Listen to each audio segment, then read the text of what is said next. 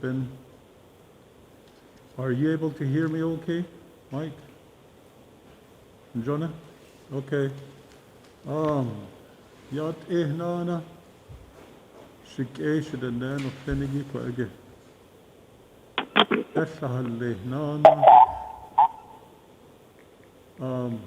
Those of you that are calling in, can you please put your phone on mute?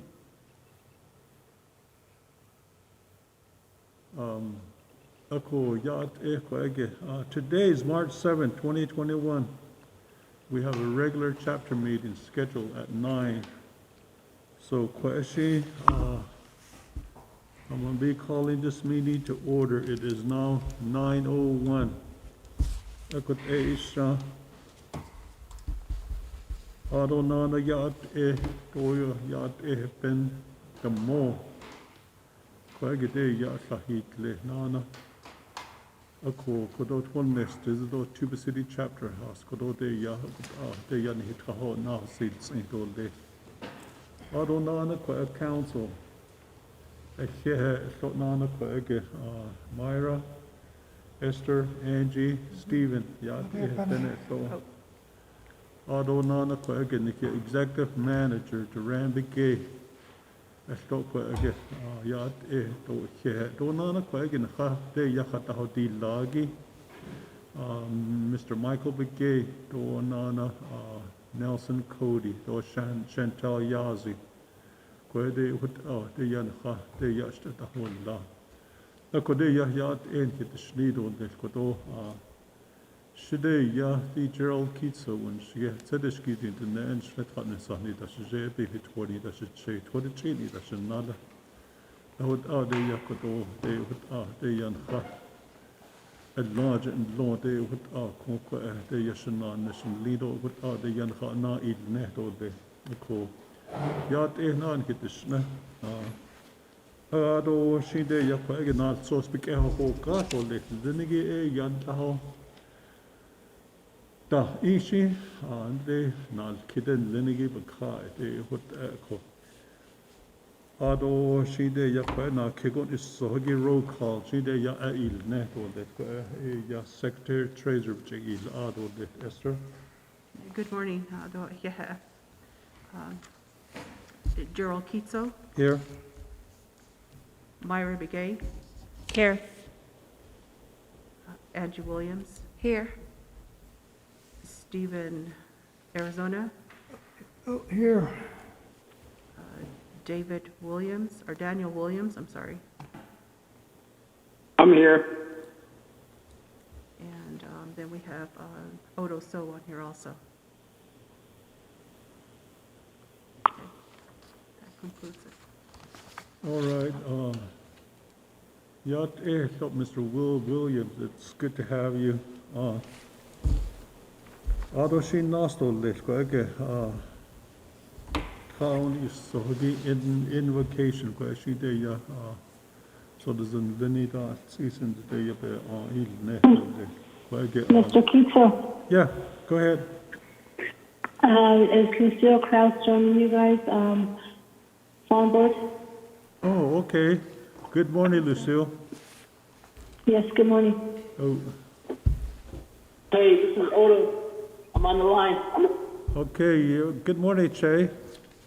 So, Just to let you know, when I get back up to Tuba, I will probably email my report to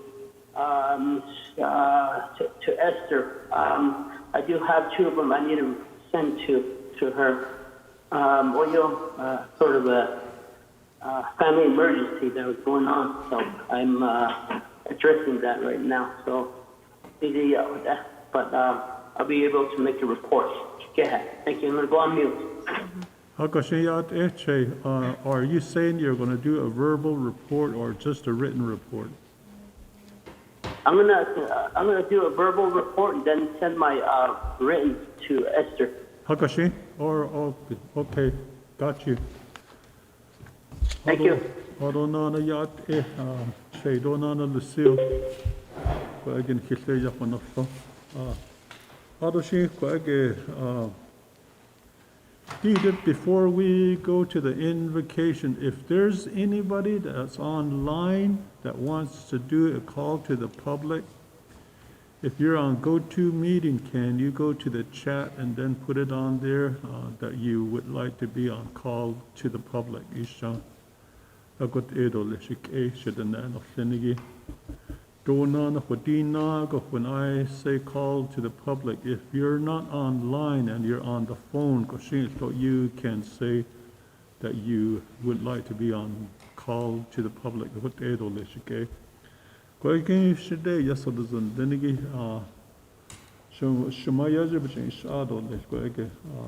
And Angie, can you do the invocation for us?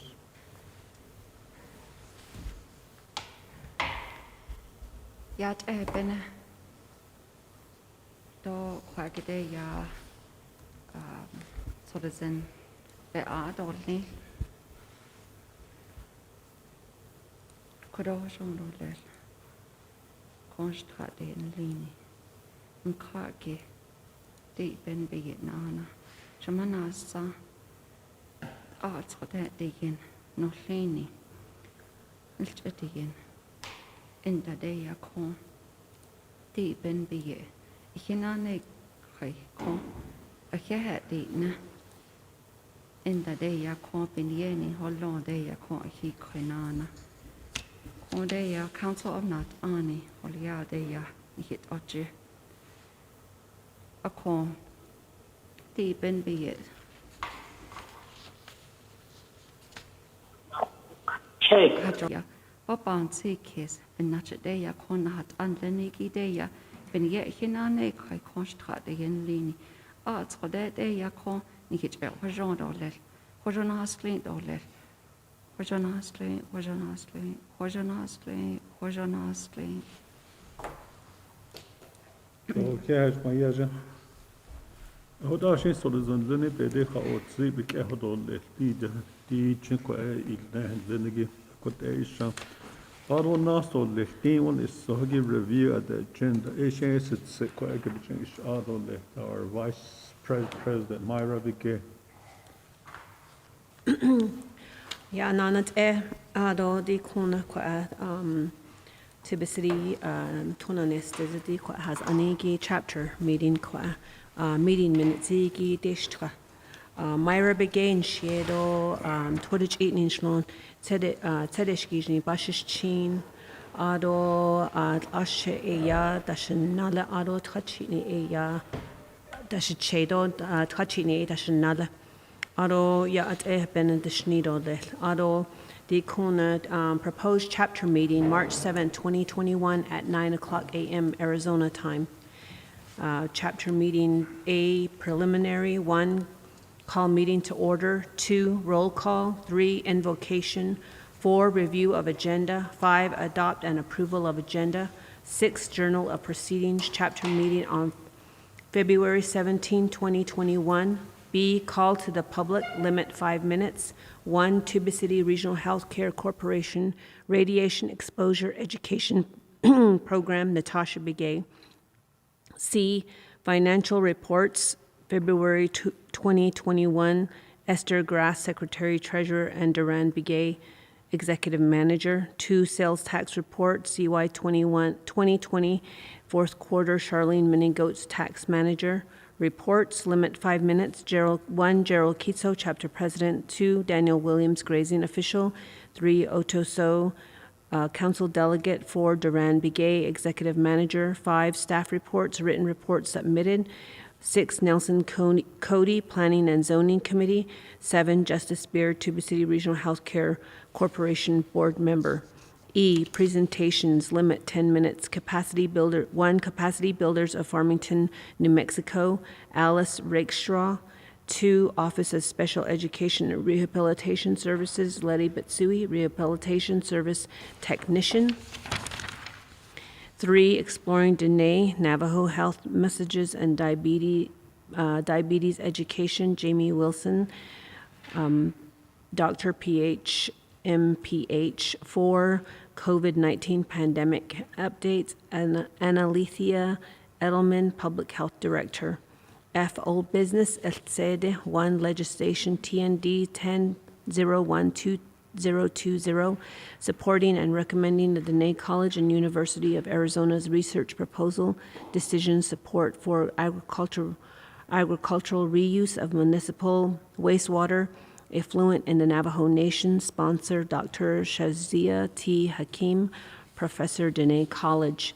G, new business, ANIDA. 1, legislation TND 0301-2021, requesting that the Tuba City Regional Healthcare Corporation's revision to legislation number 0024-2021 be added to the Navajo Nation's 2021 federal legislative priorities of the Navajo Nation, and for the addition of a new replacement hospital and clinic facility with staff quarters on the Indian Health Service National Priority Construction List.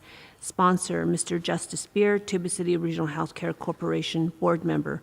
2, legislation TND 0302-2021, requesting the Navajo Nation Controller and Gaming Revenue Distribution Team to approve the gaming revenue budget of $1,887.47 to be utilized for chapter utilities. Sponsor, Duran M. Begay, Executive Manager, Tuananes is a local government. 4, legislation TND 0303-2021, supporting resolution to fund Tuananes is a local government in the amount of $127,582.40 from the CSN Trust Fund for the Tuananes is a local government heavy equipment and equipment purchases. Sponsor, Duran Begay, Executive Manager, Tuananes is a local government. 4, legislation TND 0304-2021, accepting and approving the FY 2021 Summer Youth Employment Allocation and Budget in the amount of $73,858.01. Sponsor, Duran Begay, Executive Manager, Tuananes is a local government. H, announcements. 1, March 2021, Planning and Zoning Committee recruitment. Contact Nelson Cody at the chapter. March 3rd, 2021, chapter coordination meeting at 9 a.m. 3, March 6, 2021, Western Navajo Agency District 3 meeting, tentative. March 4th, number 4, March 7, 2021, regular chapter meeting. 5, March 10, 2021, USDA food distribution and chapter PPE distribution at Tuba City Fairgrounds. 6, March 14th, 2021, daylight savings times begin. 7, March 13 and 14, 2021, spay and neuter clinic at the Tuba City chapter. Number 8, March 17, 2021, St. Patrick's Day. 9, March 10, Western Navajo Agency Council meeting, tentative. I, next meeting, 1, coordination meeting, March 31st, 2021 at 9:00 a.m. 1, regular chapter meeting, April 7th, 2021 at 9:00 a.m. J, adjournment. 1, benediction. Yeah. Kehetse. Ahod ashinti den atsosen granil ketni dilvik aho ail net olle ligide yan hiche yel khat olle ako shide yakwa the council be la olle ko shi ko agitla motion. Do we have a motion to approve the proposed agenda as read? Motion to approve. We have a motion by Andrew Williams. Do we have a second?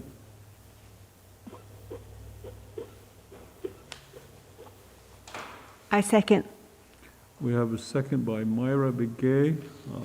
Do we have any questions, comments, additions? Okay, Duran? Good morning, council members, and for those of you that are joining us. This is Duran. I'm the manager for the chapter. I'm still working on the report, so I want to ask and request to move my part for February 2021 towards the end of the agenda, maybe after the resolutions. The financial report? For February. Okay, motioning party. We're going to alter both the financial report Till that. Just the February one. Shar should be on the line to do No, her. the sales tax too. You guys, she can do that one because she'll be calling in. It's just the one for my part. So C1, Yes, C1. Okay. We'll put it after the new business before we do the announcement then. Okay, thank you. Here you go. All right. Any others? Stephen? Ja, det är Steve Arizona. On that old resolution, the old business, we need some clarification from the staff, probably, why it was tabled. So that goes, we need to know that. He would have on such case, also the presenter got to tell us why it was tabled. We've got 3 new members here that needs to know. What that? If we saw, we didn't even talk about it at a coordination meeting. What it all is.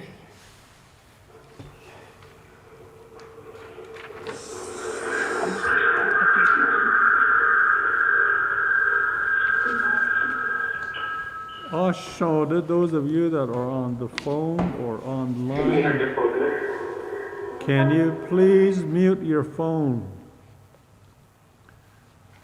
What is he saying?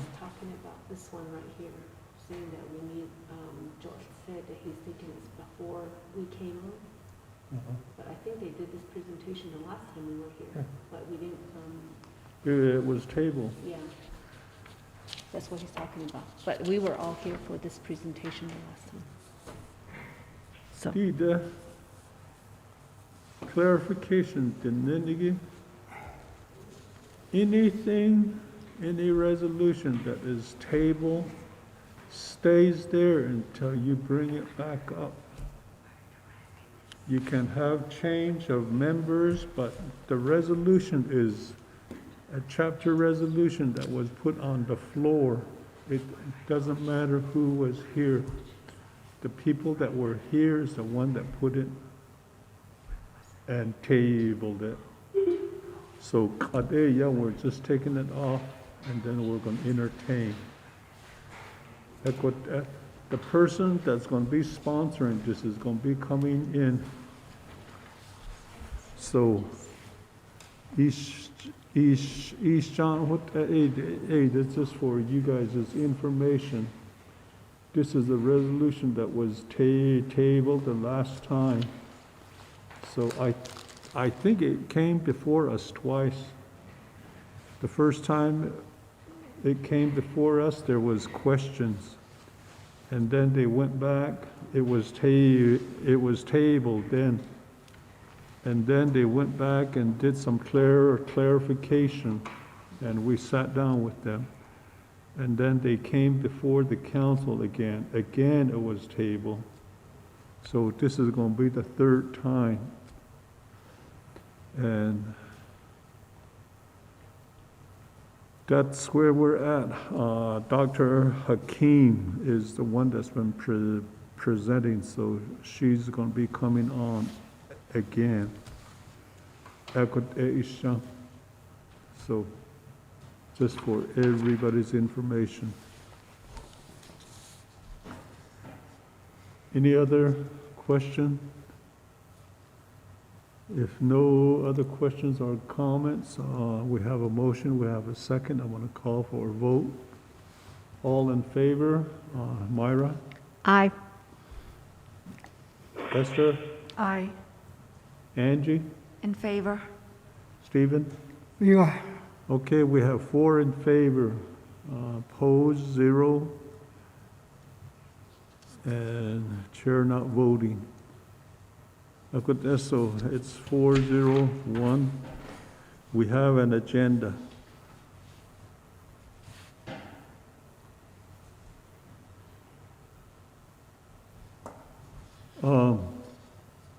Otto Che, you came and you were going to ask Kailan Well, other than that, we moved up, but it's fine. You moved up the financial report, so just I have a family member that's in the hospital, and she's in the hospital, so you guys can. I'm okay with the lineup now, but thank you. Che, Anita, should I call on you first? Now that you've said that, even though I'm going to leave it back up to the motioning party, we might move you up to call to the public if you don't mind, if the motioning party is okay with it. Koya. That's fine. Motioning party.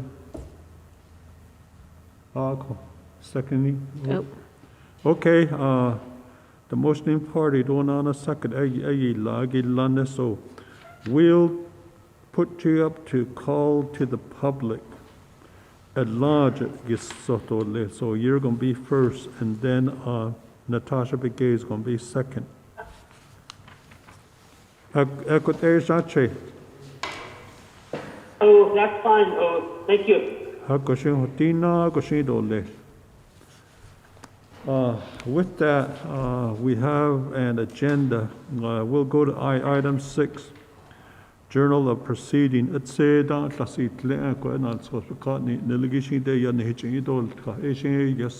Treasurer Esther. Good morning. Good morning, everybody out there who is listening. Thank you for being part of our meeting today.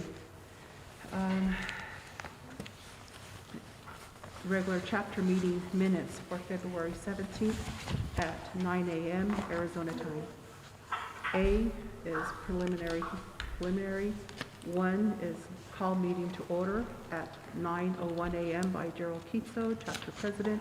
2, roll call by Esther Grass, secretary treasurer. Chapter officials present. Gerald Kitso, chapter president, arrived at 8:37 a.m. Myra Begay, chapter vice president, arrived at 8:52. Esther Grass, chapter secretary treasurer, arrived at 8 o'clock a.m. Stephen Arizona, member, arrived at 8:33 a.m. Angie Williams, member, arrived at 8:20 a.m. Daniel Williams, grazing member, arrived telephonically at 9:05 a.m. Odo So, council delegate, Excuse me, can you please appeared telephonically. 3, invocation by Stephen Arizona, member.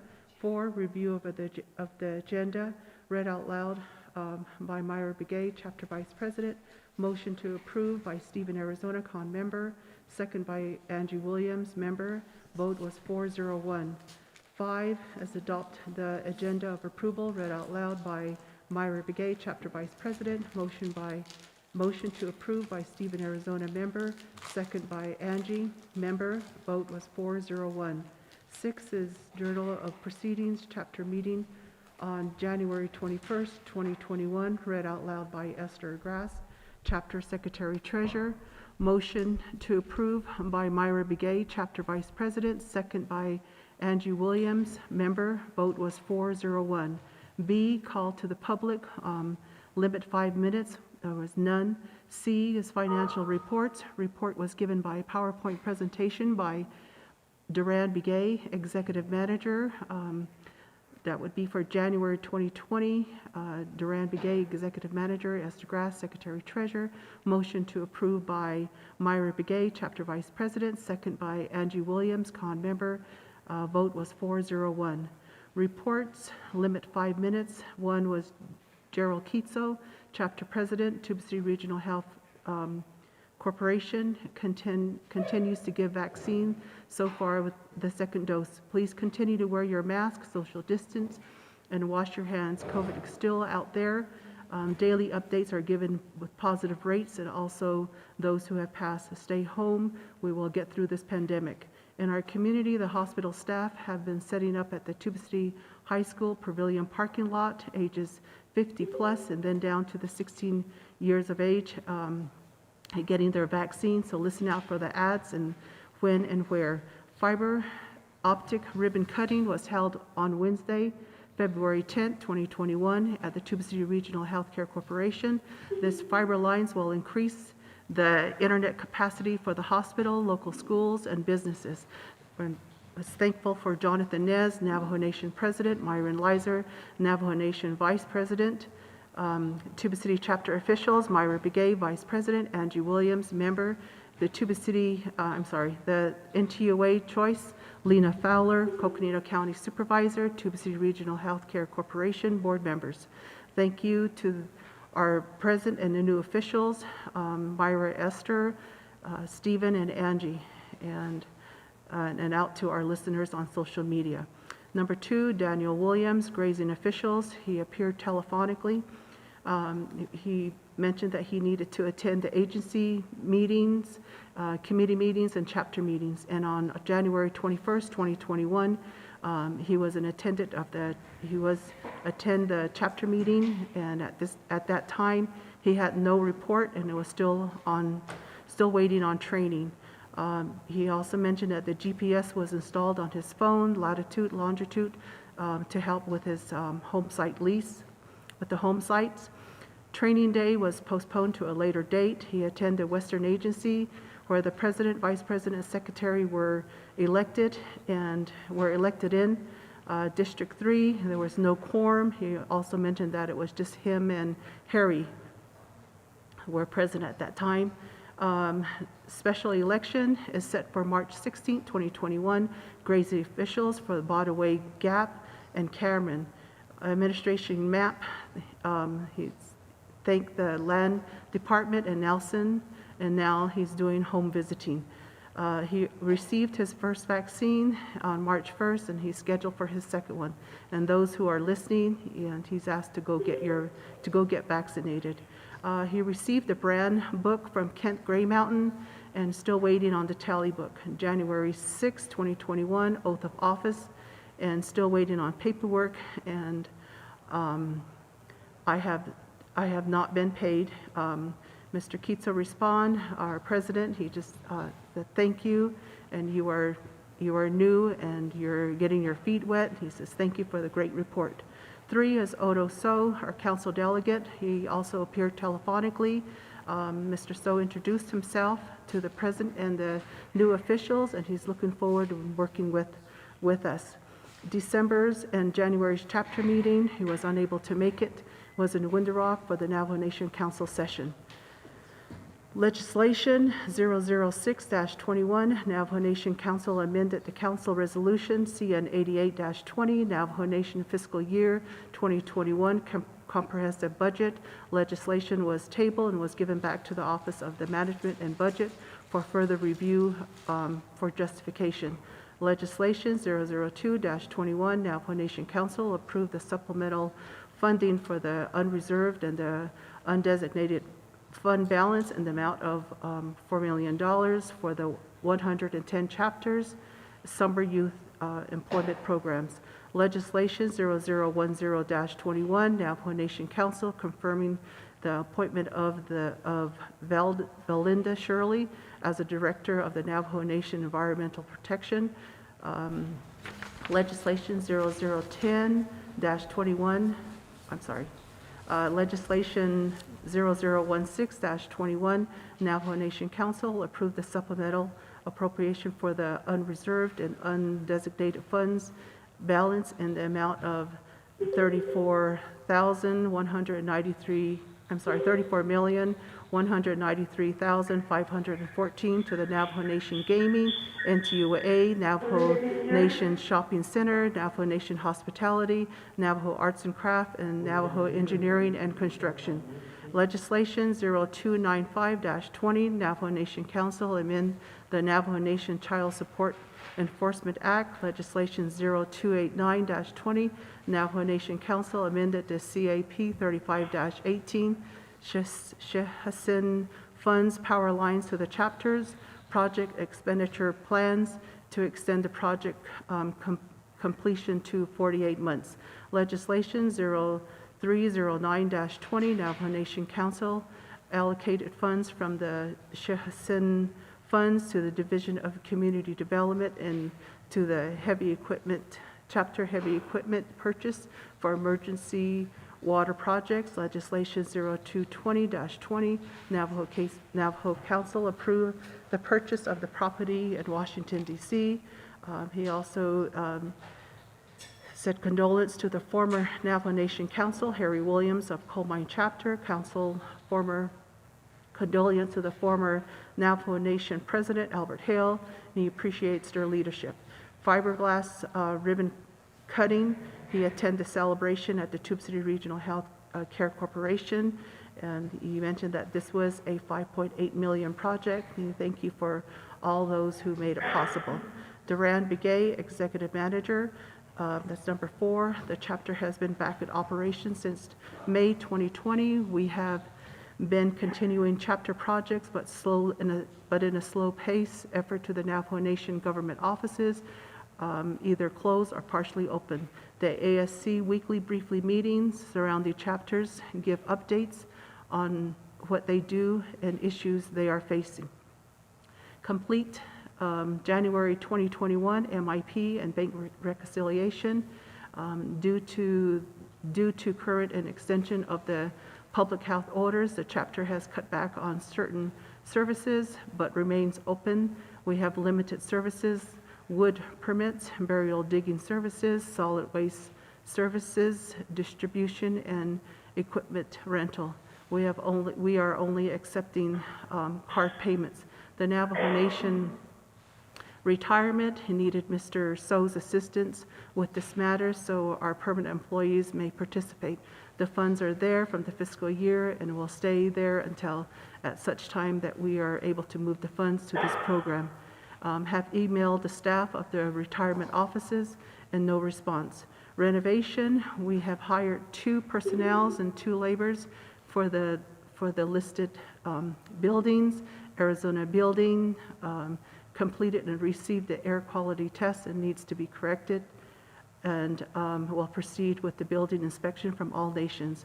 Fair office is in progress. Note, get the list from Mike, and as of what he's being planned for the next fairgrounds. Chapter house, we'll need to meet with Mr. Kitsu on this. Security cameras for the fair office and the grounds have not been completed due to renovation.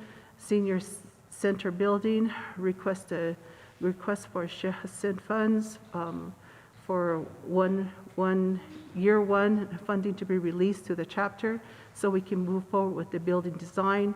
Submitted necessary documents to the CPMD. Tally sheets is lacking. Contacting the CPMD and Pearl Yellowman to meet on how to expedite this process. But in the meantime, we've asked CPMD to proceed with the IDs and A's on this design. Update, received report from Mr. So on January 10th, 2021. Goals to receive funds at the end of the second quarter. Estro funds, met with Mr. Black and his office aide, reviewed the documents listing which the documents such needed as submitted to receive distribution. Meeting on September 3rd to discuss which direction to expend these funds. Need to get back on this. No action on my part. Tuba City Police Department awaiting drone plan. So far, we can release to the department. Tent rentals will end as of March 31st, 2021. Mr. Six Killer will notify all parties. The Tuba City Board Band meeting is held every Thursday. You may refer to Mr. Six Killer's monthly report for more information. CARES Act of the chapters. Our chapter was allocated $1,672,918. We were approved for the request of the bulk of ordering on personal protective equipments in the amount of $222,000. Received 5 trailers, which includes the hand soap, toilet tissue, thermometers, and antibacterial sprays and wipes. Inventory was completed February 15, 2021. It's our target week. We will be sorting and have a distribution. The steel warehouse building at the fairgrounds, Mr. So was given the proposal and ready to submit. And when the nation receives the second stimulus from the federal government. Received coal cards, Navajo Transitional Energy Company. Cards are open to everyone with a census number. However, the coal has to be picked up at the mine location outside of Farmington, New Mexico. The Navajo Nation Health Command Center, in conjunction with the Pacific Architect Engineering, are offering COVID-19 testing for the month of February and every Monday, and they are set up in front of the community center. Wood project, referred to Mr. Sixkiller's monthly report. Assist Nelson in the project, cemetery survey, fairgrounds, etc., referred to Nelson's monthly report. We will start to process the RFP for fiscal year 2019 annual audit. Last audit was completed for fiscal year 2017. Chapter project meetings and leadership discussed the project's priorities to the end of fiscal year 2021. CY 2020 W-2s is completed and mailed out. CY 2020 1099 isn't completed and submitted. Chapter official orientation on January 27, 28, 2021. All received binders, which include the policies and procedures for the TNDLG. All elected officials were in attendance. Further projects, revisit and finalize the 5 management system, revisit and finalize the Council Nahata ordinance. Duran Begay also said no gatherings of any kind. I urge you to abide by the public health orders. We are offering masks and hand sanitizers to the public. Pick up at the front office. My condolences to the family who have lost loved ones. Prayers to all the community leaders here in Window Rock and our nations, as well as we deal and we will get through this pandemic. Myra Begay, Vice President, thank you, Duran, and to the staff for what you all do, putting yourself at risk. I myself received both vaccine and had no side effects. Mr. Kitso, thank you, and that is true, that we have lost loved ones and we shed tears, so let's continue to be safe. Odo Sode, Council Delegate, would like a copy of the financial reports with a recommendation to limit line items on year-to-date on how much we really carry over and look at the plan to fund other small projects. Thank you. Number 5 is staff reports. All written reports were submitted. Staff reports were emailed on February 16, 2021 to all the Council of Nahata members by Duran Begay, Executive Manager. 6 is Nelson Cody, Planning and Zoning, investigate lease agreement between BIA, the Navajo Nation, FAA, and the Tuba City BOR. Write letters, request information to the BIA Western Agency. The FAA replies with a phone call and asking to work with the Tuba City chapter. Payroll, bulk, payroll, M. Burke Consulting on the OAP and the cemetery projects. Assists in the site assessment at the Navajo Parks and Recs at the fairground area. Develop starts of walking and bike trails. PEP workers were involved in an accident at the fairground turnoff. Contacted OEH and started conversation on widening roads. Develop start industrial zone map. Met with the University of Arizona Corporation Extension. Update the plans on the resource for Tuba City chapter. Contacted the Navajo Nation FWD for biological clearance and the Navajo Nation HHD for the culture compliance. Developed scope of work for local network area. Sent to Navajo Nation CDC, Navajo Nation DIT, develop cemetery plan and operations, about 50%, develop the concept of industrial park, reach to set up a meeting with the natural gas and the fiber gas lines for the chapter, develop the concept master plans for the cemetery extension and the veteran cemetery, meetings with Dyron Murphy, architects, create and set the letter of proceedings, stage cover is prioritized. Try to get a hold of the fire department on board for the cost of share of the fiberglass. They declined.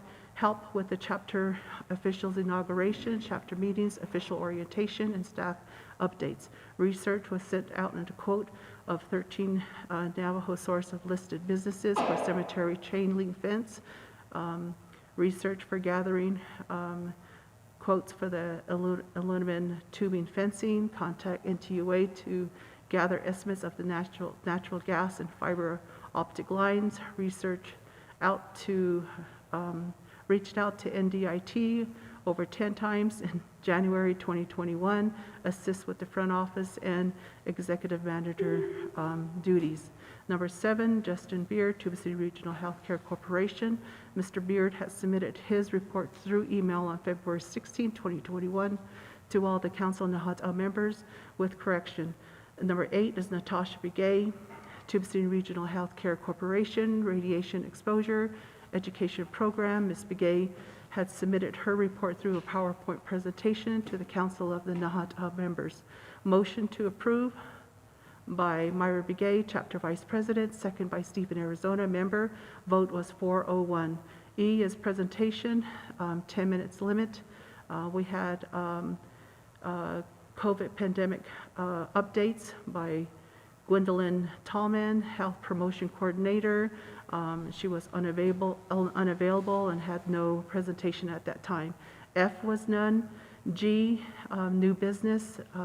1 is legislation, TND 02-01-2021, supporting and improving the PL 100-297, reauthorization of Richfield Residential Hall, was sponsored by Nora Tallman, school board member, Richfield Residential Hall. Resolution was read out loud by Myra Begay, Chapter Vice President. 2, legislation TND 02-02-2021, supporting and reauthorization of the grant dormitory operation for the Flagstaff Bordertown Dormitory Board from July 1st, 2021 to June 30th, 2025, and are requesting for the Navajo Nation Council Health Education and the Human Service Committee and the Department of Dene Education to approve the reauthorization.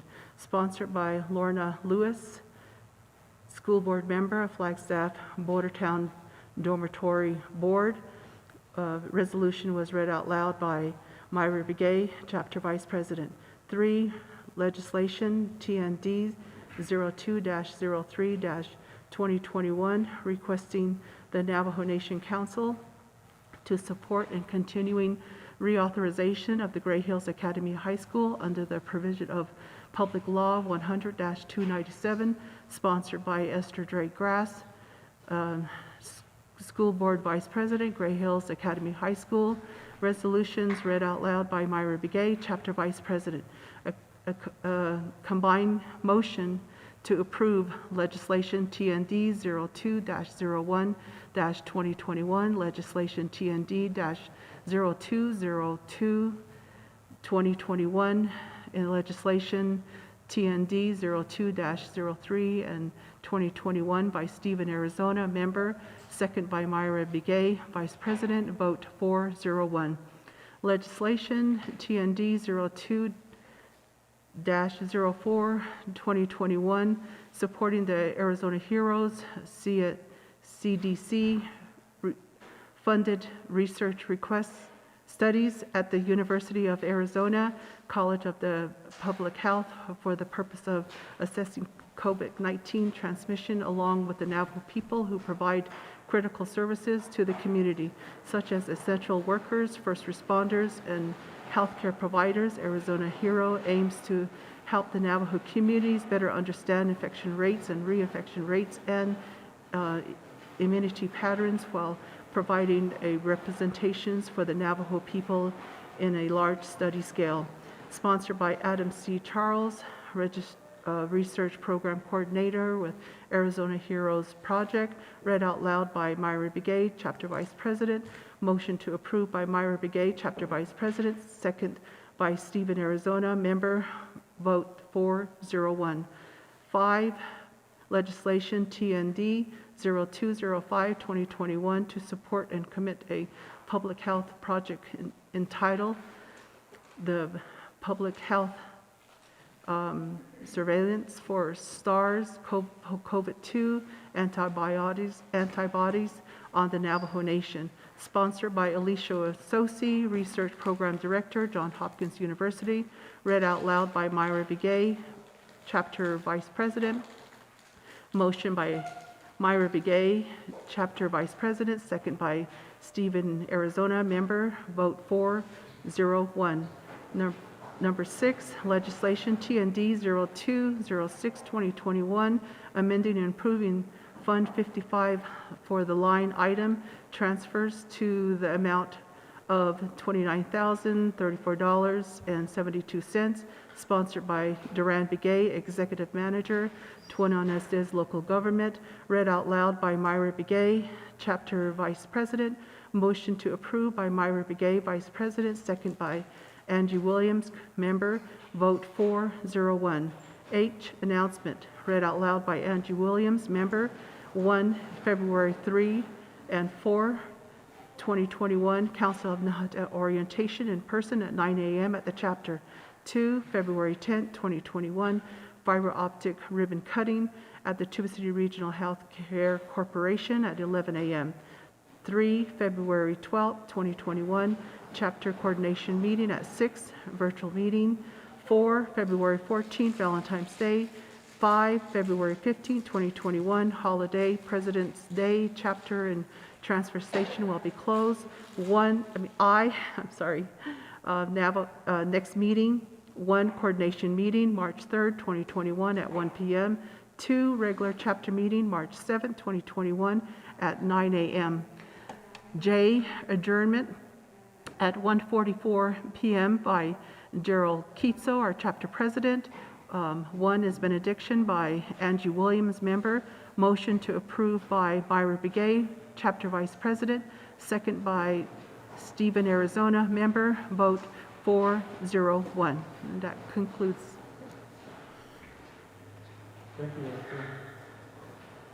Asi de yati de nalsos.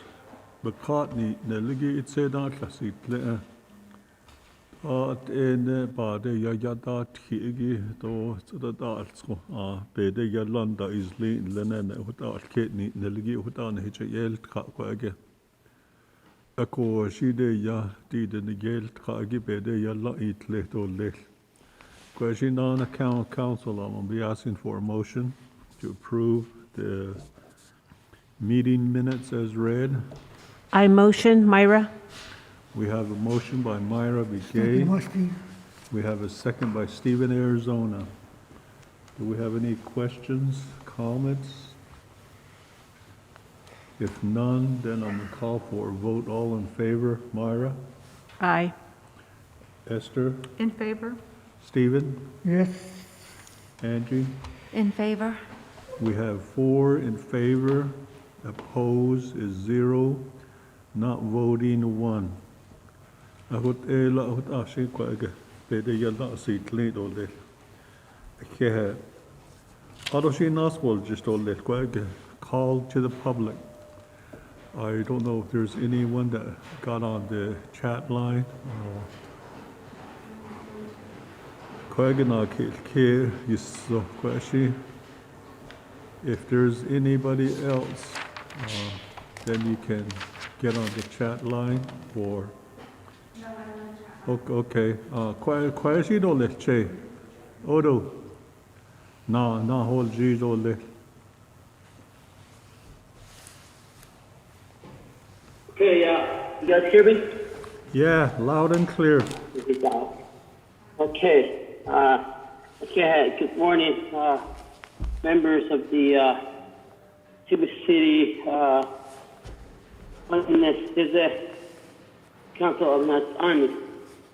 So they a staff of the Tuba City Oneness is a chapter. Good morning. That's been ano say siya so they so ismo again and then so pero I think so introduction again hashle auto so edashin na kai na to ke nin do na ne sai ta pa hai ba shi look at na da shi do na jini da shinale nan shi do Krishna na kinakado and ita kashin so idina ishnel ko ade na neshubi shan sinta zand but again I want to acknowledge that the community members of Tuba City that is on the line. Good morning, and glad to get this report. Today, I asked to be moved up on the agenda due to some family emergency that currently I have going on at this time.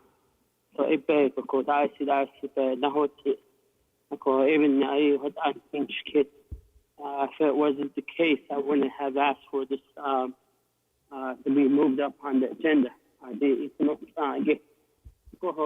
First of all, one of the movements from Wonder Rock that's really going to affect the 20 of the community is the Resources and Development Committee had a leadership meeting this past Friday, and they had a leadership meeting pertaining to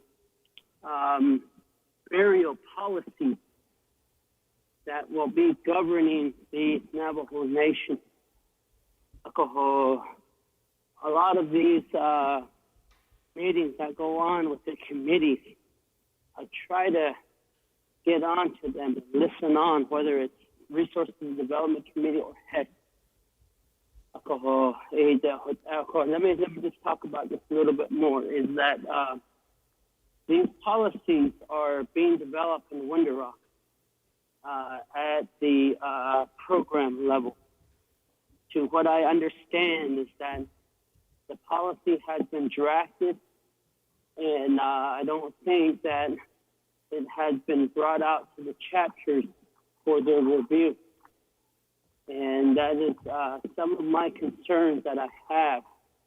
And the input of the chapters that are out there is important, because the policies that they're going to be enforcing on rules and regulations pertaining to burial policy will affect every Navajo citizen. And as it affects every Navajo citizen, it's going to trickle upwards from there. Grazing officers will have issues. The chapter officials across the Navajo Nation will have issues. The farm board members will have issues, and it will have a trickle effect upwards to the Navajo Nation government because of the communication that is not being posed by the Navajo Nation to the communities out there. One example is, well, not one example. What will happen is that there's only 6 members in Resources and Development Committee members of the committee, and they will be the final authority to this policy. And if the programs develop these policies and not have the input of the chapters in place, that pose a concern that, it's just going to be pushed on the Navajo people out there. and even koko ya ate ya hot ego hot ata hot zande. And like I indicated earlier on relating to this issue, it will affect every Navajo citizen. So I really want chapter to see if they could be online to start having dialogue and to be part of some of these discussions that are going on. And I got an email, pertaining to the draft copy of the burial policy. So I will email that to the chapter manager, and the chapter manager will go ahead and forward that document to the council of Nasani for your further review. And then and the programs under the executive branch is really not, in my view, not working directly with the individuals, the communities, and the people, and the local governance out there directly that is going to affect. And I have concerns on that. There's issues pertaining to standard burial practices, traditional practices, and other burial issues that are out there. So this but I advise the chapter to get their eyes and ears out there so that they are aware of this policy, because once this policy is in place, it is going to be approved by only 6 members of the Navajo Nation Council, which that committee is the final authority. So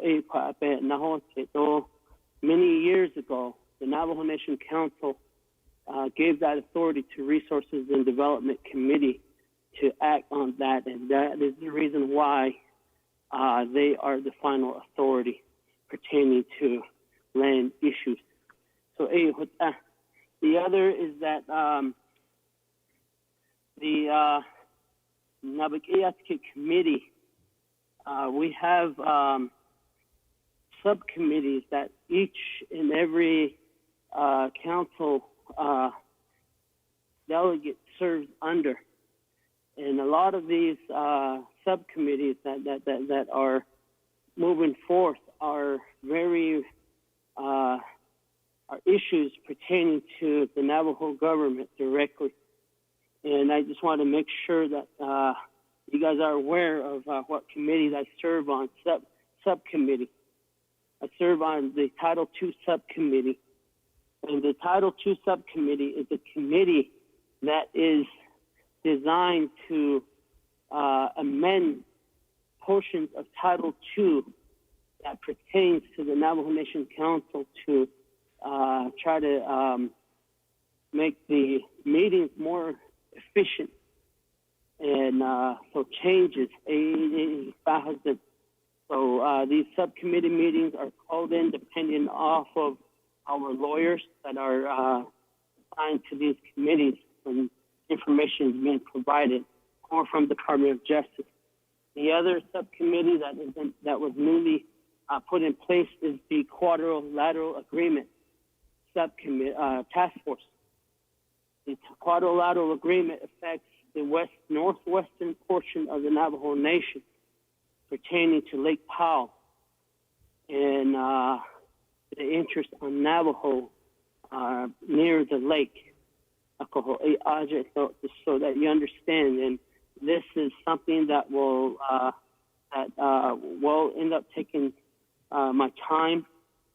The other is that the gaming subcommittee also that I serve on, and we are moving forward with the Arizona State Compact, meaning the Arizona Gaming Compact is an agreement between the native tribes and the state of Arizona pertaining to the interests of the Arizona native tribes in gaming. So you will hear movements at the Arizona Capitol pertaining to the gaming subcommittee. And as I indicated, these subcommittee meetings are something that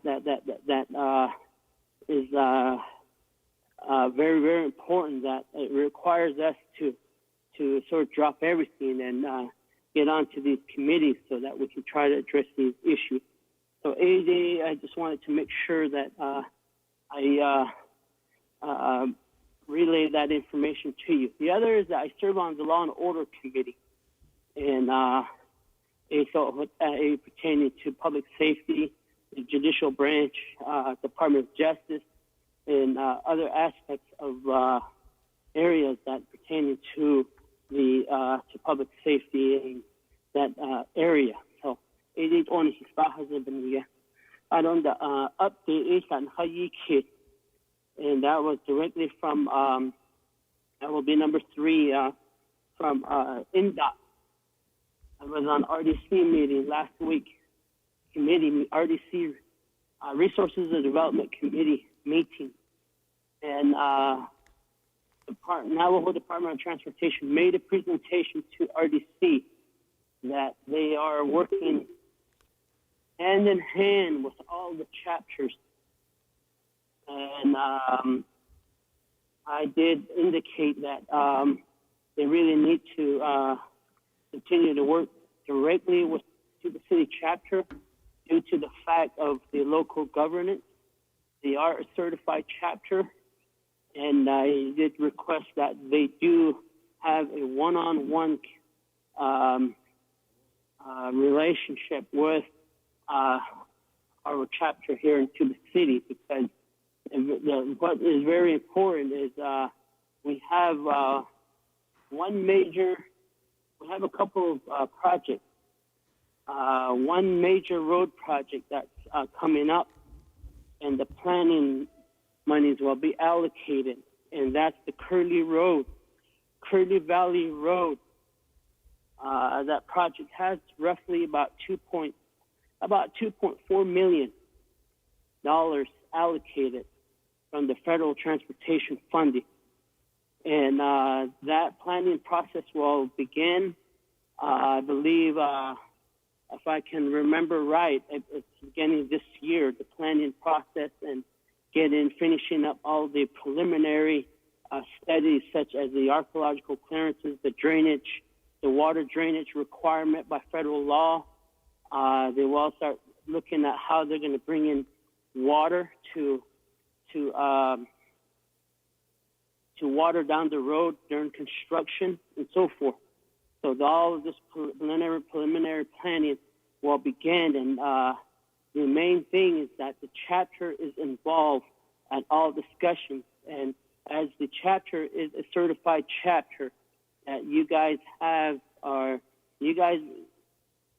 actually deserve to be at the table of all of these discussions, because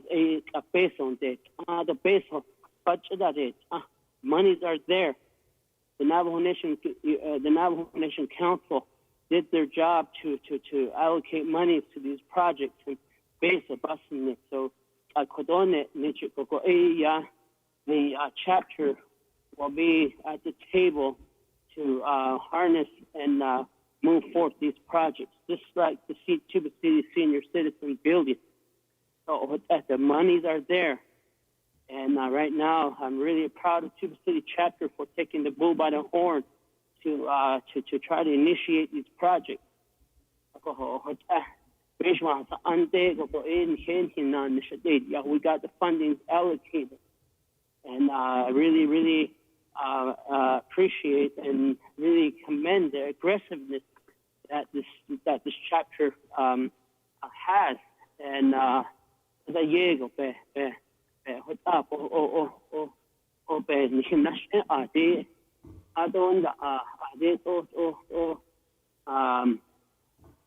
just want to commend you guys for that. The other is that we have a graded road improvement project for 2 roads, and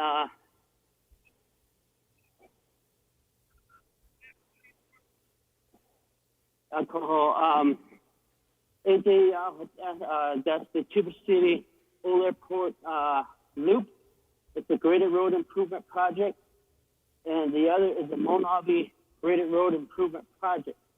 And they have money to that project. And again, it's another dialogue that MDOT needs to continue to really work directly with the chapter, because you are a certified chapter, you're a local governance chapter, and you deserve that. You deserve that. And I don't appreciate them updating me. I tell them to go to the chapter, because that's who you should be talking with. The council, your delegates, the delegates did their work and make sure that these fundings go to these projects, and monies are there. And I really appreciate that the chapter putting some match funding to the table, and shows that the chapter is really aggressive and they want improvement. And at this time, NDOT is dragging their feet.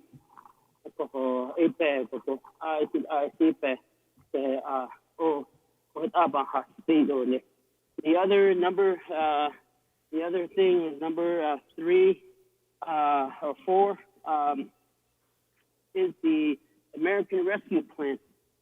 All of you guys probably understand that there is movement in Washington, D.C. pertaining to this American Rescue Plan, which the United States Congress is looking at infusing $1.9 trillion into the economy and into the health and into other aspects, so that to move forth to help with to combat the virus.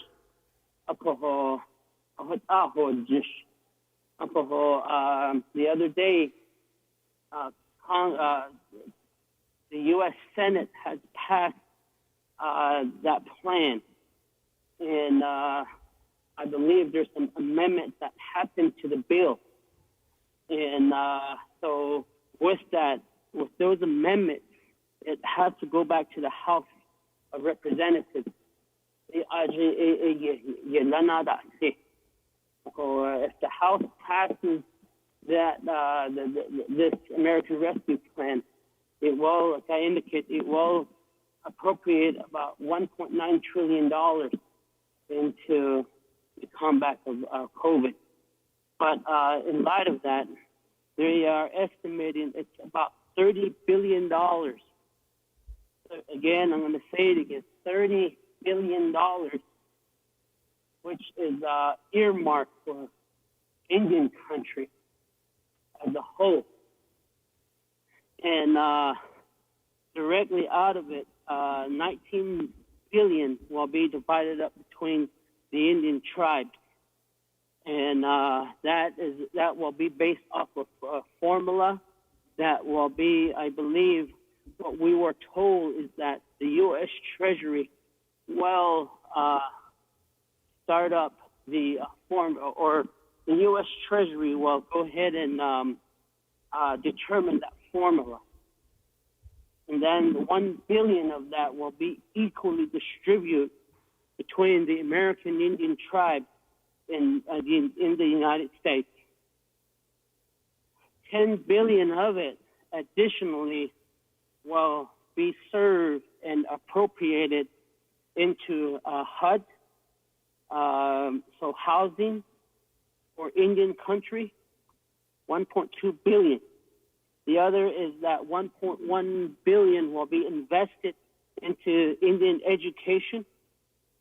$1 billion will be invested into Native families, such as struggling Native families that are part of the system that are receiving benefits, maybe such as TANF, such as other social programs that at this time that Native families out there are struggling to meet ends meet, such as food stamps and so forth. These are very, very important issues pertaining to American Indians. The other is $900 million is earmarked in this bill for BIA programs such as law enforcement, our 638 contracts, our judicial contracts, natural resources, all these programs that are within the Bureau of Indian Affairs that service Indian country. The other is that $600 million will be earmarked for tribal economic development. So the economies and the tribal communities is a factor that Congress is looking at.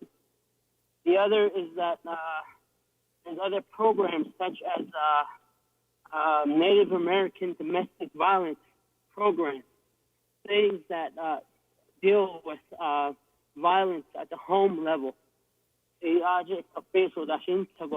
About 19 million yandi.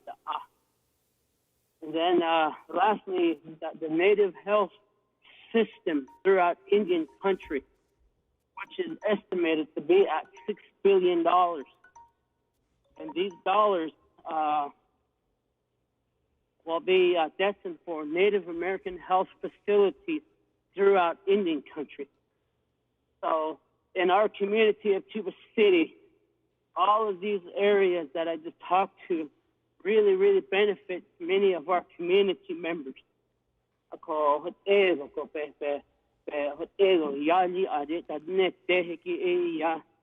These are how Congress, the current Congress, has saw for which they see that Indian country needs help. So right now, these earmarks are in the bill right now. And like I indicated, it will go back to the House.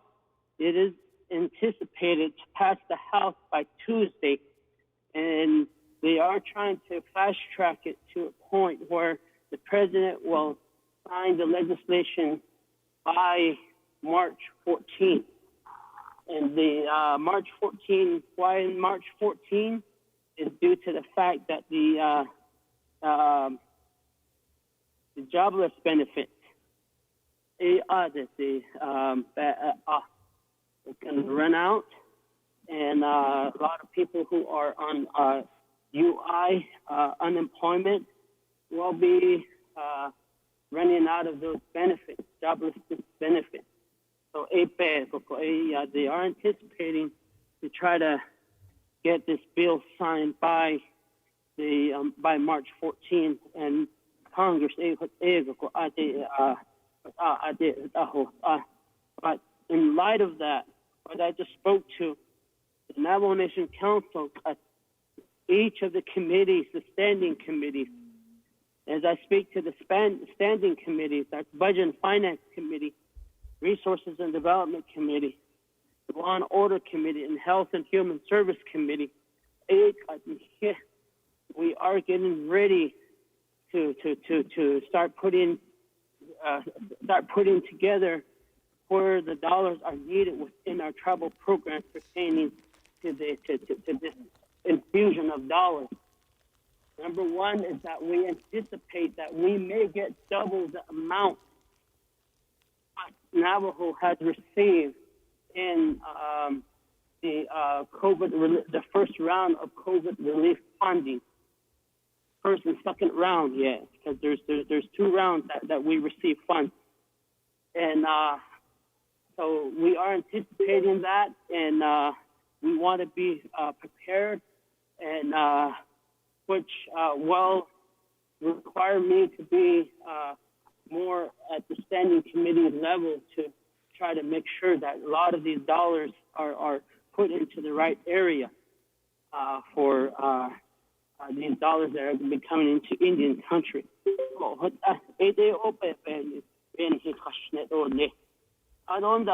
other is that I reported on the legislation 0006-20. Last update at the last chapter meeting 20 days ago, I indicated that we tabled that legislation and for further review and minor update to the bill. And that bill was pertaining to the amendment of the 2021 Navajo Nation Comprehensive Budget. And that comprehensive budget passed on, was heard before council on February 26th. And it passed by a vote of 20 in favor, 3 opposed, and 1 not voting.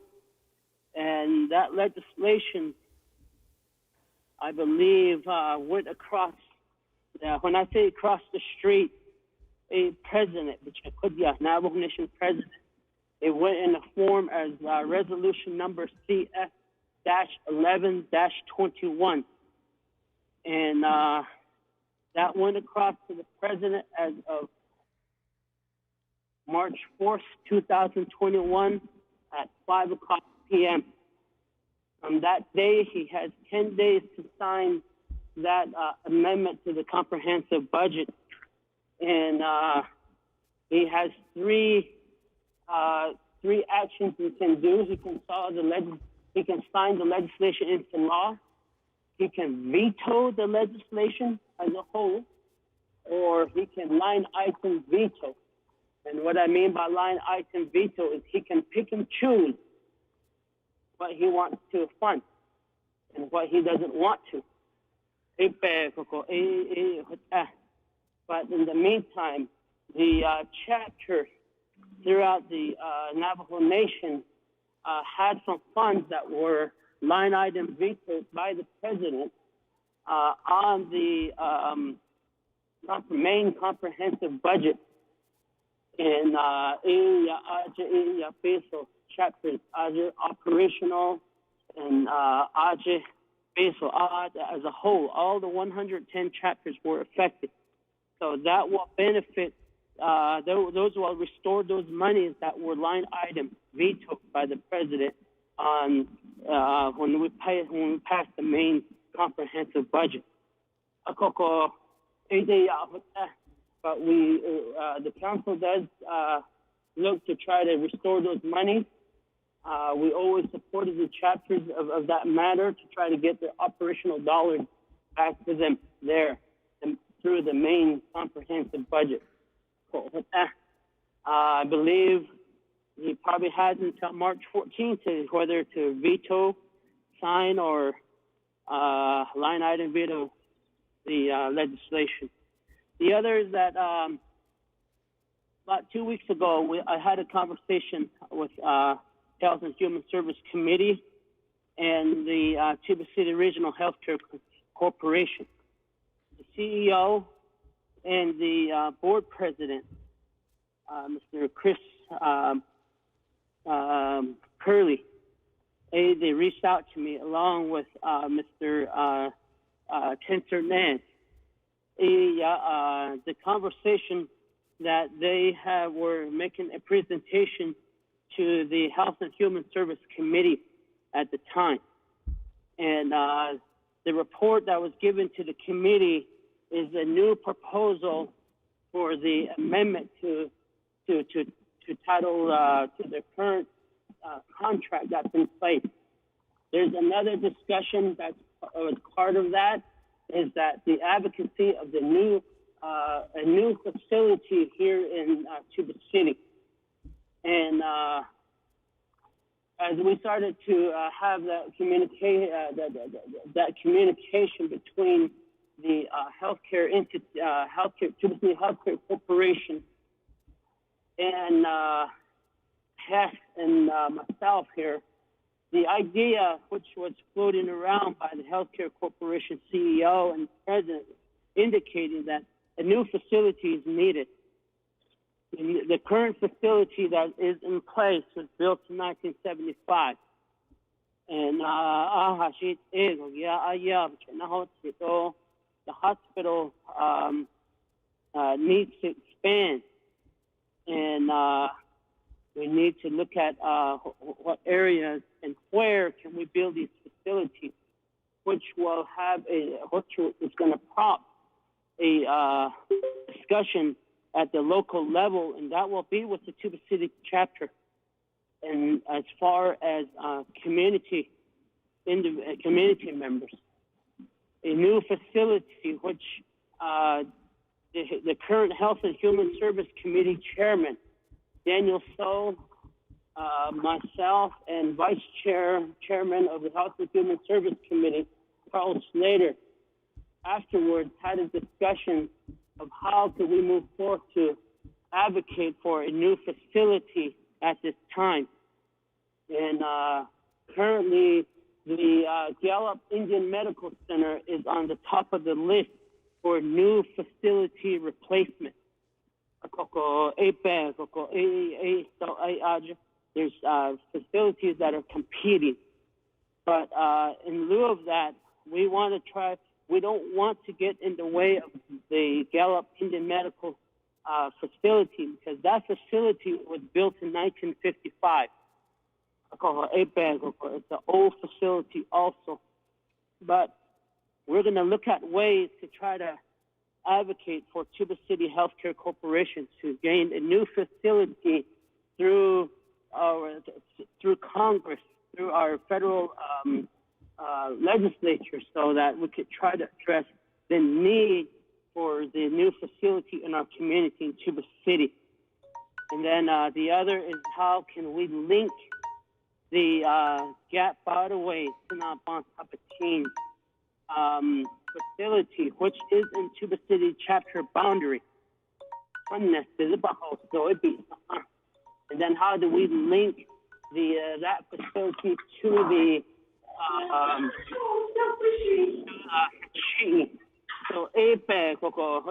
so on his and even on his chin on. I believe you have a resolution addressing that issue that is being brought before you guys by Mr. Beard. The other is that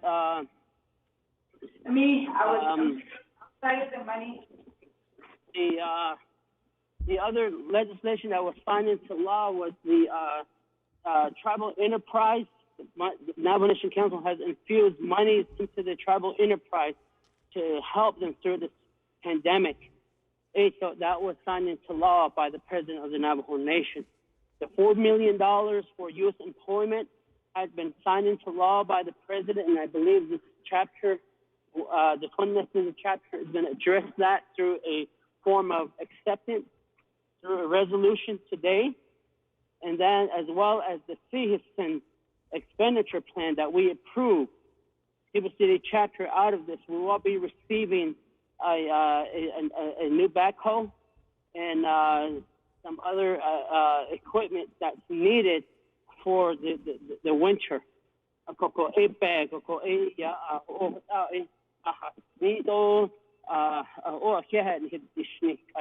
But again, I appreciate this time, and the last report I gave was 20 days ago. So from 20 days ago, from here back to 20 days ago,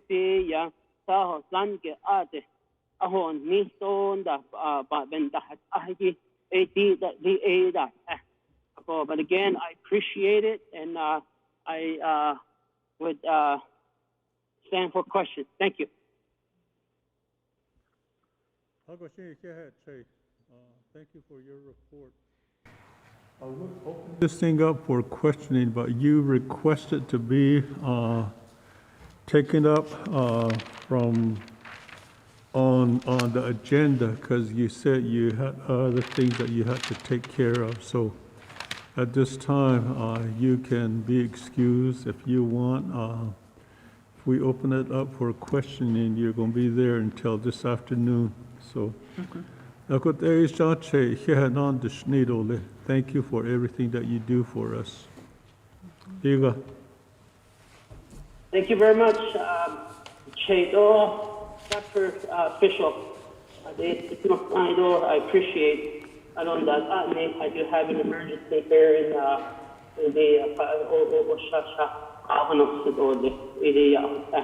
But again, I appreciate it. Thank you very much. Ano audition on Ben on so for those ascenso on kitchen stuff. So I really appreciate you being here, being part of the discussion. Okay, so okay. Hagashinche, take care.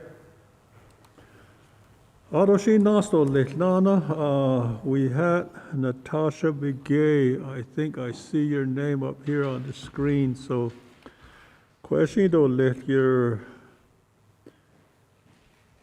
radiation exposure education program, Miss Begay. You have the floor. Can you hear me? Yeah, loud and clear. Okay, awesome.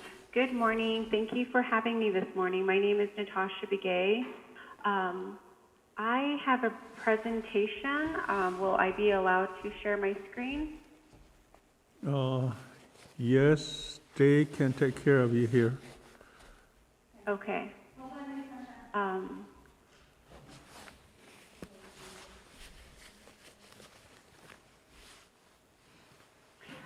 While she's doing that, thank you for allowing me to present this month at the chapter meeting. Thank you, chapter officials, the council delegates, and community members. I do see our board members from Tuba City Regional Healthcare Corporation as well. So my presentation is regarding our new grant that we have here at Tuba City Regional Healthcare Corporation. It is the Radiation Exposure Screening and Education Program. It is a HRSA-funded program. So we're brand new. So as you've known, I've presented last at the planning meeting. So a little bit more about the program. So what our program is strictly focused on is based on guidelines that were placed by the Radiation Exposure Act, RECA is what they call it, the amendments that were placed back in 2000, which are aimed to help thousands of individuals that were exposed to radiation from, the 200 atmospheric nuclear testings that were done at the Nevada test site during 1945 through 1962. So the radiation exposure screening, the screening clinic is eligible for downwinders who resided in northern Arizona in the years of 1951 through 1958, or during the whole month of July 1962. We are also out there in the community. We are trying to provide education. So I see that I have the ability to share. Okay, There we go. Okay, thank you so much. To provide education and raise awareness about radiation exposure, especially in our community. We have abandoned mines in Cameron, rare metals up by Bitter Springs area. So we are really striving on raising the importance of early detection and screening eligible individuals for cancer due to radiation exposure. The last part of our grant is we do have a patient navigator. Her name is Serafina Thompson. She's actually going to be available on site, and she's been available here in the office as well as during the clinic hours to assist individuals to file for the Radiation Exposure Compensation Act claims.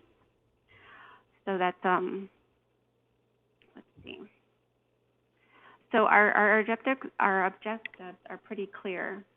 So we are trying to provide screening to all 18 years and older for cancer, provide community education and outreach programs for the community and Tuba City service areas, and then the providers and case managers are available to provide appropriate referrals for medical treatment. We are also disseminating information about early detection, as well as Serafina's here to help with the claims. The main reason why we are out in the community and trying to get individuals to come in and get screened is because RECA is ending all claims or accepting claims as of July 2022. That's the deadline. So that's next summer. We don't have much time to help our community members get compensated before they stop paying out all claims. So as you all know, Tuba City Regional has their specialty care center located here on campus. As you know, they've been in operation since May 2019. Our hematologist and medical oncologist, Frank Dalachow, as well as Johanna Demento, are fully in support of this grant. They are excited to have this grant available for the community. As you can see on the screen, the specialty care center is located south of the outpatient building. So that's the 3-story building. That is where the radiation screening clinic is held.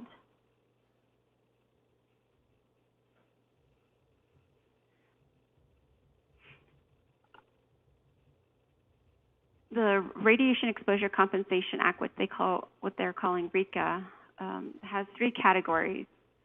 So they're compensating these on-site participants, individuals that were actually there during the testing, as well as downwinders. And this is where a lot of our community members are eligible for.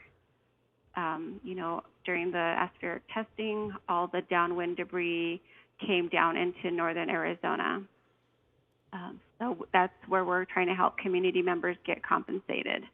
As well as we do have, there's not many left, but we do have miners, millers, and ore transporters that help mine their uranium ores during that time. So once again, I'm just stressing there's a deadline. They're going to stop compensating individuals as of July 2022. These are the qualifying diagnoses. This is what the Act is limiting compensation to. So anything outside the list of cancers here may not qualify for compensation. But we do have direct contact with the Department of Justice, as well as our good partners. There's a program located in Flagstaff. There's a program located in Shiprock, so we can work in conjunction with other programs, as well as other health facilities that may have documentation to support a claim. So one thing I want to stress with this is, if a family member is deceased, their spouse, children, or grandchildren can be considered as eligible survivors and may make a claim on their behalf. So if there's a family member that's no longer with us and they've had one of these cancers and lived in the area during the testing, we can help with you, help grandchildren, children, spouses with their claim. Just lastly, our upcoming radiation exposure clinics. Right now, our March clinic has completely full, so we're booking into April and May. And just keep in mind, we're trying to keep clinic going, throughout the year. So every third Thursday of the month, clinic will be available. You can schedule an appointment by calling the 928-283-1802 number or the 928-283-2939 number. We're here, we're answering phones, we're happy to get you an appointment. Or if you just have a question, a lot of people are calling about maybe a claim that has been started, but they've lost track of what needed to be done, or they don't want to travel to Shiprock, and they rather just move their caseload here. We're willing to help with that. So any questions? Once again, my name is Natasha Begay, and my their navigator, her name is Serafina Thompson, and this is a HRSA-funded program. Thank you. Thank you for having me, and I'm open to any questions if anyone has any. Thank you, Ms. Begay. I'll ask the council. We have a question for you from Myra Begay. Go ahead. Good morning, Natasha Begay. This is Myra Begay. I'm the Tuananestiza government vice president.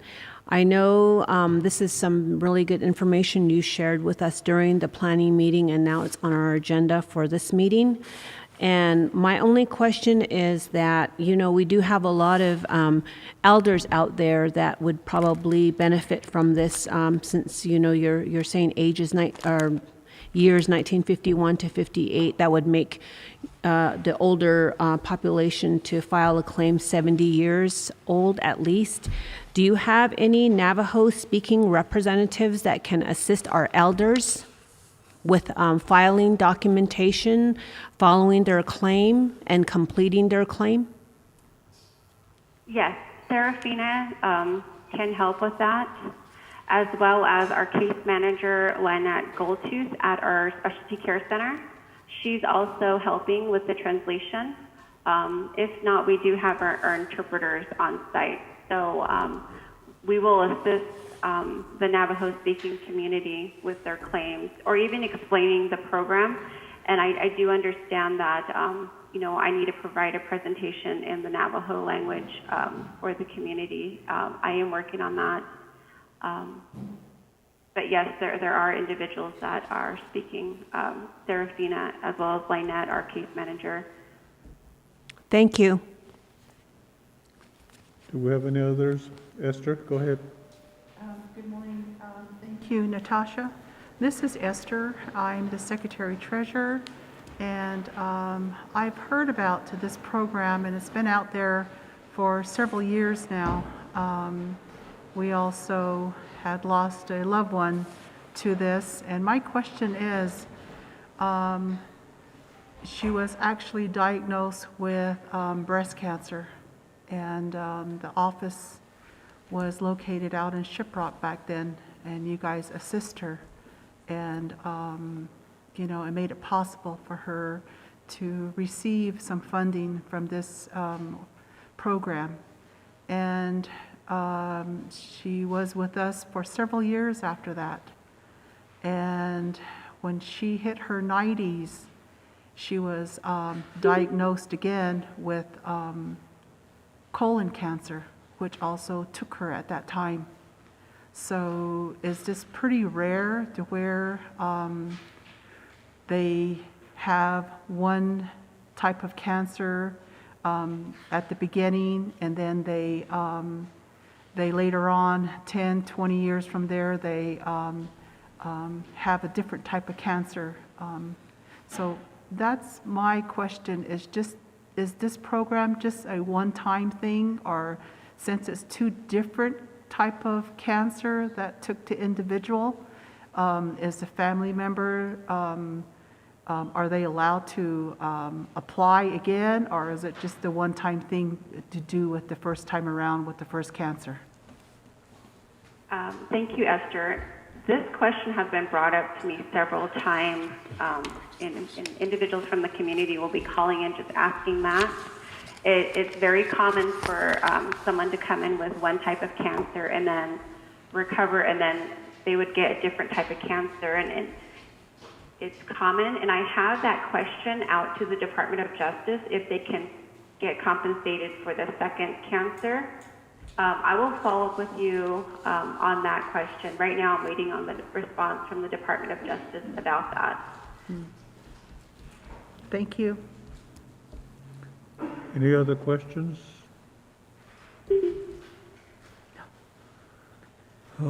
I have a question, Ms. Begay.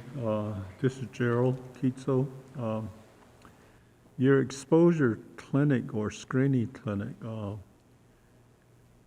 are you taking patients or individual that has been diagnosed only, or they think they have it, or how are you taking these appointments?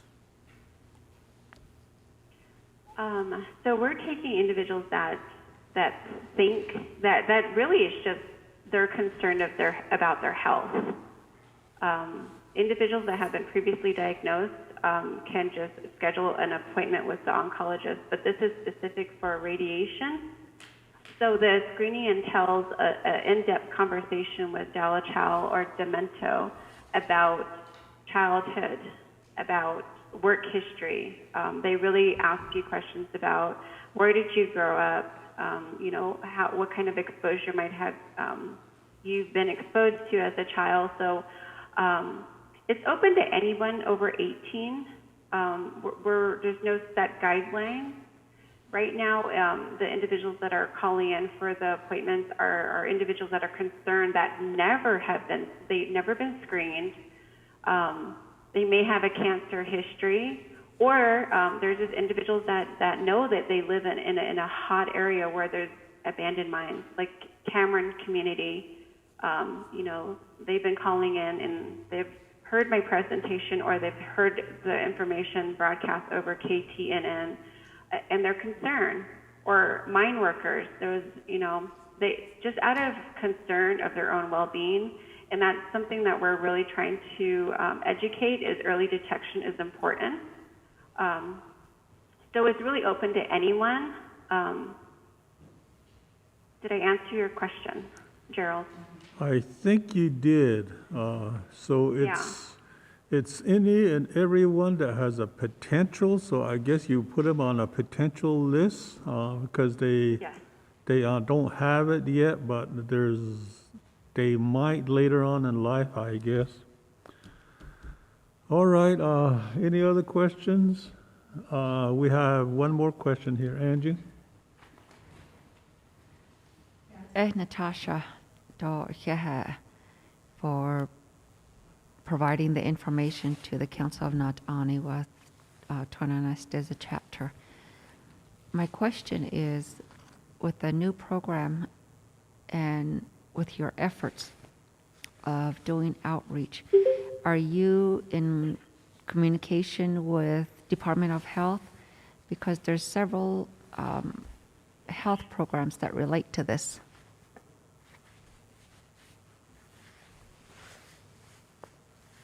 Natasha?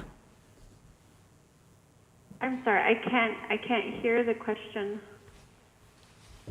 Can you hear me now? Can someone, yeah.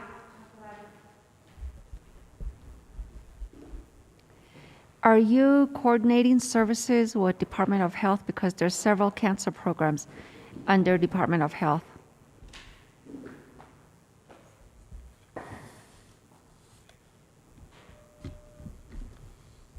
I can't hear the question.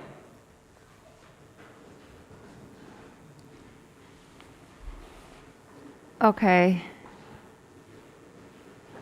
With your services, under direct services, are you coordinating with programs under Department of Health? At this time, no. I am not. A lot of my coordination just has been with the chapters. Just presenting, not with the program.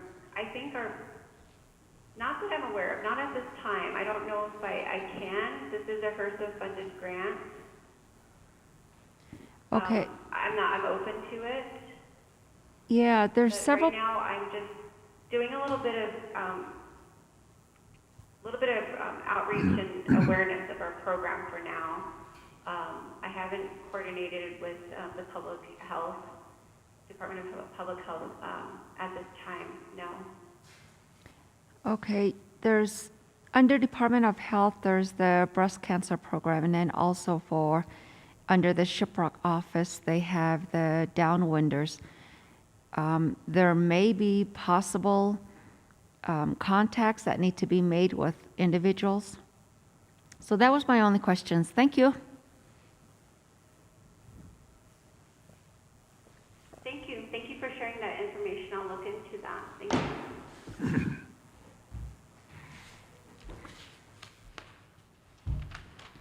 Any others?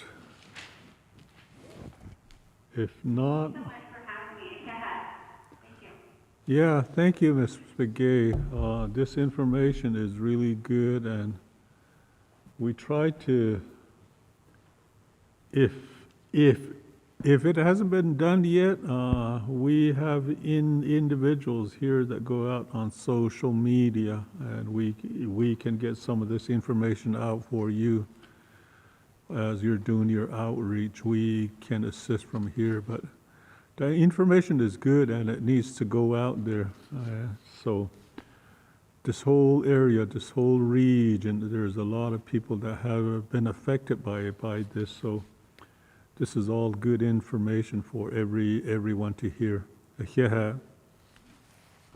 Yes, and going forward, once we start getting more individuals screened, I did mention, we would like to present data to the community, what areas are, we're really advocating community members to come and get screened. But as we're starting clinic up, I don't have that information yet. But thank you so much. Thank you. All right. Everyone have a good day. You too. Take care. Thank you. Call to the public is done. Financial report, we were asked to take this down later in the agenda. Is it still like so? I'm ready. Oh, you're ready. Okay, the individual that requested this to be taken down later on the agenda says she is ready. So we will go on ahead with the financial report as it is on our agenda. So Kwesi Esther Grasto Duran Begay will be doing the chapter financial report for the month of February. Duran, Esther.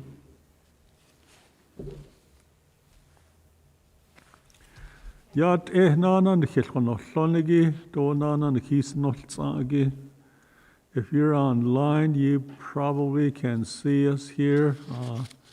Kot ego na ilne ben yan linigi yan hilbe hozan. Ashan da atlehen kone. At san kolle to da hot ade yan khayat khat nenigi beni na de yakwa kot na ilne. Hot in the besh bekhan in the day Besten Sekis hat nenigi national kide in the day akut de yan khana ilne ko de ya khehen kiti nidole ko de yan khilko ne khilko no ko shi de ya financial report she dole ko Esther. The funds balance for the month of February 28th, 2021 funds. I'm going to go line items. Let's see, I'm going to go across here, okay. 01 is chapter activities, general funds. 23 beginning balance is $23,183.31. Deposit $4,855 and 6 cents. Expenditure is $1,560. I'm sorry, yeah, $1,560.67. Ending balance on that was $26,477.70. 02 is the declination in general funds, $1,770.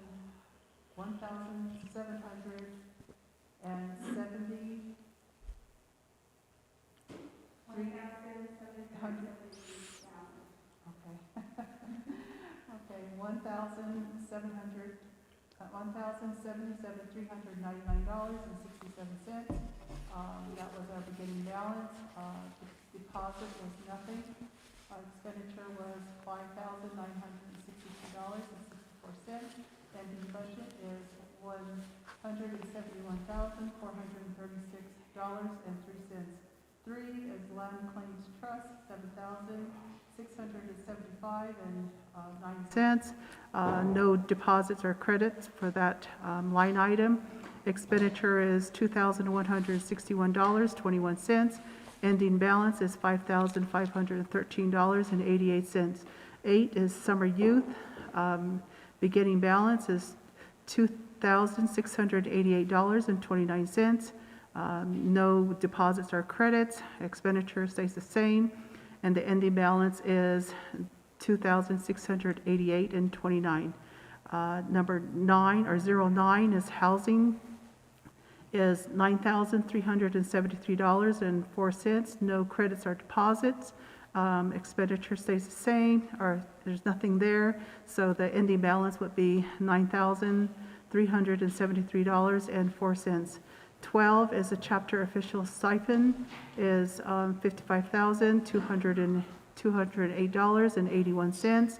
No credit or balance there. Expenditure was $2,000, ending balance of $53,208.81. 14 is scholarship claims. Beginning balance was $4,433. No deposit or credits. Expenditure is $300. Ending balance is $24,554.93. 11 is emergency funds. $4,325.39 is the beginning balance. No deposits or credit. Expenditure does not have anything there, but the ending balance is $4,325.39. 22 is Indian Market. That's $26,654.22. No deposit, no expenditures, and the ending balance stays the same as $26,654.22. 23 is the Navajo Nation sale tax. That's $1,073,677.73. No deposits or credits. And expenditure was $2,059.50, which leaves an ending balance of $1,071.618.23. 26 is Farm Board, $13,297.42. No credits or deposits. Expenditure is still nothing there, and which gives us an ending balance of $13,297.42.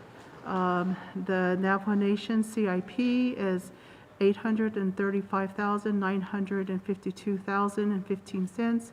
No deposits. Expenditure is nothing there. It's same as the ending balance of $835,952.15. 35 is gaming revenue, $2,629.41. No deposits, nothing in expenditure. Ending balance is $2,629.41. 40 is the unhealthy food tax, $1,024,693.73. No deposit, no expenditure, and the ending balance is $124,693.73.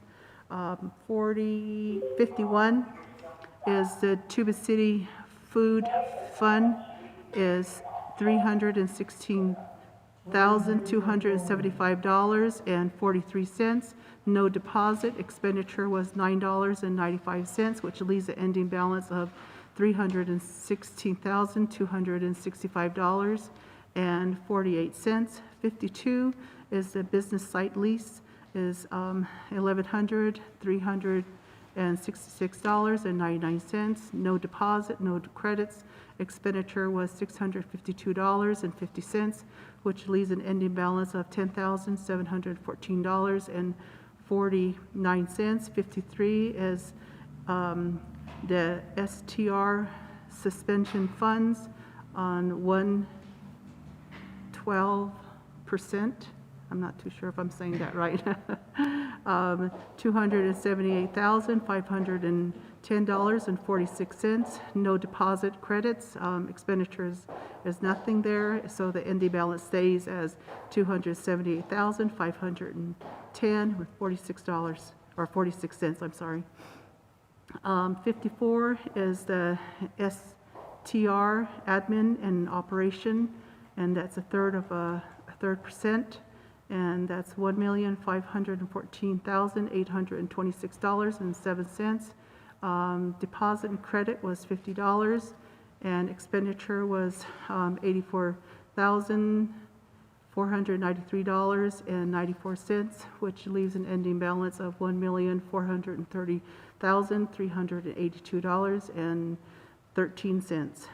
55 is the STR project, and that was, beginning balance on that was $480,281.90. No deposit, no credits at that time, and then expenditure was $47,015.48, and ending balance is $433,266.42. 56 is water waste, and that's $268,687.29. Deposit and credit is $737. Expenditure for that was $31,495.35, leaving an ending balance of $239,928.94. 57 is your scholarship. That's $455,231.31. No deposit. Expenditure was $800, which leaves a balance of $454,431.31. 58 is economic development. That's $1,083,834.98. No deposits. Expenditure stays the same, and the ending balance is the same as $1,083,834.98.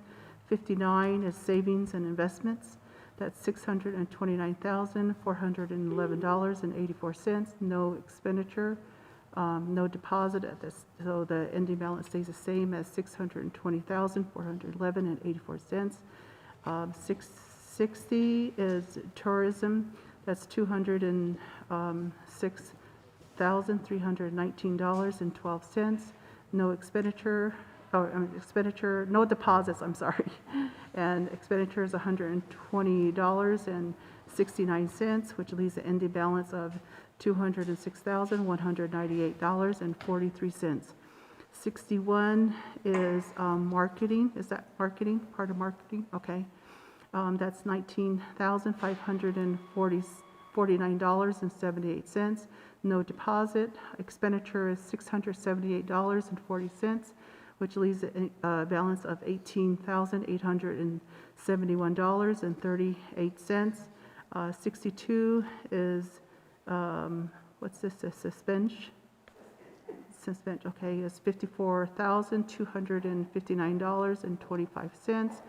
There's no deposits or credits, no expenditure for that. It leaves the ending balance of $54,259.25. 63 is land development, is $204,589.10.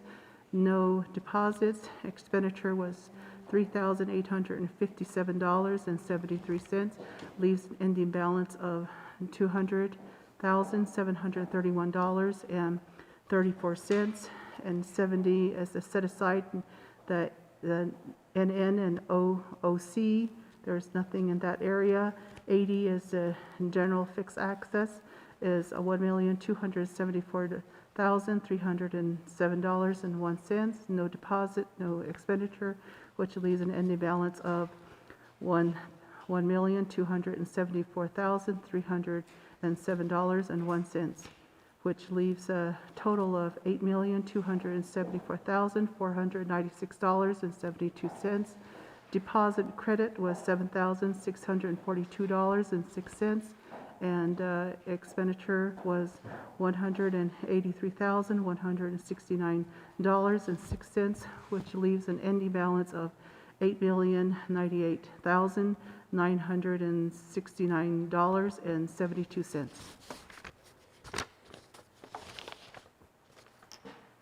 That's it. Thank you, Good Ashide Yatiko Peso. Sunel Donana Yahanani, Te Ochados, Ido dat Zihide, Utan Hilisha Elia Dole. Ako Shide Yako again. Don't know if there's any questions. If none, Eishin Ihan Hidini Dole Quagga Duran Esther. Adoshin Nostol de Nana Quagga. Beso in old Twanti Nenegi Quat one nestes get out de ya. Beso de ya yahingin de Quagga out de ya. El kid no dagi out de yabki dest eat do nana beso yahanan de do nana. Chido in hota de what de yan kilchanat a quarterly meeting long what de ya and a quagga tax manager is Shar on? Shar, are you on?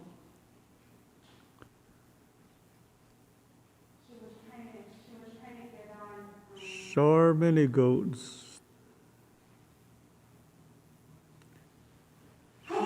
Shar many goats going once. Okay, we'll just have our executive manager do the tax report for us, class. Duran? I'm going to stand up behind you because the telephone is right there.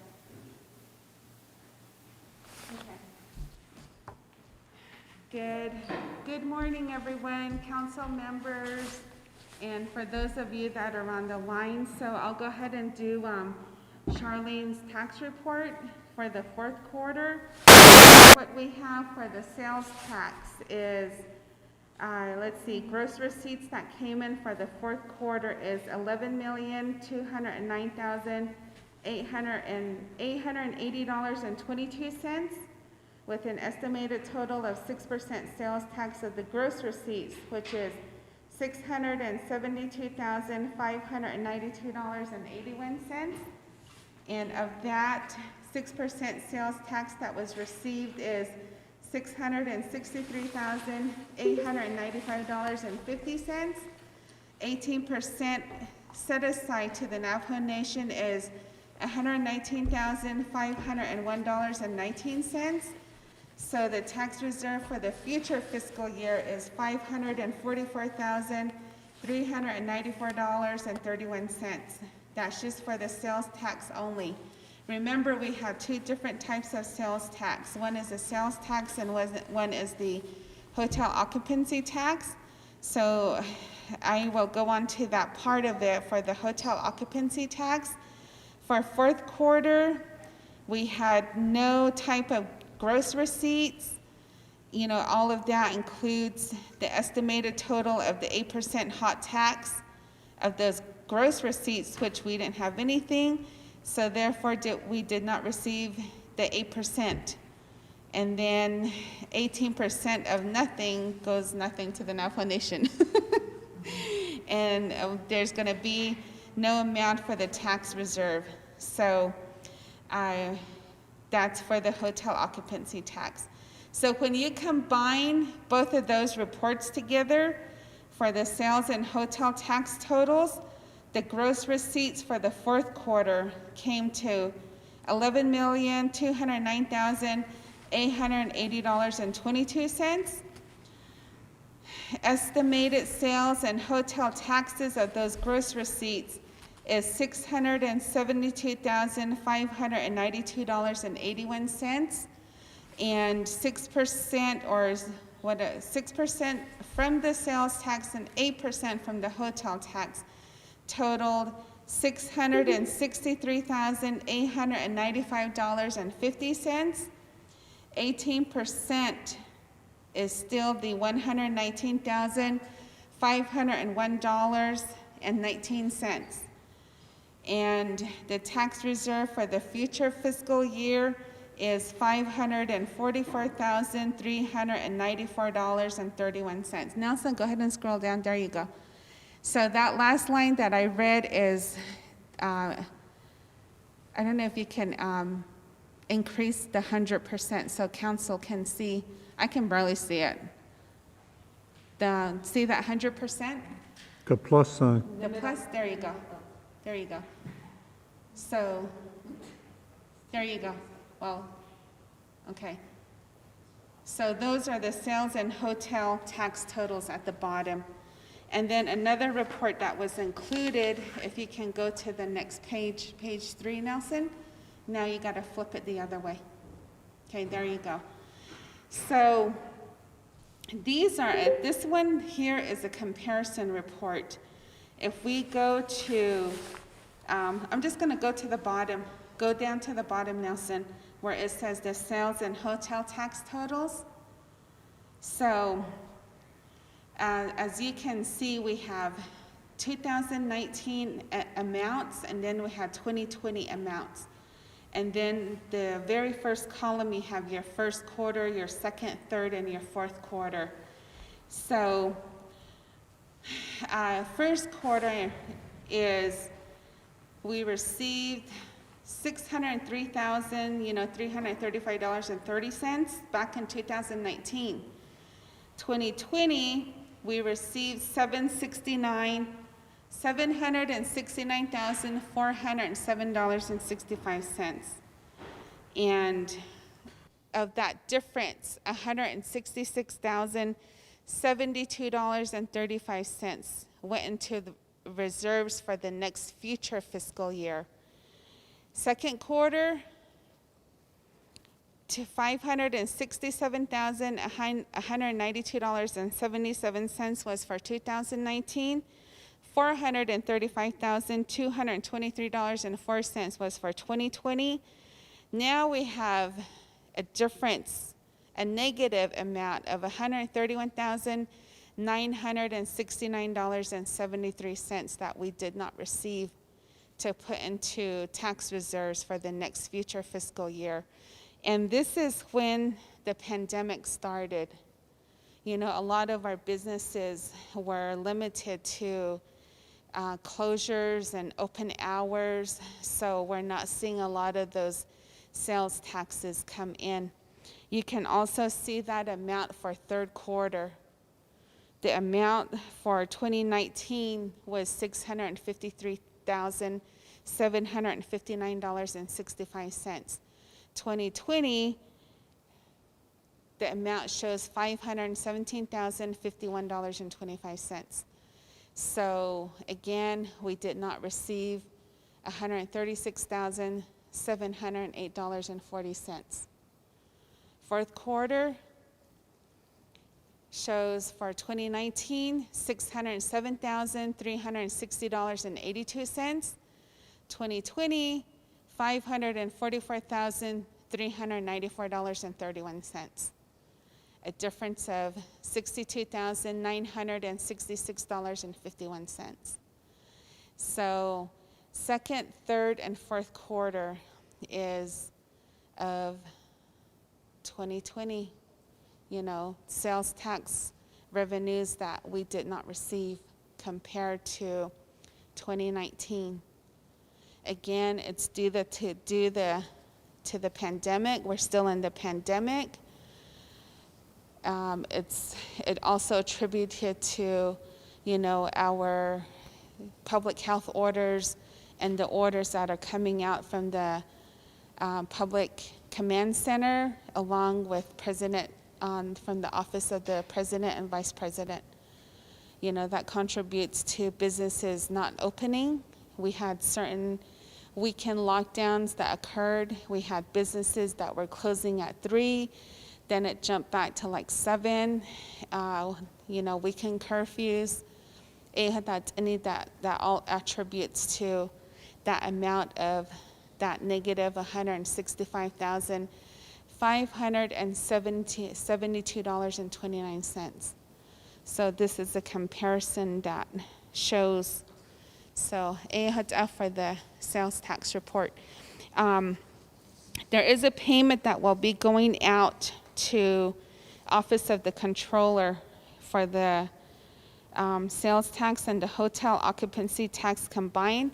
So Shar did submit that payment request to me, so a payment of $119,501.19 will be going to the Office of the Controller this coming week. So, thank you. Thank you, Duran. Go here. What are she there? You in old time, but the Nidagi Beso Yahin, Degi, what on Isha, Eliad, or Letlana. So, Council, I don't know if you guys have any questions. Go ahead, Myra. Yeah, nanat ado. This is Myra Begay. I don't have any questions. I just want to thank you ladies for doing such a good job, being thorough and transparent, showing us all the numbers every month so that we could follow it. And I do appreciate the public's information that's put up as well. I know we're live on Facebook and on YouTube. So, transparency is always such a big issue with our council, and I want to just commend you and say thank you again, Duran and Shar and Esther. Yeah, thank you. Thank you, Myra. Thank you. Thank you, Myra. Any others? Dida, Nidi and Kilchat Anigi, Beso, but Otas Link at Nenigi, Doshit, Quede Yatzada. It's Congo, what ego. Economic, but the Nenigi, the businesses that are not only here in town, but in the Navajo Nation, the state, the national level. Khayshi what ego business gi yo ligi. Khashin sogode ya peso po otaz li beni nanige eti den khitlgot zagi. Agot ego de yan se hoden del na halon de ut an khilgo agi beni na etsa ashon de yat a ho wa ke de yan na hisot khan laho ado na te het ado khan na te nenegi beni na ut o de yat a ho a Hashinelt de ya ut a kona ya de nan lenegi ya ke kha peso chiol en jo ut a de ya kon de ya ke ta halt khan lenen ya btsaba utaz li ni ke ut e ko ge Tuba chapter Agot ego de yako ege kone tonnes genda katonana ko chiyanda de yanda wasni inda de ya chiribet hoda. Akoda ego de ya peso chot enjo ebits ado de yako inol trabedi nenigi de ya nahitla lenene bo osli. Agot de yako ege be de ya yilnes be de ya ado le ko de ya tonnes ge hot edo little lenigi hot abo huit atl lenigi ko che de don't eat lenene hashin so de ya bo otazli bo otado le cho hot ego de ya bi ilta hot end de ya khatish dot de nido le chon hitlo sage da nin hitlo ego de ho a kopinina etsa de yat a ho wan ke so ta nenegi cho ko de ya pe de yel ke benina di nenegi ya ni de hot an hilchat khashinel de ni kein lenegi konen ke den en lenegi de ya ko bit de ya ta ho bit de yan ta huis na in de khanel de yan hitsa an da is de cho de benige di na Ako ko e peso po otaz link hat nenegi hat asto to lesho ta ni utan hitlo a ni yan hitcheta stetl lo de ya ta hot ako de ya ko e isha e de yan hitchen ado leshik e shit na no lenegi ako nanat ako dot ako an hizati ako a he ko ege peso gidino e gidran shar Esther, don't know the council could need all this. If there's no other questions or comments, I'm going to ask for a motion to accept the report, the financial report. I motion Myra. We have a motion by Myra Begay. Do we have a second? Second by Angie Williams. I'm going to call for a vote. All in favor? Myra? Aye. Esther? In favor? Angie? In favor? Stephen? Aye. We have 4 in favor, opposed 0, 1 not voting. Duran? Esther? Shar?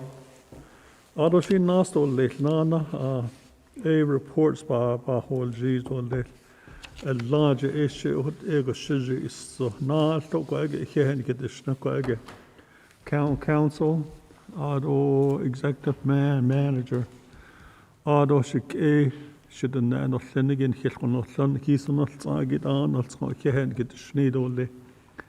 Kahol jija de yanich de yate hosseid. Do tedeshki de nansla, do nanat hanesani das je pipitoni das chet what it chini das nala. Ahot the nansla do nana quag chapter because I get a yeshan nation long at the quishis ka ako de yat so that pohne digit hot de yakoto de yanat an lenigi in the yan sa case leni be de ya nashu and long hole jishako ako de ya hen get snidol de do need de yen hilchna di de hot and lenigi company na hot ego de ya sahne tle lenigi hot de yapani na de yakut de ya na hat do na den chanal kid in the ya besh be hanne and lenigi be get and keys not ko kut egon his adits a jane khashin so de ya hot ni klo na lo de hot asadits do nana dat se lenigi the vaccination cho yati the nashni lenigi be get hot de ya be on nistol de lenigi hot ko de ya betra khashinel de hot pa de ya da aliasli do nana khanel ya atota akut en de shi de ya be kita hui shijon hot so da nil khote hot de ya ko ze de yan kha de ya da dol nil ekut end atit hot kone be de yelt kin linigi kone ne hesappa de yanda asbal in the day ya do de yat I erhilgan lo de nalte linigi ishat akut be de ya ta akono zendole shike de ne benina nigi ya ze linin kha dal ya de khanel ya atota cho de benina ko pa sit hin lidol de gut de satit san hidok ko do khnati ne ko de yan khapa akonos sandol de ko ge chapter khaz ge de ya de quiz kanda hot zel ide hot de ya khoshte de yan hit o ni do hot de ya belte ya sasit li ya shit chain linigi hot an hilchina shenal de ya hot zel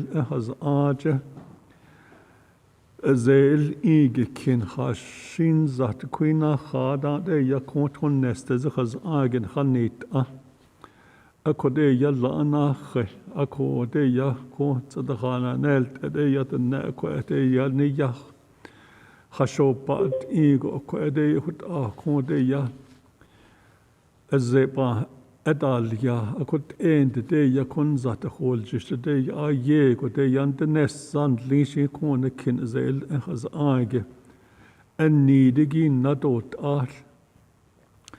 in the day ya kone de kuigo shi de hot ego ko de yan hilch days do shi de ko age de yan also in linigi ko age at khates sauce be de ya ko ni ke no slido le jo hot de ya be de ya khait zi di zel i je khaz aja ko de ya ko age resolution linigi ko de ya ko de yan khati nicht niban so kist nin kin hat linigi jo hot hit hot ego be de yan heken di dal be di need ko shi de hot de ya pa de ya il ne lido le do nana di de ko ton neste khaz age di de boarding school up Main Street khashinelt kin ye hatashin das na lenen o hot de ya dat espal do nana ye go de ya o akut ego naznel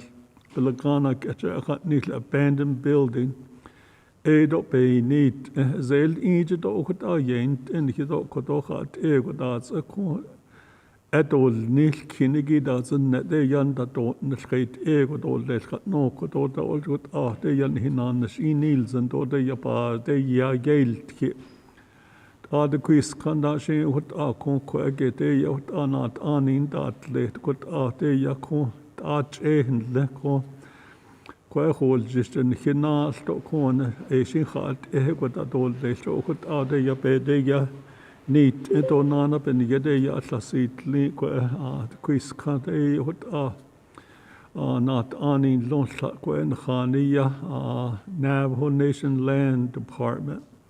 Goed de ja be de ja geit zit aan nee queen of cinco she wat de queen da pa de ja zli don an al so skata de ja go chashi geit do de goed de jan gichat aslin ako de jan gichat shato le don na de senior center bedit ni ton nestige de quiz kanda she de wat kon Hasho pati nigo kon is chain lini odo bel donana kodo hot ako beson linigi de ya khadinils got de yan kha de yallanta azli do de hot kin linigi de yan natot enni den lo kon sani squichi yol ido le khashin so de yanes asli peso yan de donana gin da dol sigi da de yabik de ya tahodini yen koege pohot ke kon khad dol neslige kon de ya to ai si hajobe de ya ke de ya nil de hin ligo de ya benina adon da ti de ko nasni hin lenige ko ta be de yan kha hol ji jo ko o ne kot za na hallen hot en khat ko ta de ya na nation lindigi na stotol des kon sane has toipa kon kin na dot atli no heti no kadlais ka heti nen lindigi beni na de saga hot zand the Navajo Nation CPMD de hot de yakon na nation lindigi ich peso aje de yen de khustain hich kholle pididaz an khibik dinit idol an khiba akhwil yago kot eudaz at khil kon khaton nilti nigo de hota ben yede ya khine khan lo hol jisto nana na sosen linigi khashinel de ya khustain kito nit to de hota bach khwil ya akot ade yahyat en halode yan khilchot akot en atin de person lenigi ne khitchen hol ya de at khil ko kon e hot an hinanes en dil ni so akot ade ya be de ya khit zi selin akot de ta khoj na khallan ta azli ta she hot an ne shot ade ya khal to ya khabed de yol waslana jo akot ashikesh de en lenigi Hot de yan hilchen atol le dolna de kuigo shin kwage benige hine kha got en de kwan dal na sige tlashi de hot an hilchi atol le dolna de kwan also yasas so youth employment summer youth employment such keje kain linigi kone at seda na khayeta shingo kon khalchenen lini ado de yandash nasasli benina hot egi dinashni lenigi benina hot de yan khalchenen hil in de yan hit so ke dan lenigi ado de yandash nista ako de ya kat ko de hol just de yat o yat ade ya hot ni klo lenigi benach ko de yat selkeje kain lenigi da dol no peso de yanda test ako de ya khe nitzen hot en de khashinel shi de hot de ya kon amano senigi in da je no senigi in da masana et che no senigi kon khashin so shi de ya hin sakhesen le ne khashinen lenigi kon ba shi de ya so thi ako en de ya kon de yan da dol nesto hot de ya ben ye peson de ako de ya khe nitzen de person that is andigi khashin sogode ya ko kin tatnaja o ditron nestezge ko hot registered voter khanenigi khashinel to aid wolt khan loben na chede ya person ta hitet Ako ko based on that anigi khashin so gade yat ape kede lena halo twin nest ge hut up based on khan that la da de yakwa ke huit twin nest is khaz ag la da de sel cage ke leni ni so ken hinale ken lengi khone ako de ya bin nach in lo nan hosh kha to le tide registered voter linigi tide na nal sos khata en linigi to ut go Nige dat en lo ben yenta kredolde. Benina dishnegi di nat sos di de ben nach beson det anegi nat ani nes beti natla et khotasna. Shipra chapter Aja ande they have 4,904 registered voter. Twinines they say Shiprock and Tuba City are the most populated community. We only had 1,200 registered voters. Shiprock a 4,000, a stamp 5,000. Ako eda ben nacha eda the yego la da de uta based on that aja. Ako ekas age nan hosh kato lechik esha the nan of lenigi twin nestes get ni twin nestes get e yats the la ke huit hot end that is it quadot quatun nestes get agit is quidage and quage de showed nan hosh kato lechide bin nach and long based on that agi did it that unlitigates cage cane linigi with la dan that oldness to yapenige additional could the yana o kan lini de yan hitch hosh slado lech Ado she de ya lago de ya kwa de ya yel ki in the pohuit atlen lean the kwagen dal na sige kut de ya ke is so na ki kwa she de ut de yan ki khal na dol de akut la ut di de 5 minutes na na billah ta ze isla ut end de ut an hitch khas sit ol le ken ki din ni dol de lana shike shidana no leni da no tsko ut ol de Although she Nashol just told that Quagan, her grazing official, Mr. William, are you still with us?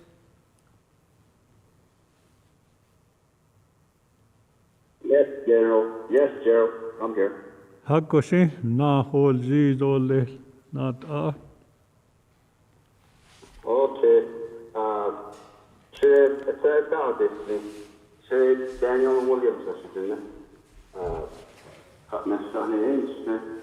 Putin Ebashin, my decision Ebasinale, touching Ebasichi, Hoda mention. Ado Halka Senje, Anisha. I'd like to thank everybody, the elected officials, chapter members, those that are listening in. I getting to know some of my community members themselves, the permittees. I've been going out. I've been very encouraging to see muted. My report again, I think Odo kind of touched on it.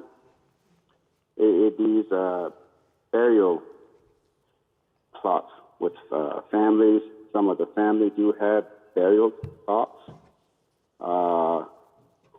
Through my agency, they're recommending do a land withdrawal, and for me, I would get the coordinates, which is the latitude and longitude, and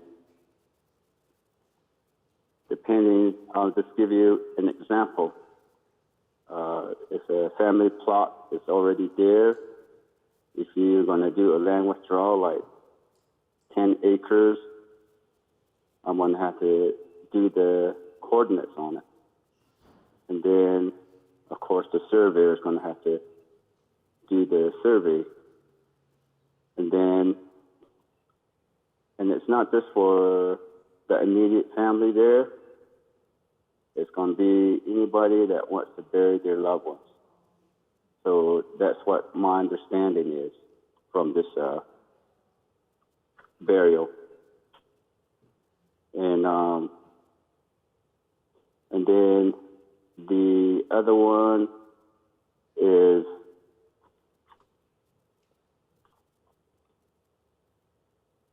horse roundup is coming up too, but I'm going to have to work with my local chapters to do resolution.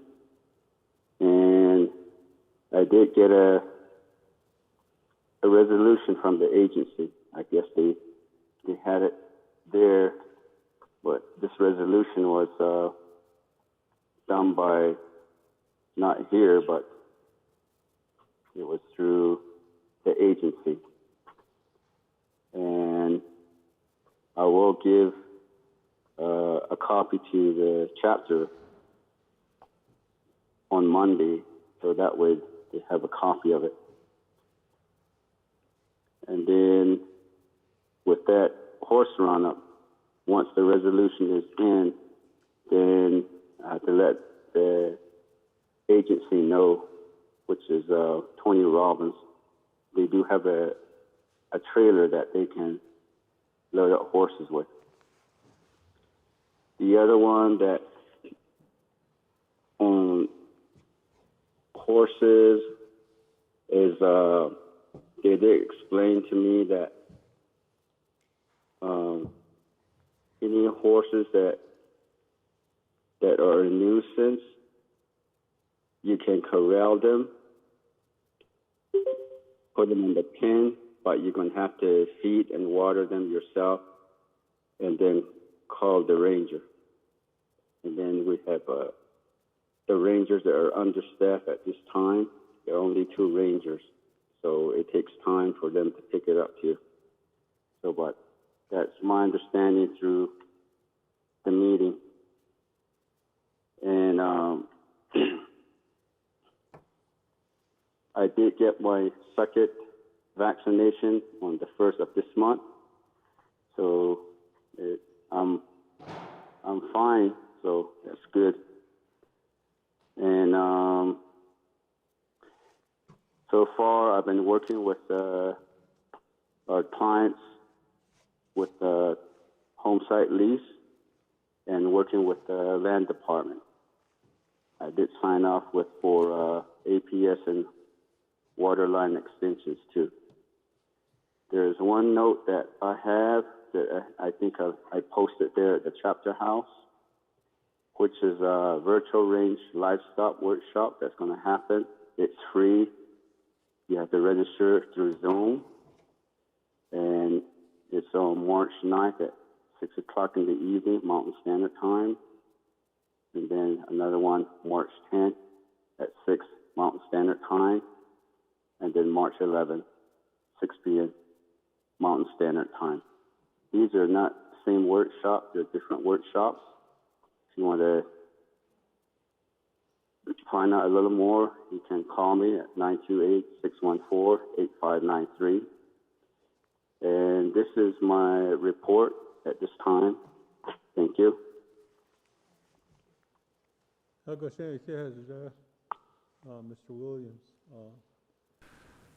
I don't know if anybody has any questions for our grading official. No questions. Attention. Thank you again, John.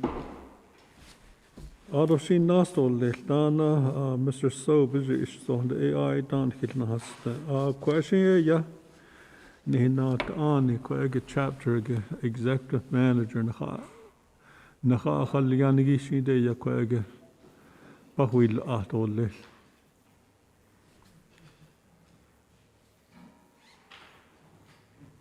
You guys hear me? Oh, it was good. Hello? Can you hear us? Yeah, this is Justice. I heard you. Okay, thank you.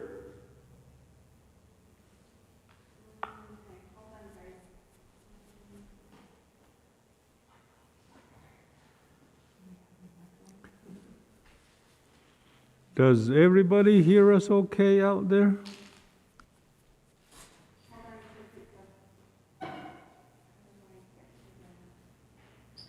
Hello? Does everybody hear us? Yeah, they hear you. Hold on just a second. I have to put you on mute. There was background noise in the back. Hear me eating. Unmuted. Okay, here we go. Okay, good morning again, staff. We have some staff here. We have Michael here with us. And for those of you that are either on the call, the phone with us, or you're going through GoToMeeting, we also have this broadcasted on YouTube. It would be under the Western Navajo Fair account. So what you see on the screen, guys, is what you see on YouTube. And then on GoToMeeting, we just have it showing through the agenda. So, but bear with us as we are trying to navigate on streaming this to the public. And I'll go ahead and introduce myself. Good morning.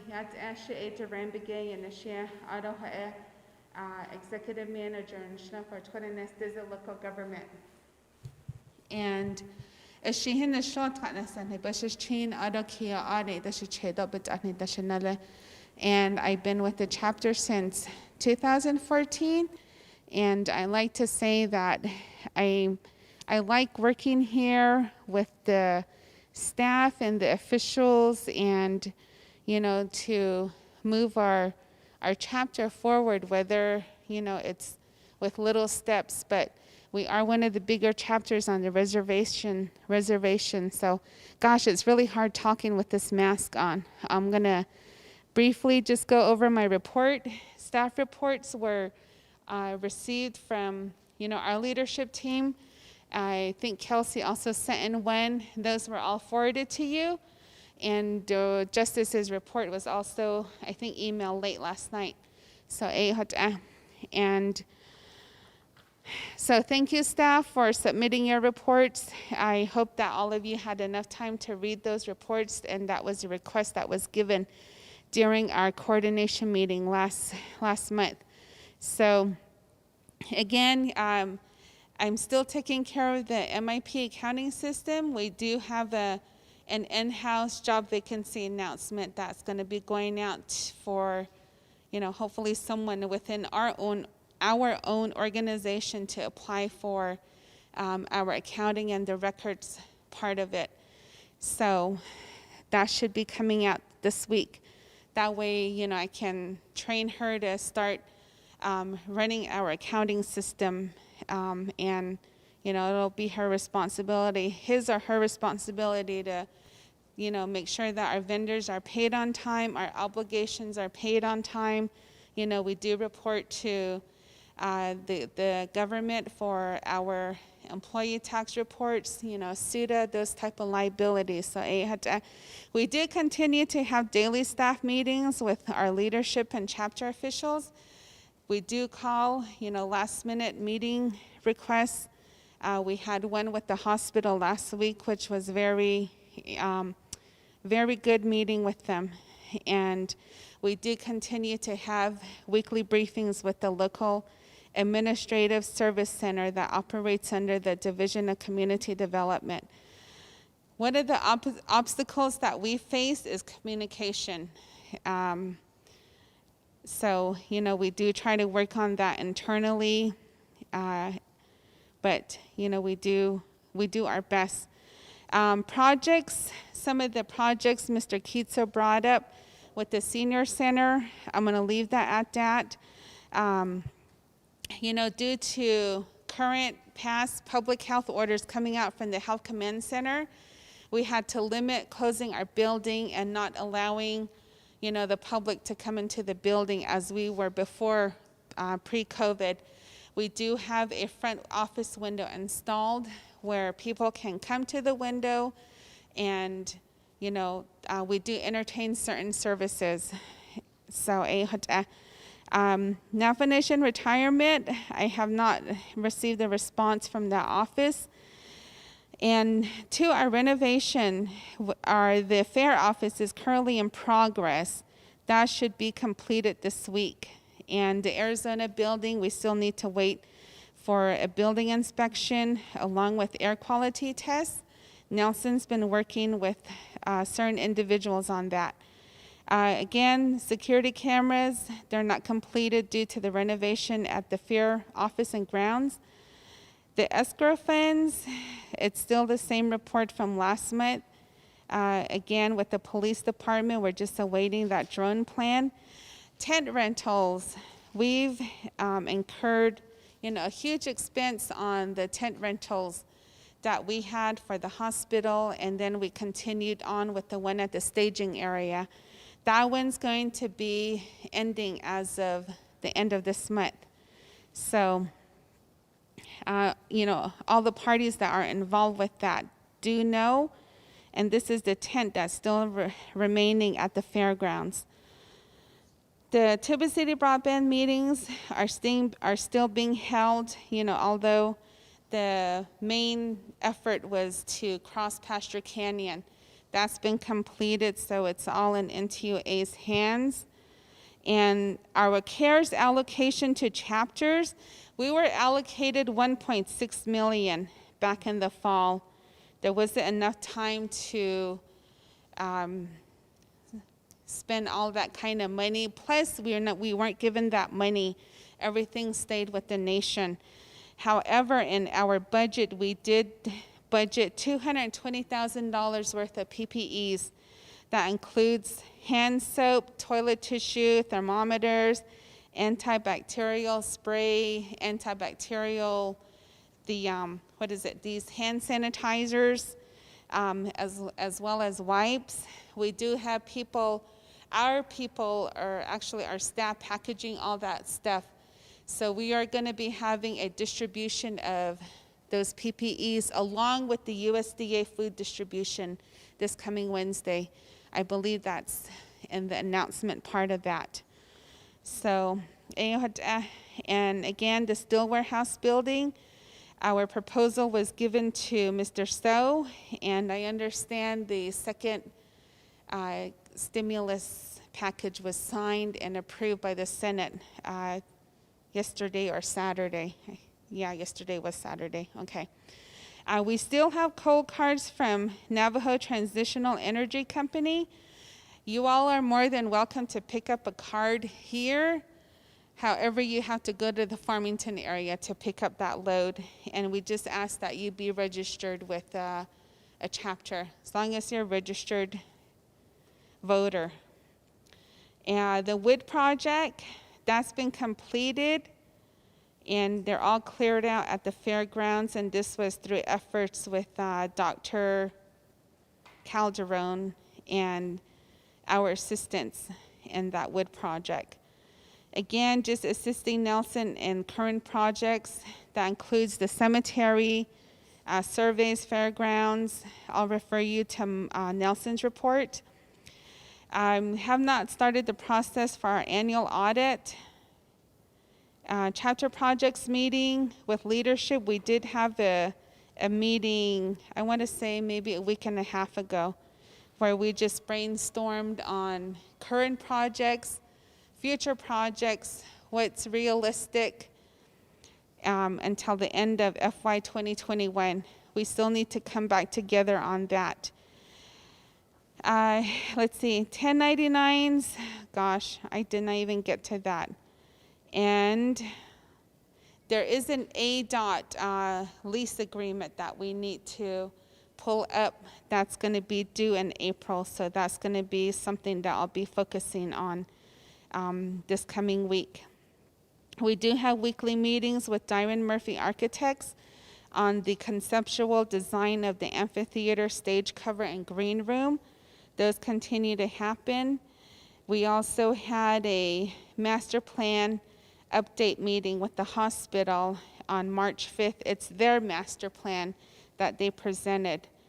At the time of my report, I didn't really have anything to report on, but overall, they talked about their needs. One of their biggest needs is a facility up there, and we do have a supporting resolution for their efforts at the hospital. I mentioned the in-house job vacancy announcement for the accounting and records personnel. We also are going to be working with Navajo Nation Parks and Recreation. They'll be moving a building into the fairgrounds. So that's being worked on right now. Again, we do have another office building here that was renovated for the Navajo Nation Land Administration Department. So we're still in the process of getting that building, squared away so they can move in. Again, I did mention, please bear with us as we try to maneuver around and streaming our meetings. We did purchase, some sound equipment to help with this. Due to COVID, we're not allowing the public into the meetings, so we're reaching out. We've been using GoToMeeting the past year. Now we've reached into different areas of streaming. I think our last meeting, we used Facebook Live with GoToMeeting. This time we're using GoToMeeting with the YouTube channel under the Western Navajo Fair account. And we did meet with the officials back in February 23rd. Here I have March. Staff came in with their reports and projects they are currently working on. And this is going to be ongoing. We need to jump back on that. Future projects, which leads into what I mentioned earlier, we need to plan for an upcoming strategic work session. Again, just mentioning the 5 management system and then the council on the ordinance. And again, I myself have also received the first round of the vaccination, and I encourage each and every one of you that are on with us that haven't done so, please get the vaccination. So, in a couple of months, we can get back to some type of normalcy, and not everything's going to be back to normal. We're still going to continue. Please continue wearing your mask, washing your hands. Again, I see signs along 89 that's been put up by the hospital. No social gatherings. I see it. I'm on Facebook. I still have friends that are entertaining birthday parties, some type of celebration. Those can wait. Those can wait. Just please listen to what our experts are telling us. We're not in the clear. Again, the hospital, I like to say thank you for those of you that are with the hospital that are on with us, for reaching out to the public about your vaccination drives. That's very important. And I just urge each and every one of you to get vaccinated. And again, we continue to lose family members to this. Every day we have someone that needs to be buried. And it's really sad to see that we've all known someone that has passed from this. And my condolences to all of those families, and we just need to get through this. Continue to be safe. Thank you. No, yeah, Deja, John.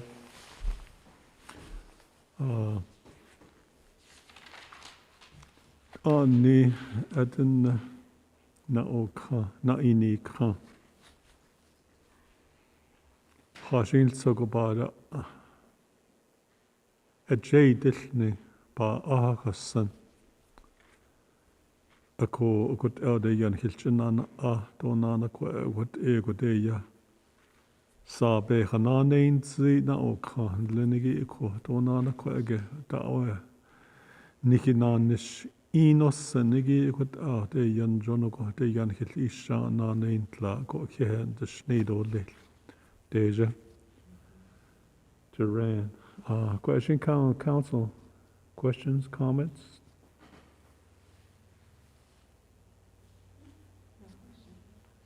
Ako quite kid be de ninst igish dejet anni.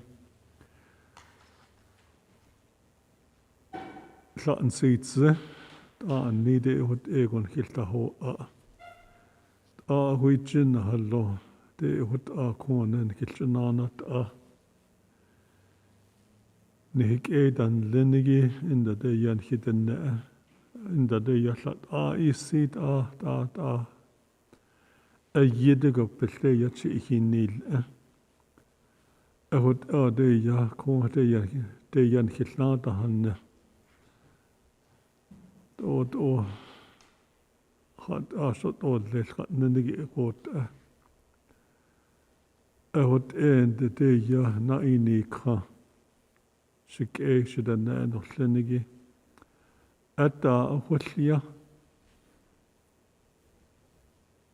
dort an hiso zenigi de ya ben ye koti nida ni hik ele khishipel ho wangen haz ago Nihima, Nihije, Nihimasana, Nihinal, Nihichedan Linigi.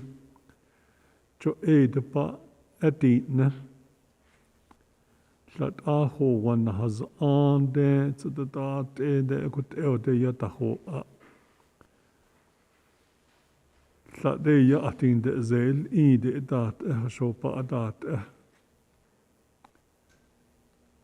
Huichin halot o sadazin so that de chinil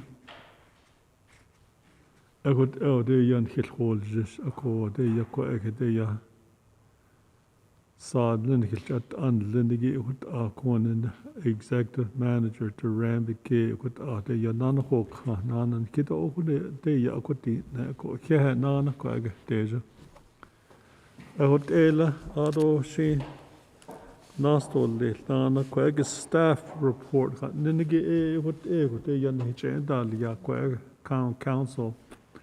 I don't know if any of you guys have any questions with the reports that were submitted. At Denoshe yan nastolli. Question de ya planning and zoning committee. We have a planner. Quag it when this is a chapter. We'll give him time to do his report. Nelson Cody, Dido Kepego Goshje, what Yapade Will Ato Lana, Nelson. Good morning, afternoon, council members and public who's on GoToMeeting and YouTube. So my name is Nelson Cody Jr. Nelson Cody's my dad. Okay. So as far as a update, I have, I'm happy to say we got two interested individuals for planning and zoning. Recruitment's still ongoing. And I just want to do two things for you guys. One is to read a public service announcement. And the other is one of our planning and zoning members, our newest planning and zoning member.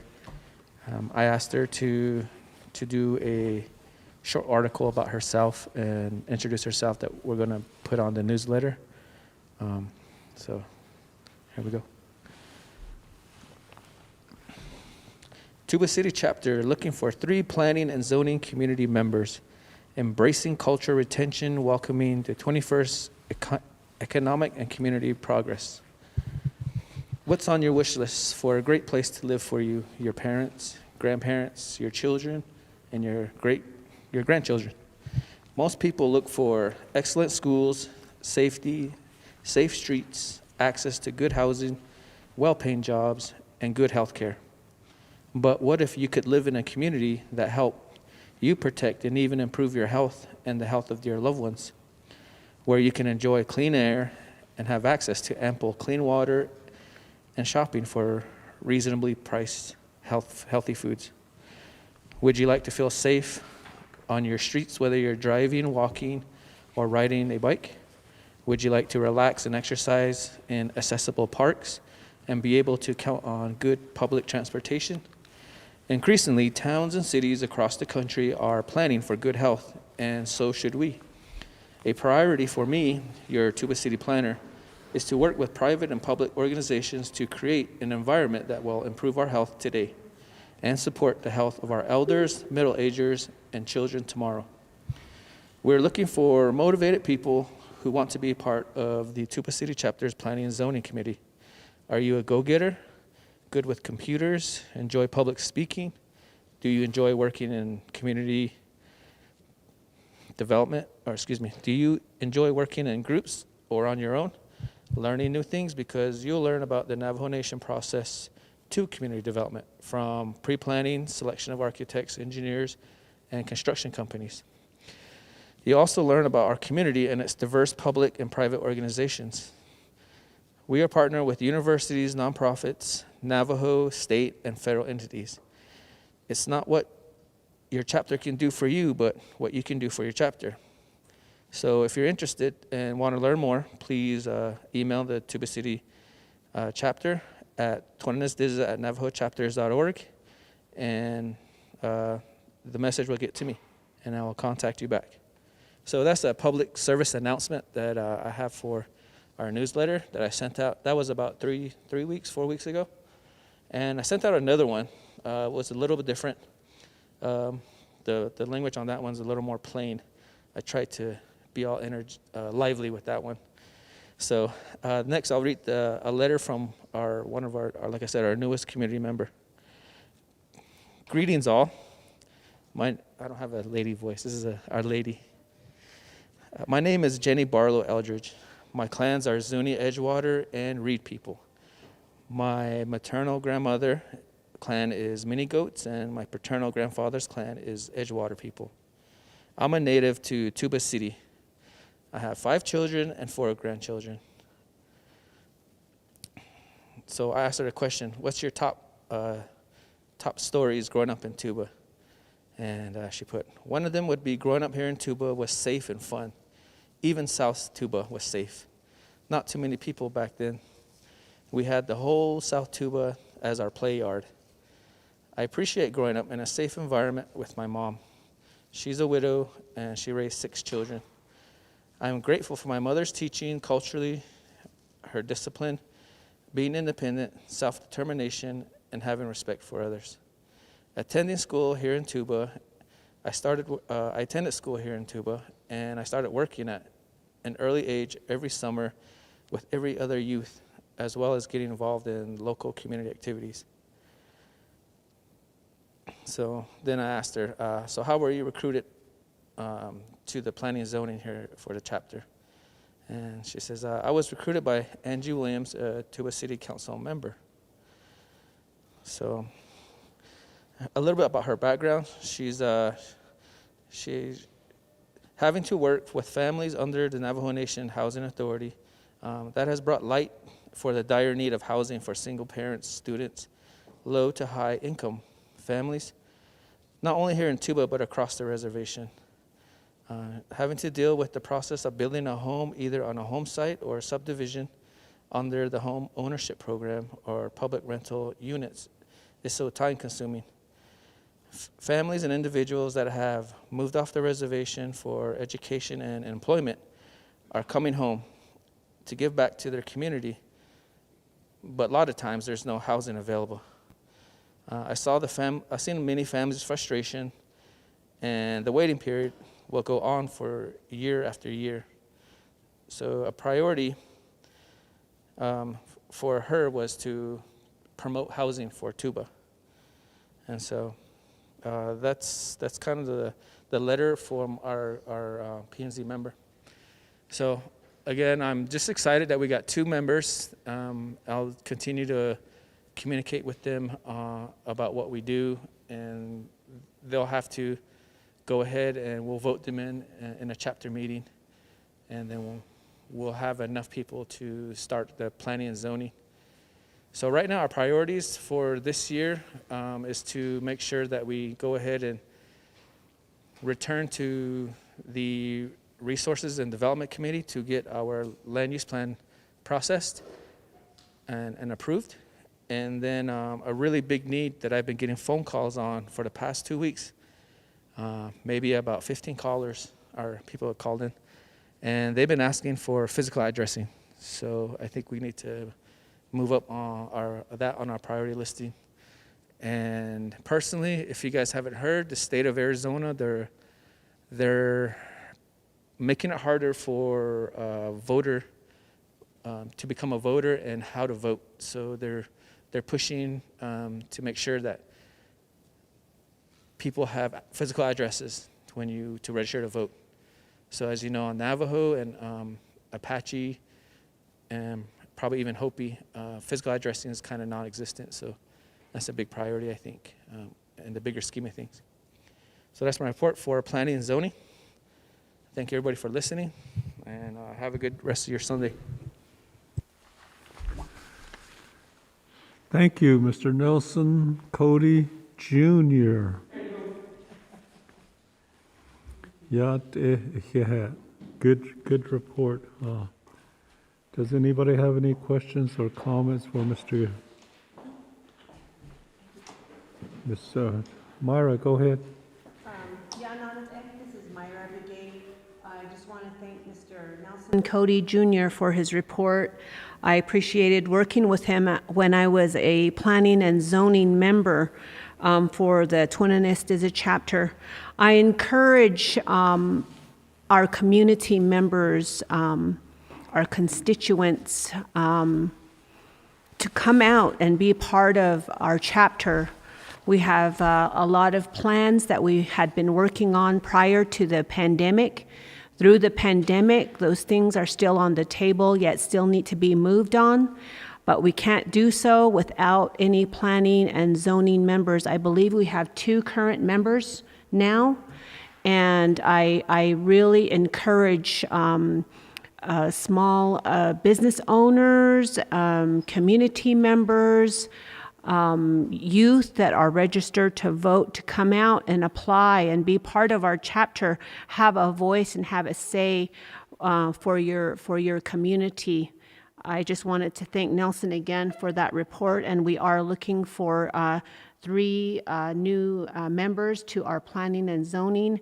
And you can, like Nelson said, send an email over to the chapter email, and Nelson will reach out to you.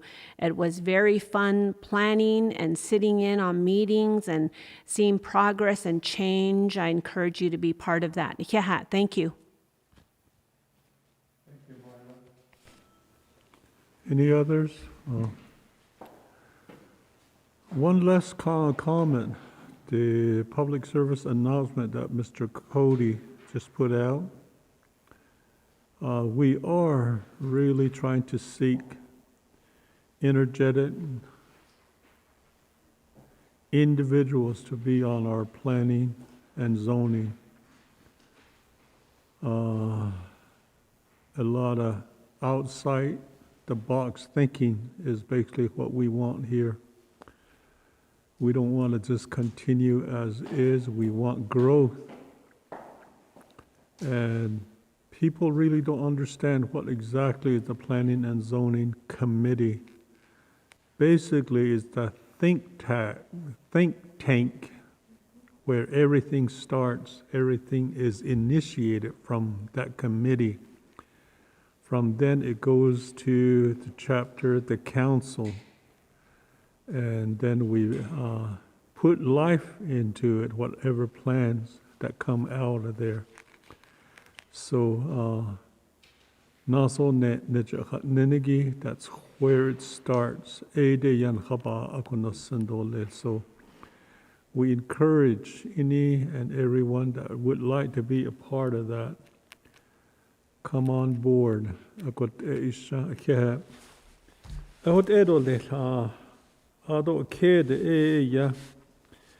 Mr. Beard, I know you submitted your written report. You're online with us. I don't know if you just want to do a verbal or just stand with the written one. Yes, and yeah, I will go ahead and just stand with the submitted written report, unless there's questions you may have. Okay, I was just going to open it up. We all had a chance to read Mr. Beard's report that came in yesterday. Do we have any questions for him? No. We don't have any questions for you, Mr. Beard, so I guess your report was well written. We all understood. So, I got actually report again. Ya Iliado Lana ko shinde ya ko report at the be light little. Council, I'm asking for a motion here. I motion Myra. Motion by Myra Begay. Do we have a second? We have a second by Angie Williams. We have people that are on the phone, so whenever you're going to motion or second, please come on and say it and state your name too. We have a motion, we have a second, so actually I'm going to call for a vote. All in favor. Myra? Aye. Esther? In favor? Stephen? Aye. Angie? In favor? We have 4 in favor, opposed is 0, and 1 not voting. Question de ya head on a report or sagi. Ado nasto let presentation chamber hold let. Do we have Alice Rakestraw on line? I'm here. Okay, Capacity Builders from Farmington, New Mexico. You have the floor. Thank you. I'm going to go ahead and unblock my video, just so you know who I am. Okay, yeah, so my name is Alice, and first of all, I wanted to thank Duran. I'm pretty nervous, so if you hear quivering in my voice, that's what's going on. But anyway, and I want to thank Duran for all the confusion. Hello? Go ahead. Okay, so I just want to thank Duran for allowing us to go ahead with the presentation. I know there was some confusion. And I do have a PowerPoint, but I'm not sure if I'm going to be able to share. Duran, I don't remember if I sent you the PowerPoint. If possible, well, I'm going to go ahead and open my screen and see if I can do it.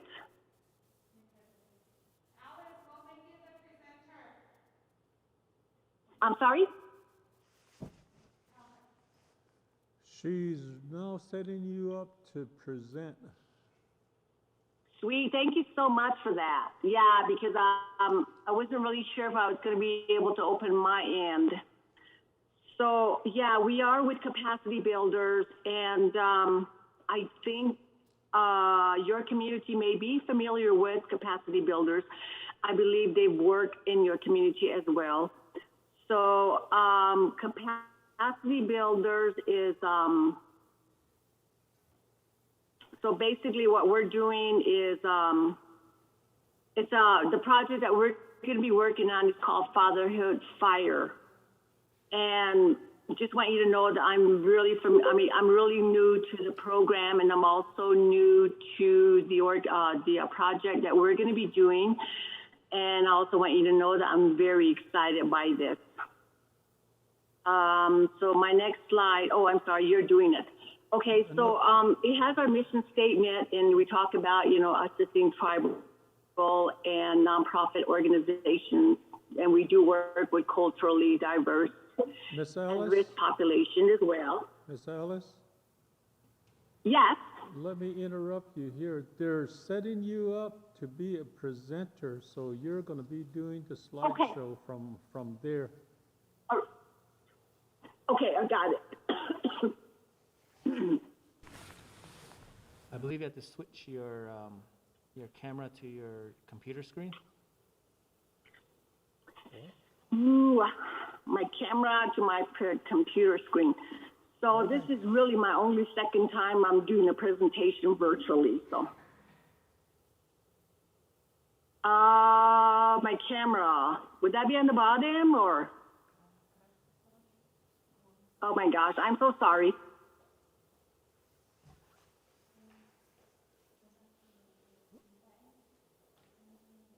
Okay, we're having technical difficulty too over here. So just be patient with us. They're trying to set you up. My son just took first, oops.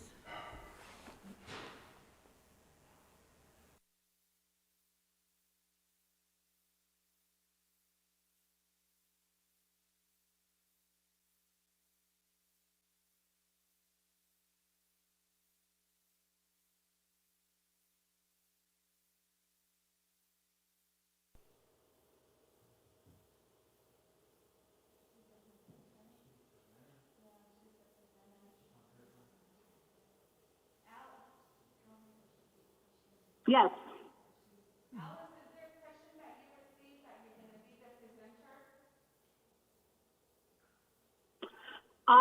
Actually, I was just kind of, because I was able, I think like I told you, I forwarded email to, everybody in my, the program. But, I think a couple of them have received the email. So, my supervisor has advised me to just go ahead with the presentation because I know the next meeting is going to be far out. Is that what you're asking? I'm sorry. No, they have you set up as a presenter so you can open up your computer, your PowerPoint, or whatever it is that you're going to present here. No, excuse me, I'm sorry. No, I'm not. Since we're like really short for time now, because this project is going to be taken off the 1st of April. And I also, Duran also said your next meeting is not going to be until April the 7th, which, it's not going to work in our favor. So based on that, I can, I have my PowerPoint at my end. So if you want me to go ahead and just tell you about the project, would that be all right? Okay, that is fine. Okay, thank you so much. Okay, so we do work with 16 programs, and I'm not sure if you guys have seen the presentation at your end, which, like just programs like drug-free communities, enhancing community responses to opiate crisis, Arizona Teen Outreach Program, Navajo Youth, New Mexico Youth, Personal Responsibility Education. These are just some of the programs that we work with. So really, we have 16 programs that we work with.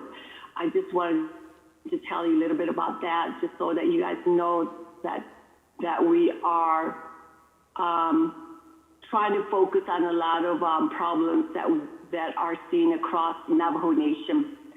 So our goals and objectives to this Firehood Fire is we're wanting to work with the inmates in directions of Department of Corrections.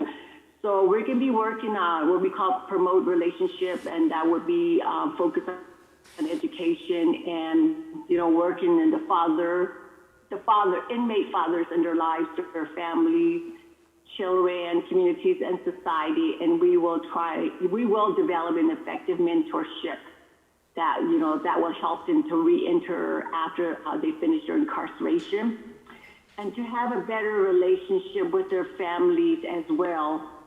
So that's our goal. And then,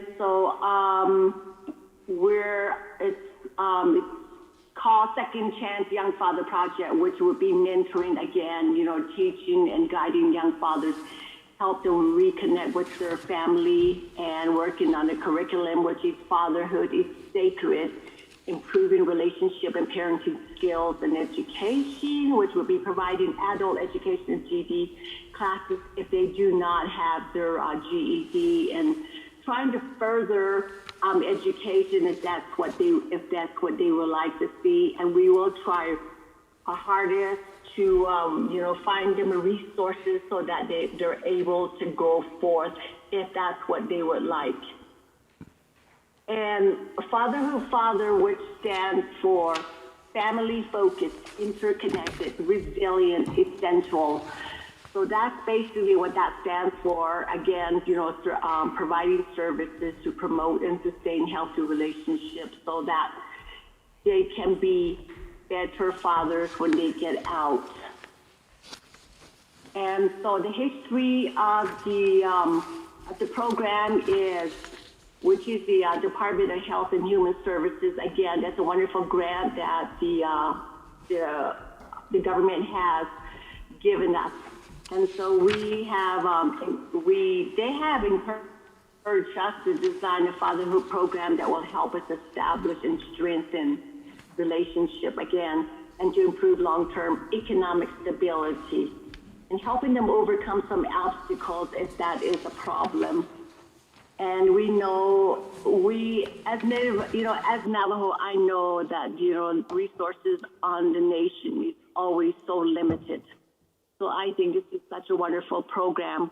So the Fatherhood Fire is gonna recruit participants, and participants must be 18 to 55 years of age in a role of a father or father figure, at least detained 90 days.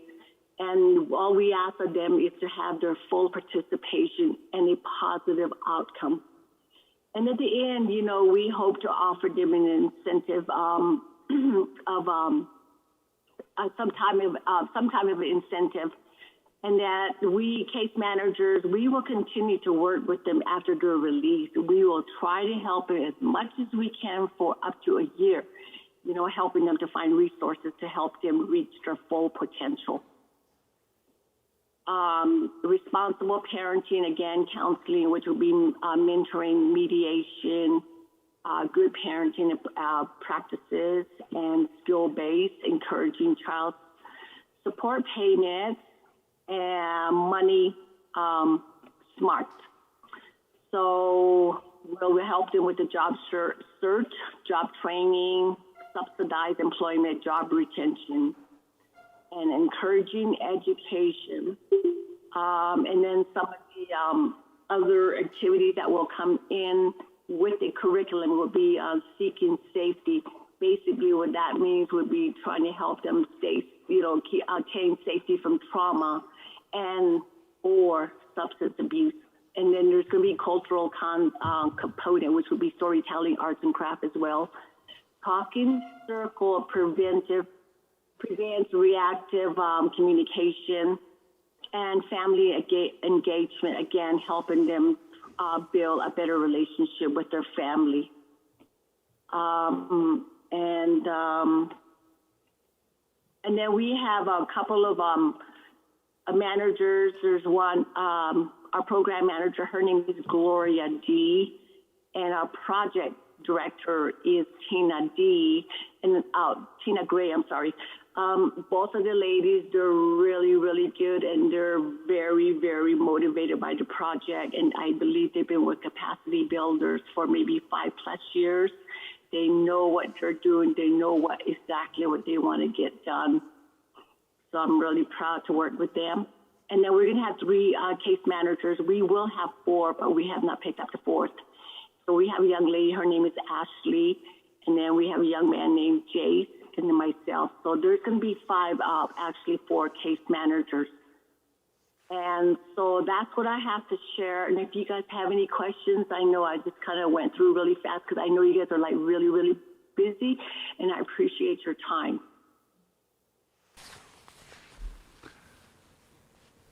Thank you. That sounds interesting.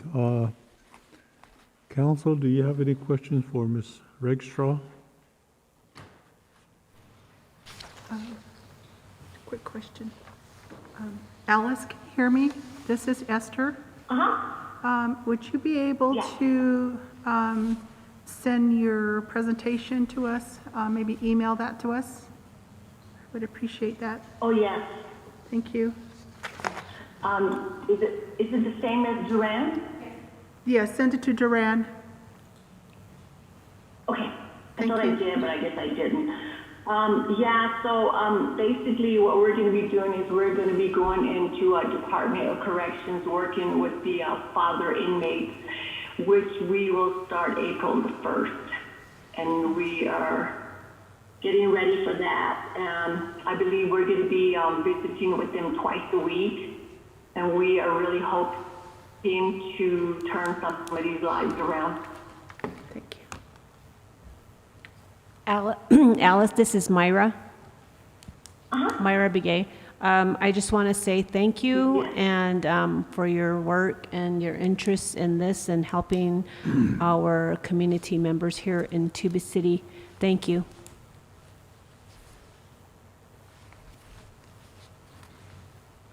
Any others?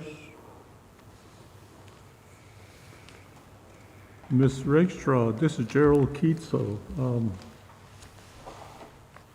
I have a couple of questions for you. I saw... Thank you, Myra. I know I went really fast because I know that you guys have been busy. I've been on the meeting, this really meeting since 9 o'clock and maybe it's not going until it was on. Yes. I read the resolution. I don't know if you can hear me better now without the mask.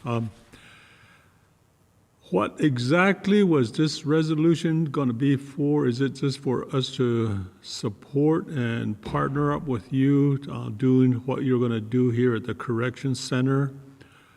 Or was it for something else? I thought I read that you were going after a grant of some sort. Can you explain that?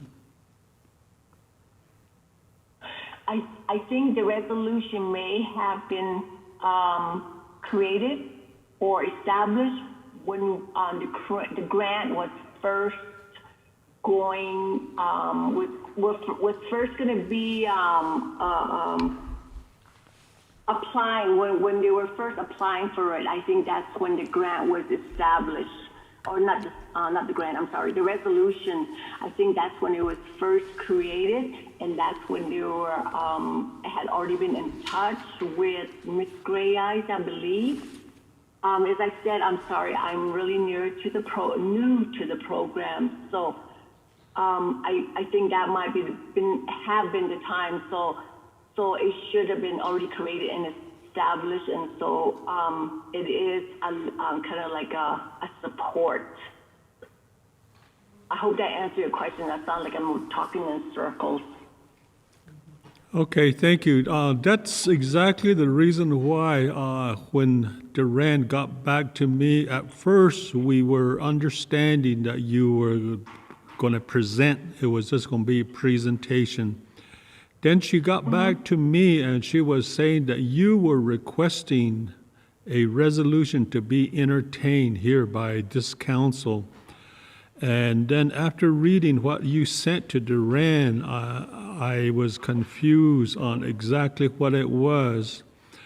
And then more so, there's an MOU that supposedly the way it's written is that just the resolution itself, how it was written, says that you met with us, you explained everything, you explained the MOU, which we did not see. We don't know what is on the MOU.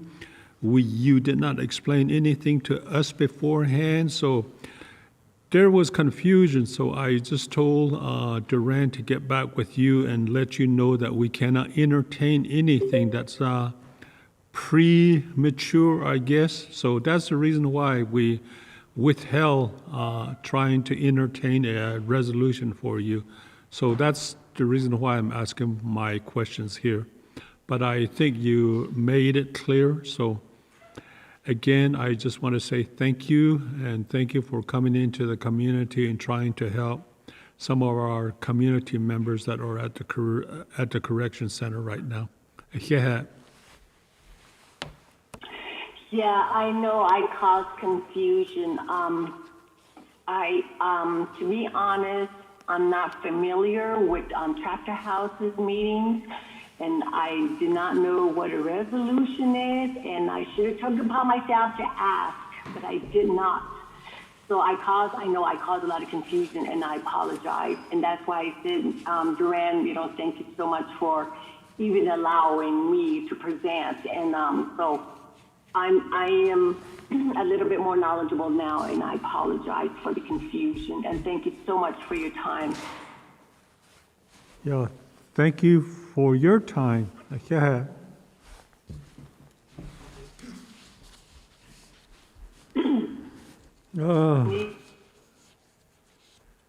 Next, we'll keep on going. Hello?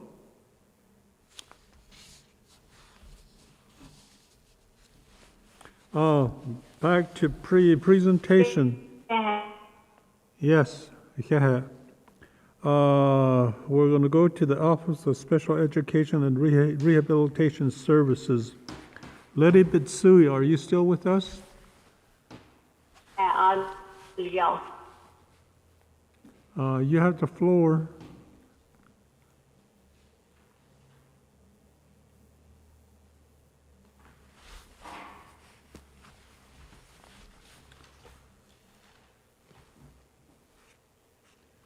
Letty Bitsui.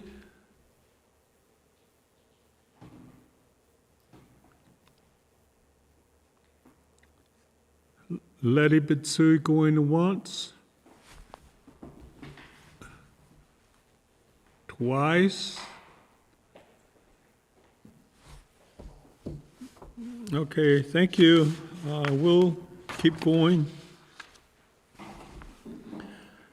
Number 3 under presentation, exploring the net health messages and diabetes education. I guess that's Dr. Jamie Wilson. Are you still with us? Yes, I'm here. Okay. And I will share my screen, so hopefully this works. Let's see.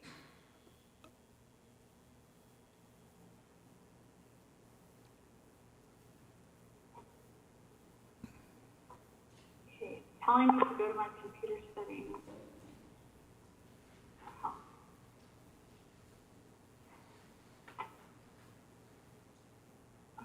It's asking me to re-sign in, but I'm not sure if I did send a PowerPoint. So if one of the chapter staff could help me in sharing my PowerPoint, because it's asking me to sign out and then sign back in before I can share my screen. Okay. Jamie, this is Duran. Let me pull it up, okay? Okay, thank you so much, Duran.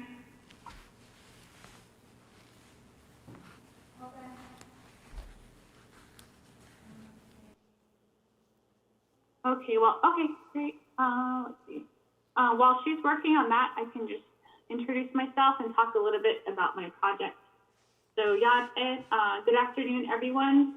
I'm Jamie Wilson, and I presented to you the chapter official and the community back in 2018 when I was seeking approval for my dissertation project. And at that time, you guys supported my project, and it's been a long journey, but I finally completed my degree program, and I'm here today to present to you my study findings. And I've officially graduated as of December 2020. So, I'm happy to present back to the community and answer any of the questions you guys might have. So, my degree was a doctorate in public health at the University of Arizona, and it was a 5-year, program that I was part of. And I collaborated with the Tuba City Regional Healthcare Corporation Diabetes and Nutrition Program. So it looks like we don't have the PowerPoint up yet, but I'll just get started. Jamie, yes. This is Duran. I don't see it in my email. I emailed it on Friday. Yeah, just in that same email thread that you emailed other people. Let's see. Friday at 1:48.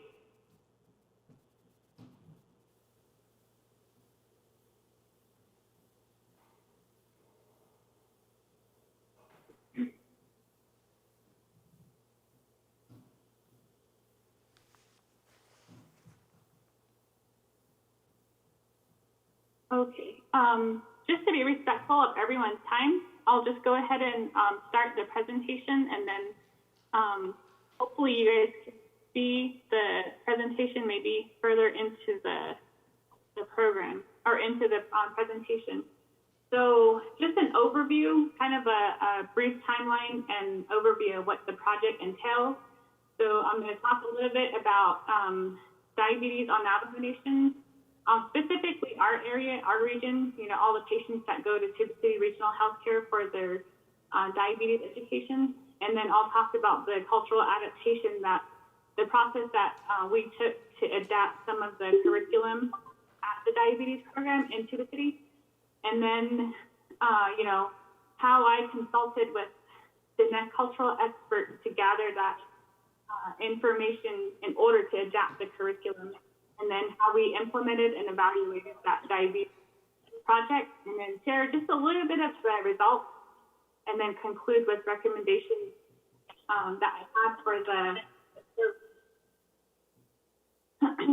So first of all, with the diabetes education and clinical nutrition program, they're here in Tuba City. They provide diabetes education, nutrition care, foot and eye screening, as well as meter teaching. And this is 5-3, Duran. And then right now, or as of 2018, and the numbers might be a little bit higher now, but back then they had about 3,000 patients. The majority of them were over the age of 65 and were classified as obese. But the good thing right now is that diabetes prevalence rates have had like a 1% decline since 2013. So, the rates are slightly dropping, but there's still a need for diabetes education. And if we go to the next slide, the program I specifically worked on is a group education class called Balance Your Life with Diabetes. So this curriculum is used in a lot of IHS settings. So, through Navajo areas and the rest of Indian country, there's a lot of programs that use this curriculum. So what it is it teaches about different topics of healthy eating, physical activity, healthy coping, taking medication, reducing risk, problem solving, and monitoring. So those are the lessons that they cover in this program. And right now in Tuba, they do teach this in one day through a 6-hour class. And that also includes a food demonstration, breakfast, and lunch. And this class, they take biometric assessment, the A1 lecture for the day, and height, weight, and just to make sure that the person is following their diabetes management protocols, and making sure that they're keeping their health under. They also complete surveys, and they complete a self-care goal sheet, which they follow up on, depending on when their appointment, follow-up appointment is. So that's kind of the format that they use. And on the page of the BYLD flyer, which is slide 5, they do have a picture of some of the ladies that I did collaborate with. They have Laura and Rachel. So they teach their class. They're always doing fun demonstrations. They keep the community and participants awake, and they're entertaining, and they bring energy to class, which I think the participants really appreciate. So next slide. We have this great program already established. So the purpose of my project was to culturally enhance this program by creating a tribe-specific educational tool to teach Diné patients about diabetes, self-care, and management. So the main goal was to improve their A1C levels and other diabetes outcomes. The reason why we chose tribe-specific because in this curriculum, prior to the study, they did not have any Diné teachers in the class. So, that's why there was a need, to adapt this program and add those genetics to the curriculum. So to close that gap, myself as a researcher and a student, I felt like it was time, and the staff was also really on board with it. So we implemented the study, and on slide 7, you'll see the two approaches that we took. So the first one was to work with the cultural experts to develop that educational tool. The second thing was to implement and evaluate the impact of the curriculum. And on slide 7, the study approval process, we had to get local level approval first. So of course, in Tuba City, we had to get approval from the chapter house here. We went to Western Agency Council and also presented a few times to Tuba City Regional Healthcare Corporation. And the support was really positive and really good. So everyone felt like it was needed and it was time to, add our own culture into the curriculum. And then at the university level, I had to present those letters of support as well as the proposal.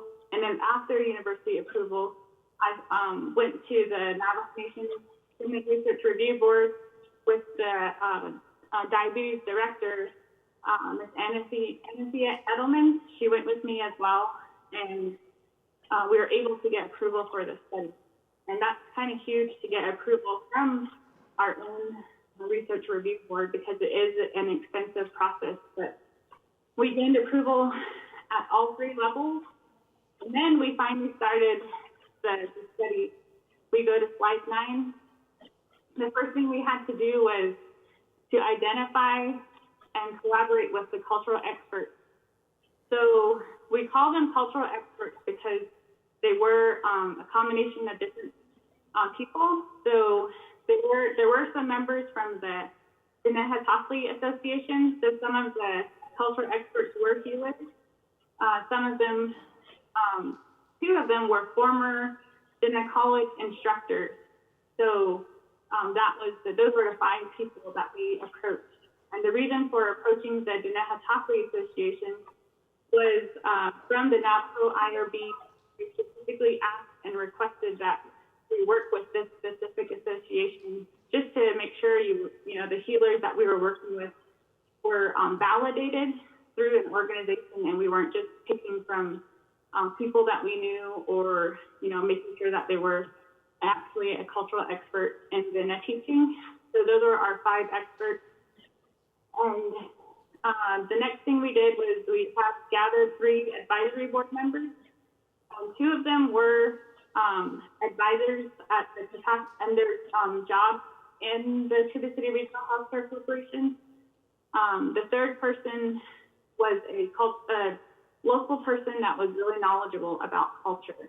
And so the inclusion criteria you'll see is that, again, the healers had to be from the DHA, and other healers had to show extensive cultural knowledge. So, and these people were all selected through either the Healer Association or someone directly working with the Healer Association. So next slide. So correction, we had 4 healers. I'm getting one of them confused because she was also a cultural teacher. So we have 4 healers and 1 cultural teacher from Diné College.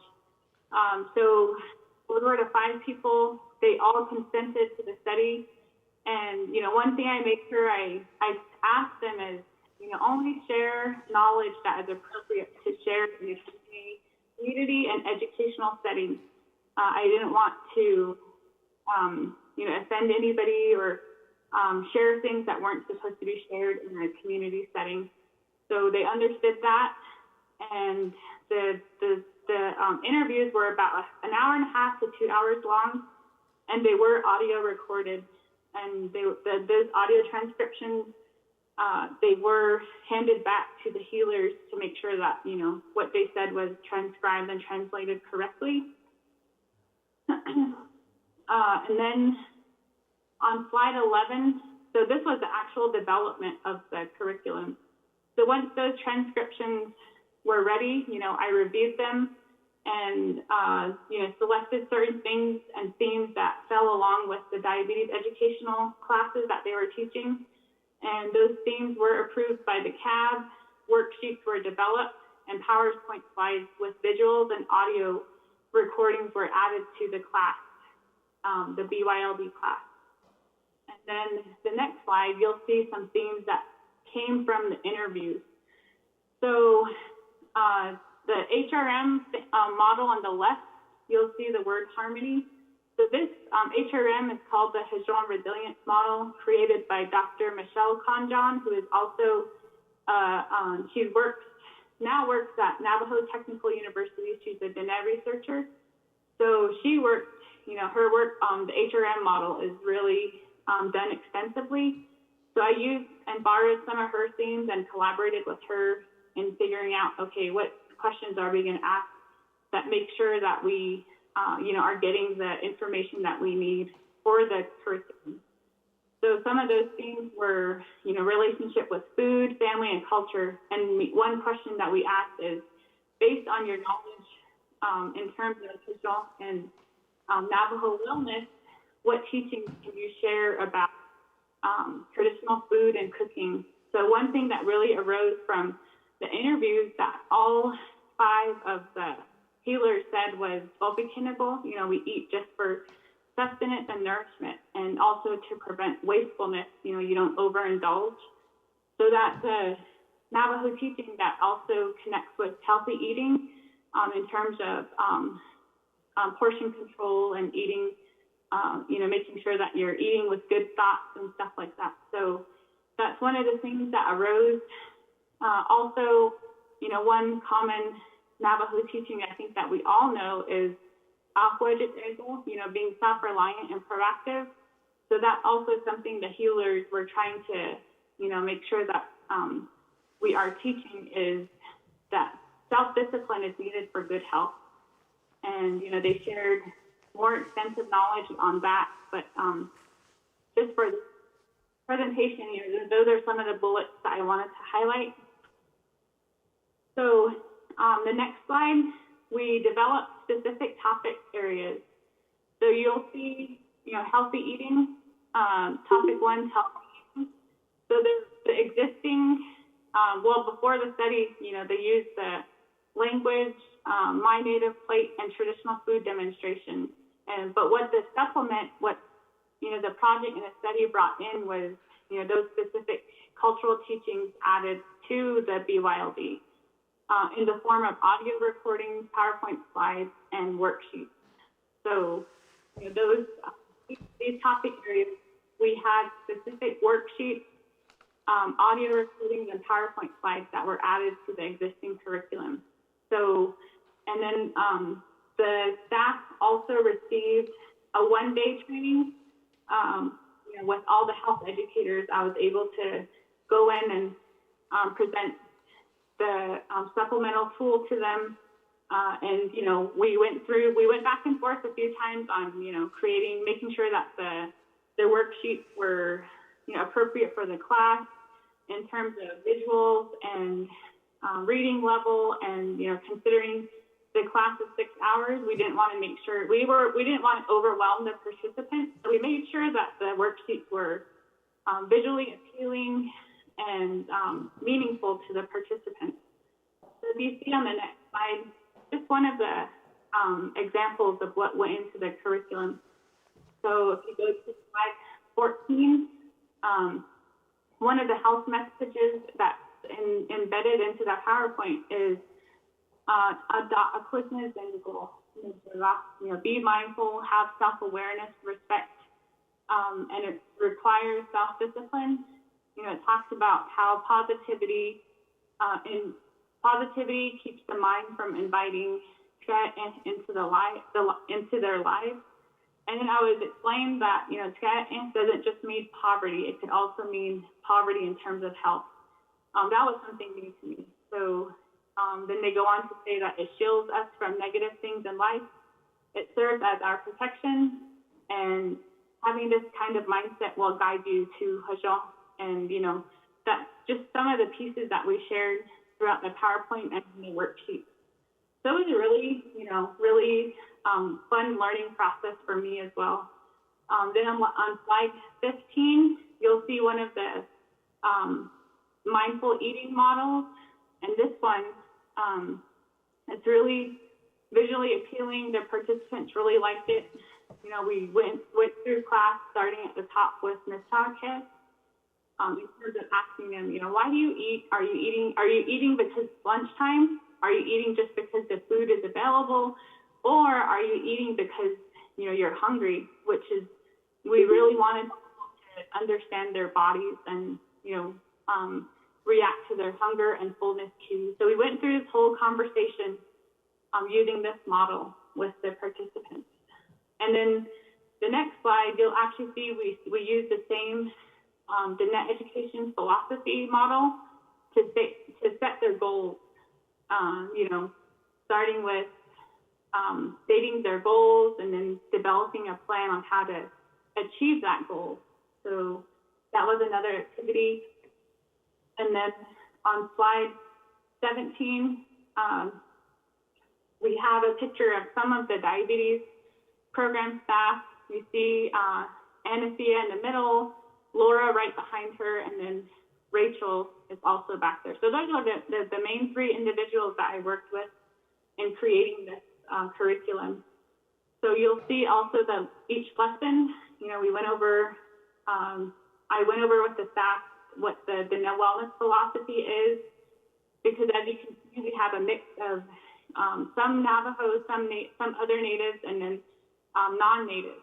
So, these are the people that help run the diabetes program. So it was important to them to learn and understand their Diné patients on a cultural level, not simply what the stereotypes are. And then we went into the Hojal resilience model, and then mindfulness, self-discipline, positive thinking, and then goal setting.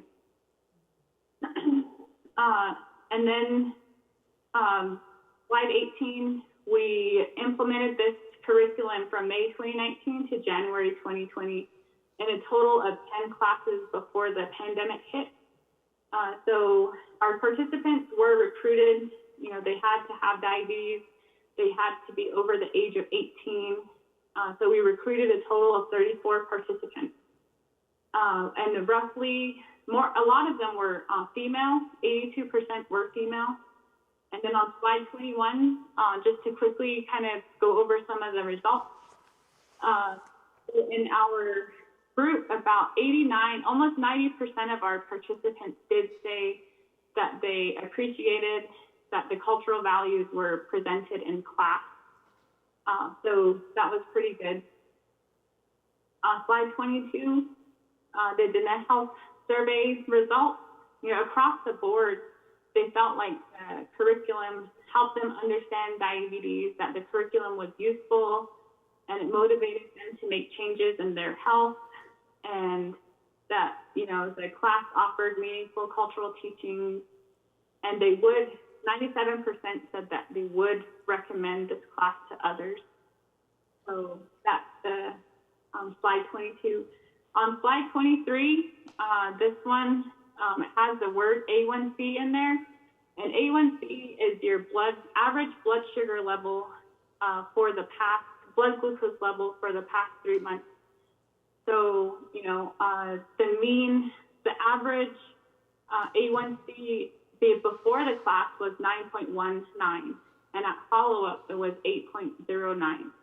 So you can see that a lot of people had at least 1% change, and it was good because it was, getting them closer to that goal of 7% and under.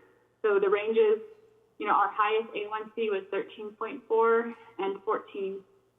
So, and you can see both groups do show improvement in their A1C, which is always good to hear because, people with uncontrolled A1C and blood sugar, they're the ones that have more of the complications which we're trying to prevent, and they can be preventable. So on slide 4, we have overall program conclusions. satisfaction and acceptability of the culturally grounded educational tool was high among all participants, and that the culturally enhanced curriculum supported agency equal to standard. So sometimes people say, okay, we're not going to touch this evidence-based curriculum because it's evidence-based and it's been proven, and it's been studied and proven that it's effective. So why should we change it? So our program actually adapted this standard programming and has showed that it's still effective, even though we culturally modified the program to specifically Navajo people, which is good because it'll show that the funders and federal agencies will see that, okay, this program is effective regardless of this change, so we should encourage more people to adapt their curriculum. So that was a huge finding.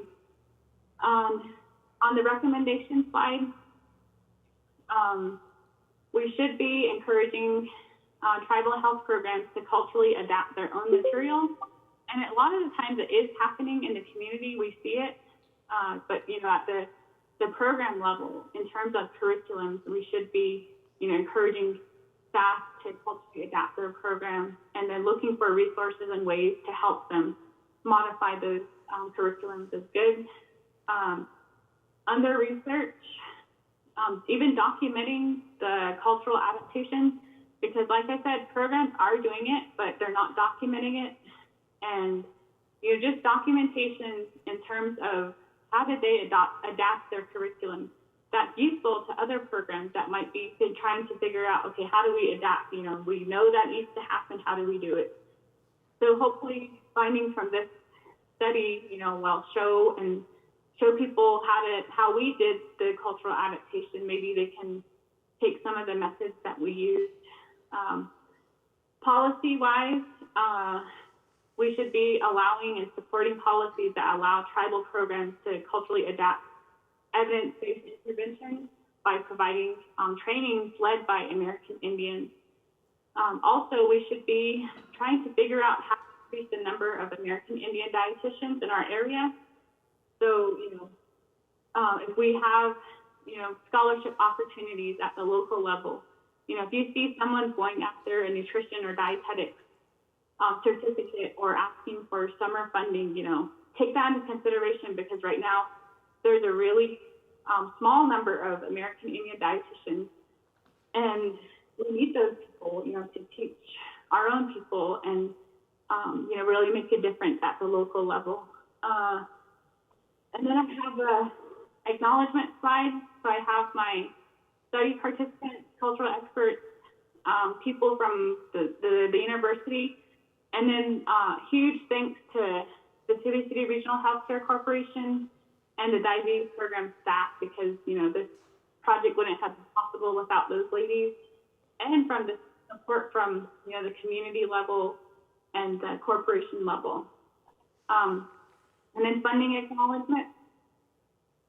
For my dissertation, I had tons of support from from the Twin Visit local government. You guys helped me out a few times with dissertation scholarships.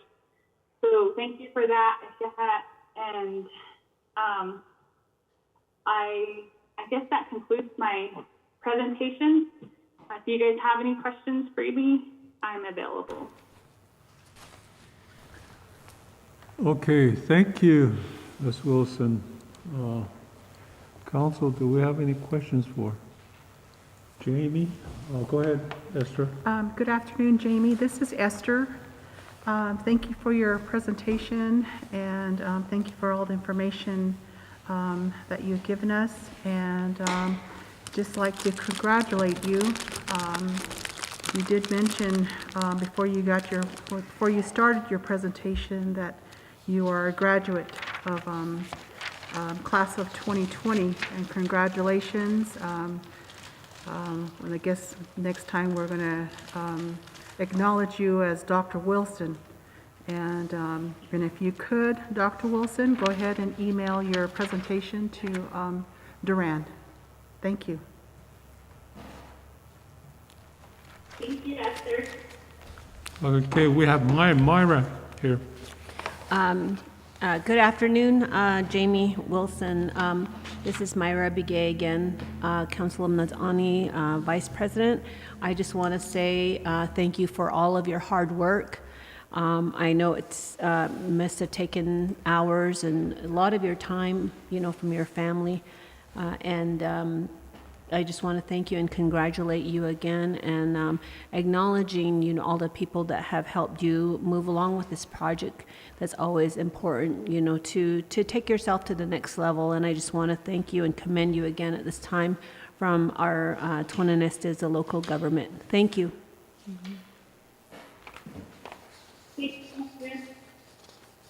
Any others?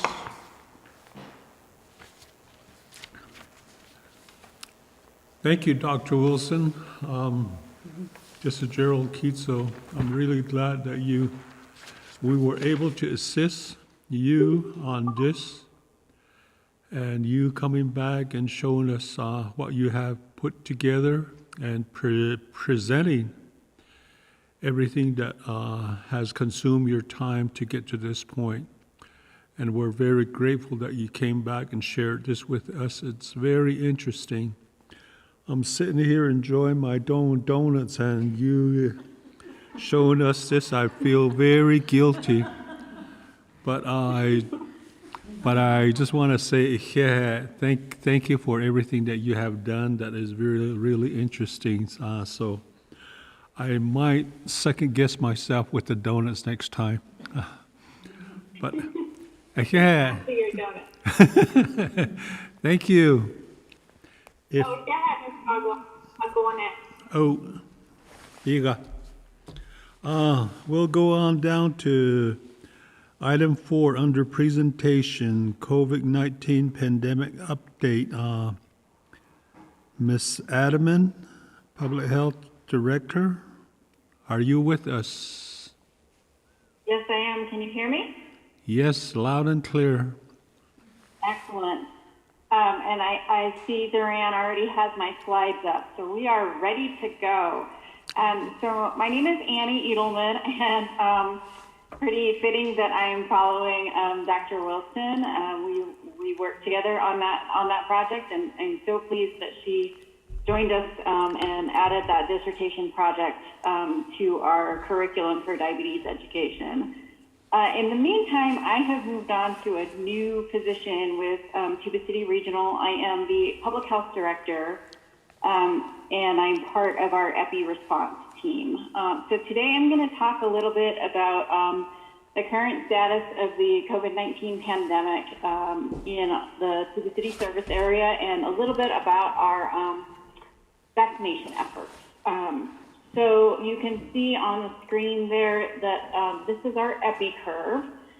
So week 12 there is in March, when we had our first cases on Navajo in the middle of March. And then the high point there, 367 cases, was right around Christmas time. Starting in October and into November, we started seeing a real significant increase in cases.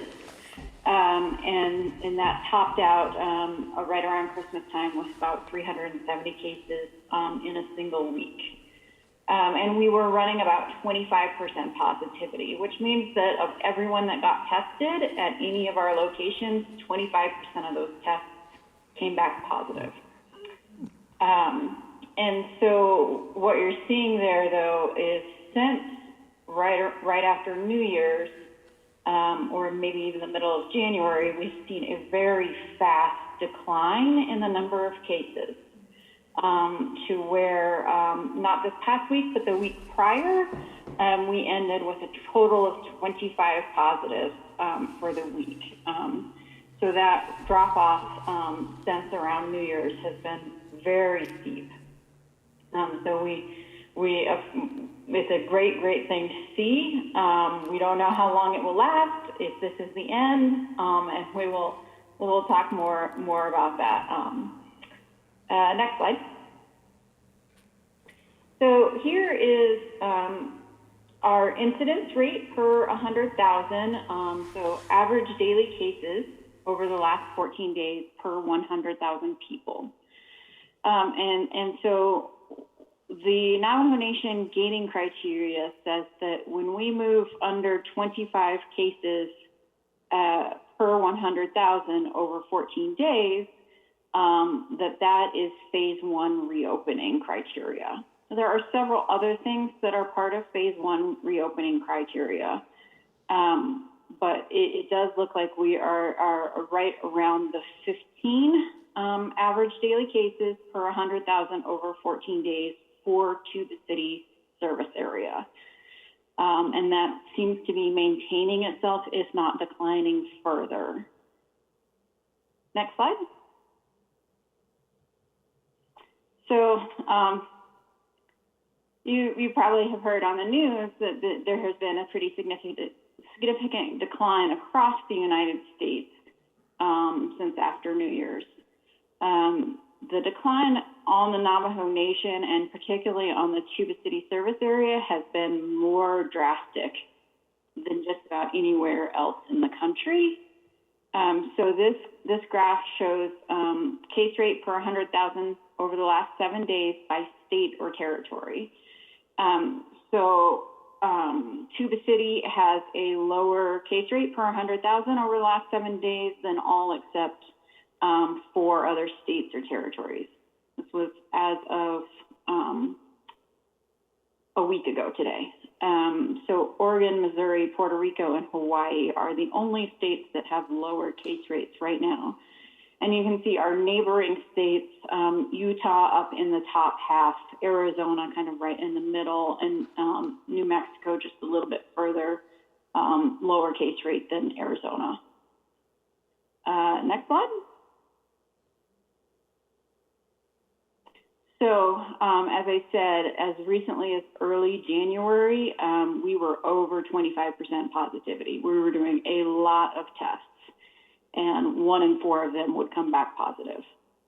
As of last week and this past week, we've been ranging in the 4 to 5% positivity range.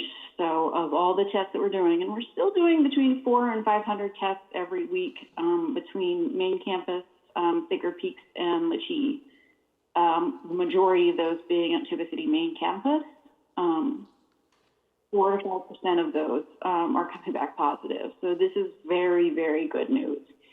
It doesn't seem like there's undetected cases in the community is what this means. It means that it is truly a low case rate. People are just not getting COVID.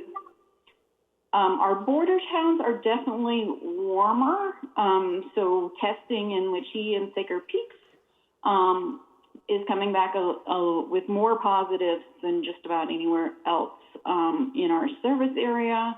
And we're certainly seeing somewhere around half of our positives actually live in Page or Flagstaff or other off Navajo Nation communities. Again, we're doing about 500 COVID tests per week.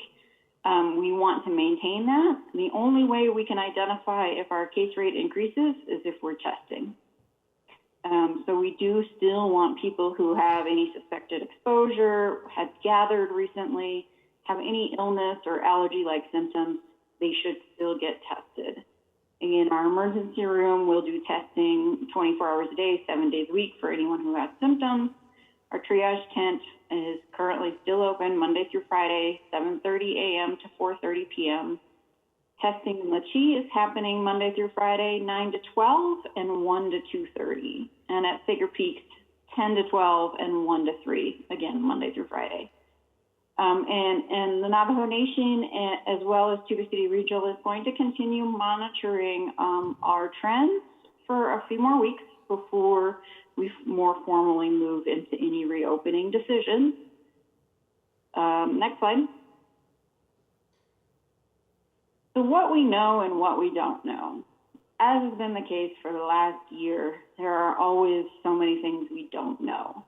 We continue to see people who previously had COVID and catch COVID again. We want people who previously had COVID to get vaccinated, and they may get vaccinated as soon as 6 weeks after a positive test. You've probably heard about variants of the virus in the news.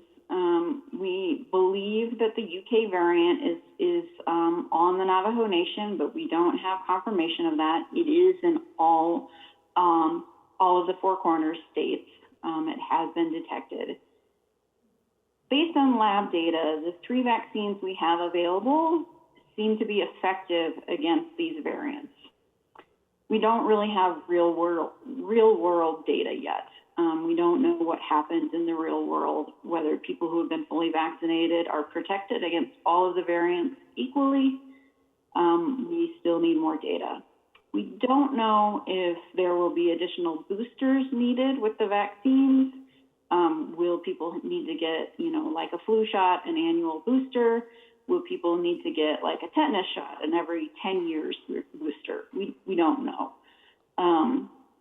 We do know that we won't be able to vaccinate children under the age of 16 for some time.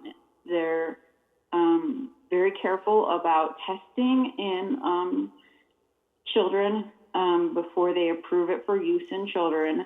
And because of that, you will have no one under the age of 16 vaccinated, and your vaccination rate amongst everyone else needs to be really, really high for herd immunity. Vaccination works in that if I get vaccinated, that protects me. But if no one else around me gets vaccinated, I'm still at pretty high risk. Vaccines aren't perfect, and the way that they work best is if our whole community is vaccinated. Go ahead, next slide.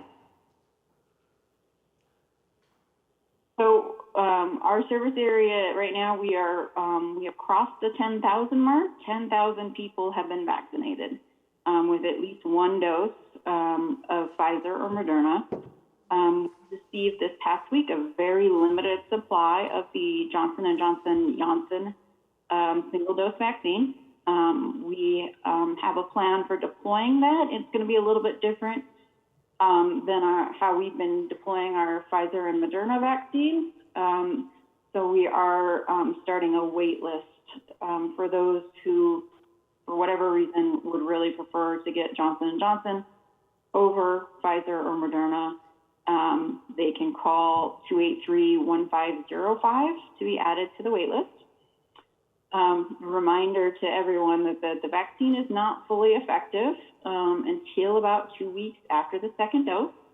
The Pfizer and Moderna vaccines are 94 to 95% effective after that point.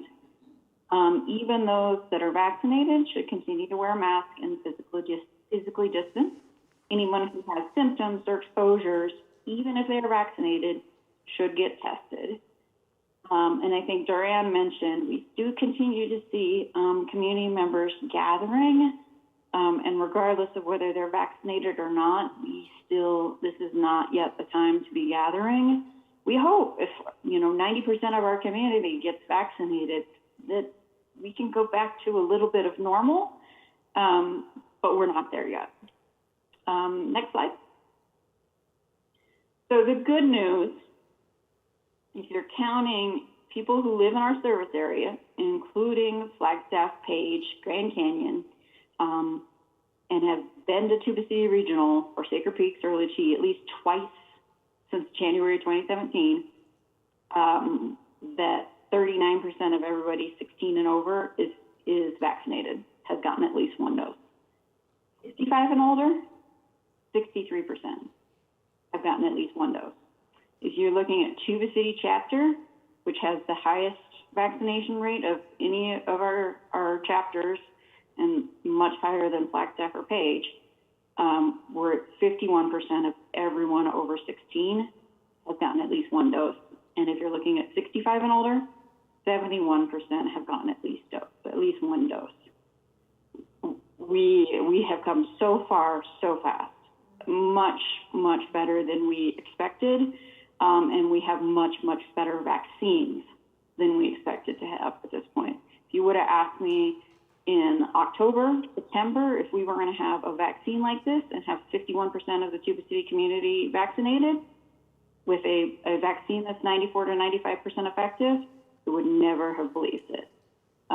So this is really, really good news, but we do still want to get closer to that 80, 90% mark.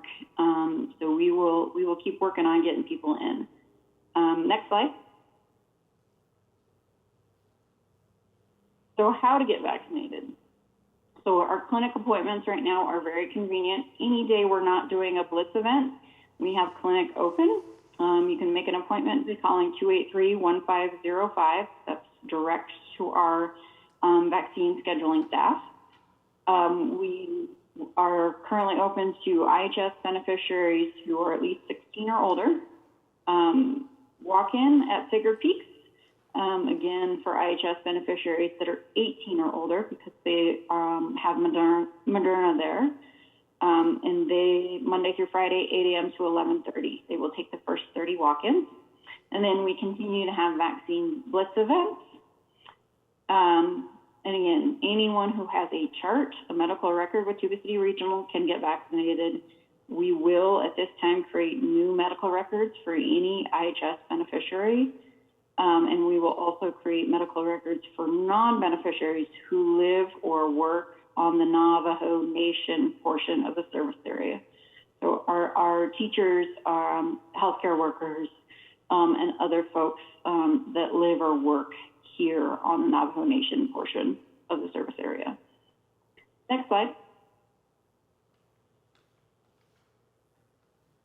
And then we have vaccine events. We just added on Friday 2 events. We'll be at the Tonalea Chapter House with Pfizer for anyone IHS beneficiaries 16 or older on Tuesday, March 16th.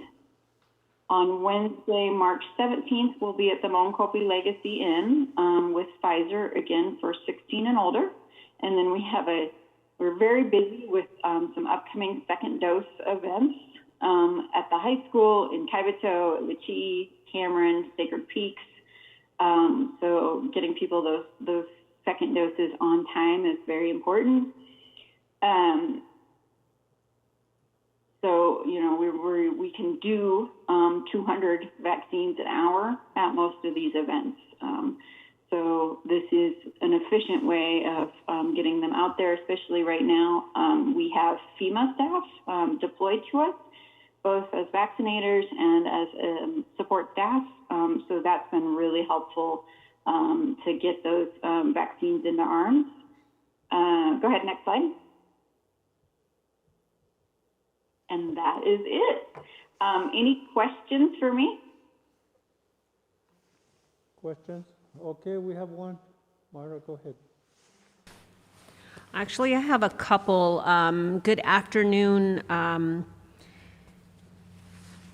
thank you for the information, Ms. Edelman.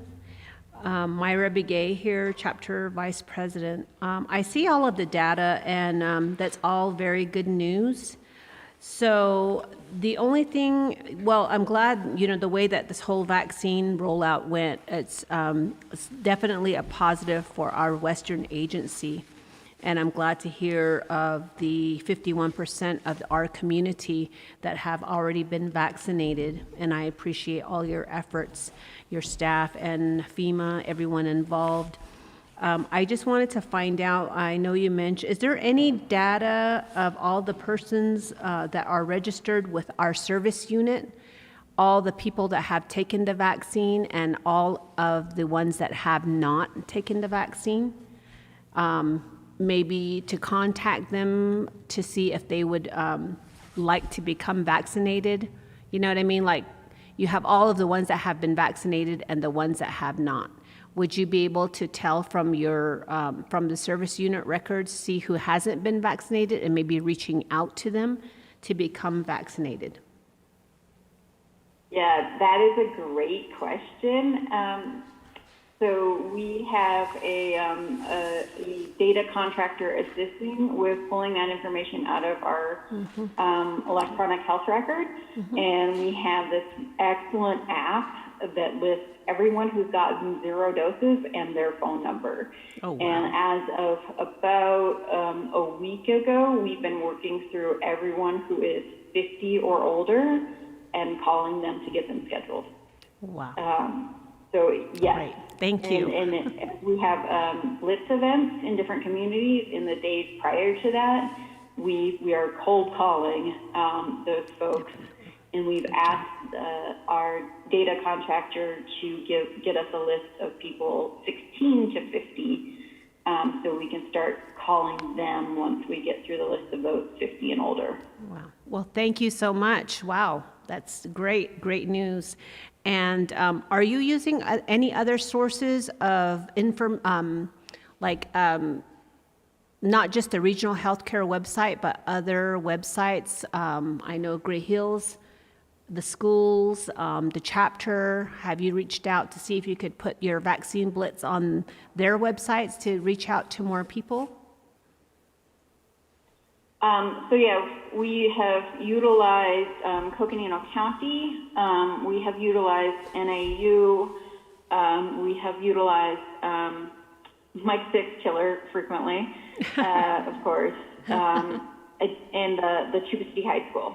I am not sure about Gray Hills, but Tuba City High School has used the one call system to blast text to all of their families. And, you know, it is something, we're at the point where the people that aren't vaccinated are really pretty loosely attached to the healthcare system. Well, they don't have primary care providers. They aren't necessarily our regular patients. Maybe they have only had 1 or 2 visits to Tuba City Regional in the last 3 years. We definitely are getting to a place where these folks are harder to reach. But we are using a lot of social media and really reaching out. We also reached out to the Flagstaff business community because we have a lot of essential workers, and we actually have lower vaccination rates for both Gage and Flagstaff. And those are our patients. And we still, you know, so we're kind of working a lot on those kinds of avenues at this point, because we're seeing, you know, Tuba City chapter and the communities that are closer to Tuba City chapter having higher rates than those, you know, more border communities. Okay. I normally listen to KTNN in the morning, so I don't think I've heard any vaccine blitz information from our area on there. If I can recall, I hear a lot of from the Fort Defiant Service Unit, Winslow, and Shiprock, but I don't think I've heard Tuba's. That's why I was asking. But yes, that would be definitely a platform you'd probably like to get on, because a lot of older folks in our area listen to the news, that news in the morning. Thank you. That's it.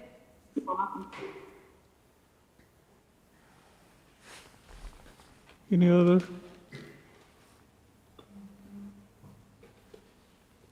We don't have any more questions or comment for you, Ms. Adamant. I just want to say thank you for all of the information you shared. And thank you for everything that you guys have done for the community. The blitzes is such a success here, and I'm really appreciative of that. So I just want to say thank you. I'd like to say thank you to Tuba City Regional Healthcare for everything that they have done, all of the frontline workers. We met with them here last week, and we said thanks to them, so I'm saying that again here. So thank you so much. Thank you for having me. Thank you.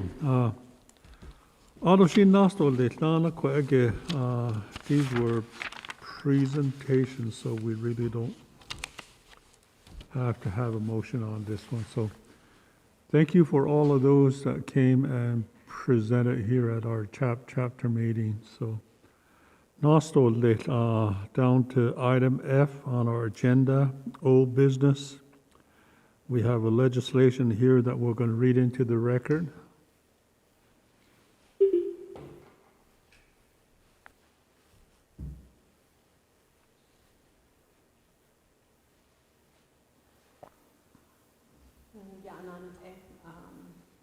I'll go ahead and read into the record ANIDA legislation number TND-10-01-2020, resolution of the Tonanestiza local government supporting and recommending the Dene College and University of Arizona's research proposal, decision support for agricultural reuse of municipal wastewater effluent in the Navajo Nation.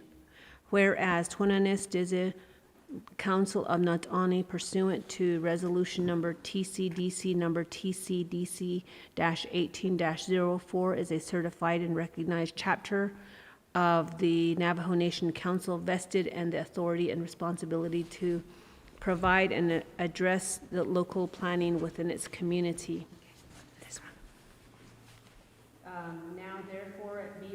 Now therefore be it resolved that the Tuba City chapter supports to project to perform and complete scientific analysis for the data collection on presence of microbial and chemical contaminants in effluent from wastewater treatment plants in Navajo lands, and later on help decision support on possible reuse of treated effluent within Navajo Nation, a project of this scope that has not been done at this level before. This knowledge will better improve the understanding of the situation related to water and food scarcity within the Navajo Nation and the U.S., and will help us to explore the culturally and significantly meaningful and effective interventions. The Tuba City chapter recommends to the Navajo Nation NTUA and Navajo Nation EPA to support the project, considering this is a pure scientific analysis of treated and non-treated wastewater effluent and its reuse at an experimental level at Dene College, Tuba City location. The preliminary findings of this project will build an understanding of the presence of potential pathogens in the wastewater effluent and have significant ramifications for improving water treatment level, water scarcity, agricultural management, and food scarcity for our communities using reclaimed water resources. The result of the project will be useful for the Navajo Nation government and communities to explore and develop culturally meaningful and effective interventions in improving water resources.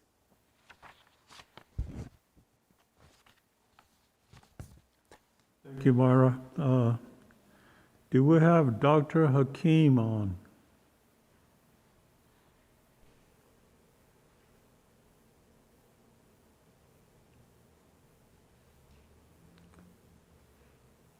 Dr. Hakeem from Dene College, are you on?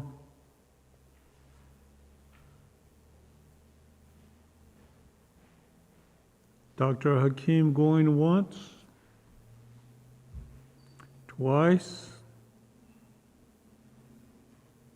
Okay, we don't have a sponsor here, so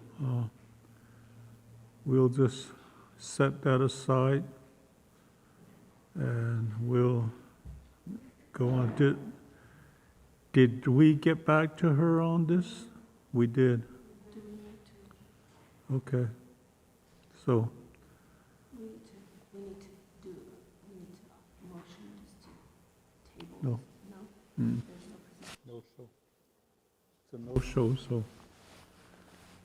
so we'll just go on to the next legislation here. Under new business, the first legislation, we'll read that into the record again. Could I ask for the sponsor, Mr. Beard?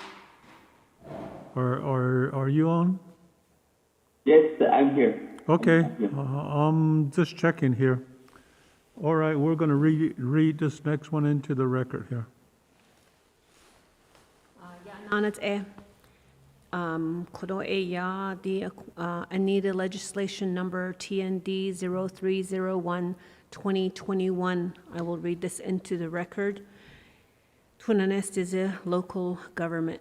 Resolution of Tuananest is a local government requesting that the Tuba City Regional Healthcare Corporation's revision to the legislation number 0024-2021 be added to the Navajo Nation's 2021 federal legislative priorities of the Navajo Nation, and for the addition of a new replacement hospital and clinic facility with staff quarters on the Indian Health Services National Priority Construction List.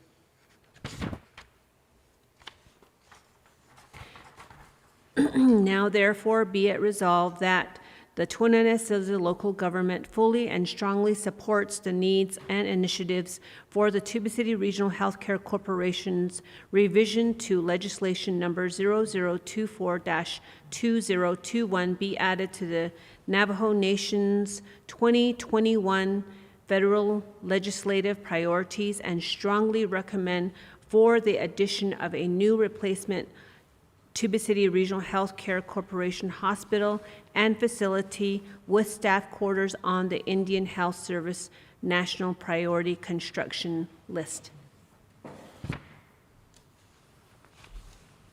Thank you, Myra. Question, Mr. Beard? No, hold these. All right, thank you. So I'd like to thank Tuba City Chapter Council Not On for your support, and also on behalf of Tuba City Regional Healthcare. This is a request I believe, I don't believe, but it's something that our community really needs. It's a dire to help a lot of the services that we could continue to improve on. With the comprehensive communications that we have begun to establish and talking, beginning the planning processes and having a positive direction.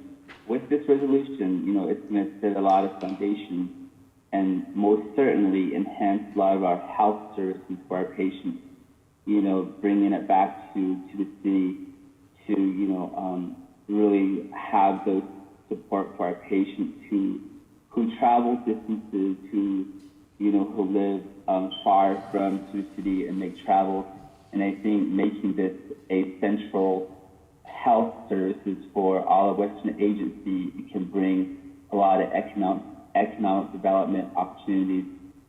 And most importantly, this to build onto something that we can really look forward to and make it to the city's own. And being the building at the stage that it is, and the growth that we are constantly improving in a landlocked situation, I think, with some assistance from Navajo Nation Delegate Mr. So and all the stakeholders who are involved, can really bring to light the expansion of the health services for Tuba City. So, Ecuador resolution di Hinchke dole ado I think pago. Okay, Mr. Beard. Question, Council. Make a motion. Motion? Oh. We have a motion by Mr. Stephen Arizona. Do we have a Second. second by Ms. Myra Begay. Questions? Comments? I think those of us that met with Tuba City Regional Healthcare, it was described thoroughly by Lynette Bernard, the CEO. So that's when we decided that it would be appropriate for the community to support the endeavors, the planning, and everything that they have going with their master plan. And then also Mr. Beard coming before us and asking for the support so they can keep on going with this. If there's no questions, I'm going to call for a vote. All in favor, Myra? Agree, Myra. Esther? Esther, in favor? Stephen? Oh. Angie? Angie in favor?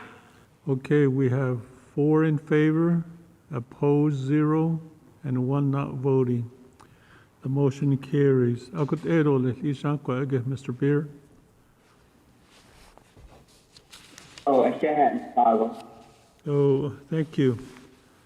She nasto lehna kigon sozigi Asian idol Tanana.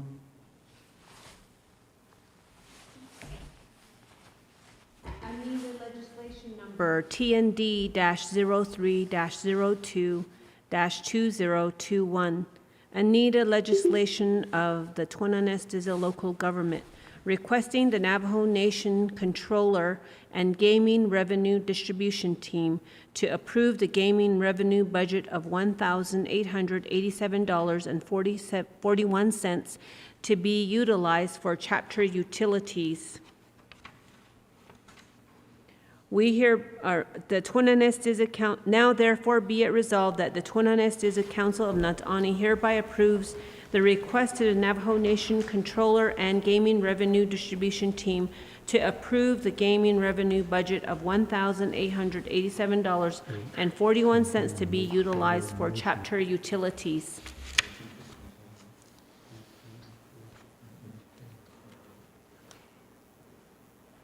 Okay, thank you, Myra. Question, sponsor, Duran.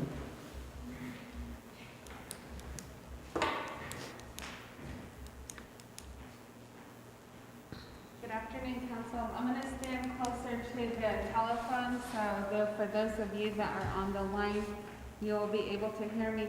Good afternoon again, Council members, and for those of you that are online, whether it's through GoToMeeting or YouTube. So this resolution pertains to gaming revenue distribution. This gaming revenue distribution was given to chapters a couple of years ago. I want to say maybe 2016. So up until this point, we still have a balance with the Navajo Nation of $1,887.41. And these will just be utilized for chapter utilities, preferably our internet bill with NTUA. So we don't get these funds here at the chapter, they stay with the Navajo Nation. So, you know, of course, there's going to be other paperwork involved with it. I'll just have to fill out that paperwork probably tomorrow. There is a checklist here, but I need to print the budget for this one as well. So to approve this one. Like I said, these revenues aren't given to the chapter, they stay with the Navajo Nation only because the gaming revenue is very controlled by the nation. Thank you. Thank you, Duran. Question on Motion. Ask for a motion. Go ahead. Second. I motion to combine legislations 2, 3, and 4 and entertain with one vote as it relates to finances, as they relate all to finances. Thank you. Okay, we have a motion by Angie Williams to combine legislation number 2, 3, and 4 and to entertain with one vote since it's all sponsored by Duran Begay and it pertains to financial matters here in the chapter. So we have a motion. Do we have a second? Second, Myra. Okay, we have a second by Myra Begay. So at this time, we're going to read legislation number 3 and number 4 into the record.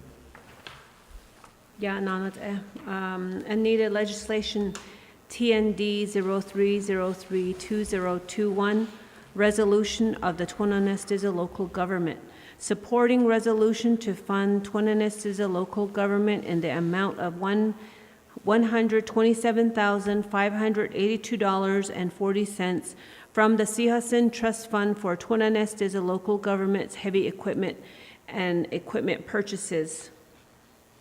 Now therefore be it resolved that the Tonanestiza local government hereby supports the $127,582.40 Sihasin Trust Fund for Tonanestiza local government project readiness. Okay. Chainsaws and log splitter, $4,903.10. Backhoe is $122,679.30 for a total of $127,582.40. That's Reading this one. Four. TND 03032021. Anita legislation TND 03042021. Anita legislation of the Tonanestiza local government accepting and approving the fiscal year 2021 summer youth employment allocation and budget in the amount of $73,858.01. Now therefore be it resolved that the Tonanestiza local government, Tones Council of Natani hereby approves the fiscal year 2021 summer youth employment allocation and budget in the amount of $73,858.01. Question on it, Duran?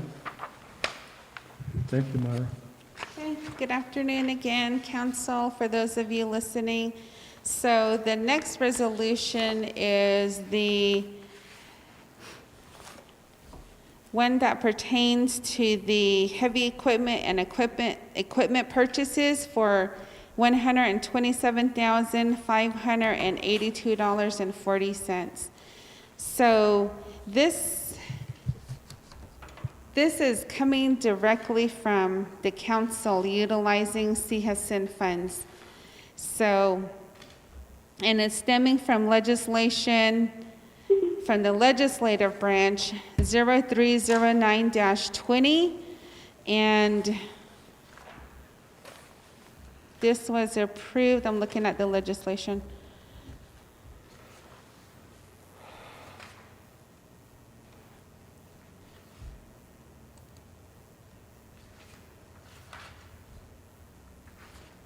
Okay, hold on. It just has the date posted for digital comments. Okay, it was approved, or posting end date was December 13th. Eligible for action was December 14th. That's all I see on the dates here. Okay, but yes, this was approved. Chapters were encouraged to, kind of like put a wish list together on what type of equipment, vehicles, that sort of items that they needed. And at the time when we were submitting our budget for our CARES funding that I had talked about earlier, the $1.6 million that we were allocated, we included chainsaws and a log splitter. And of course, that wasn't approved for our chapter. The only thing that was approved was the PPE. But in the list, in this legislation, the chainsaw and the log splitter totals $4,903.10. And those items were needed when that wood project was going on. Of course, we're still going to take it because it was approved. We do have a need for that come winter time. And the backhoe wasn't initially in our budget with that $1.6 million.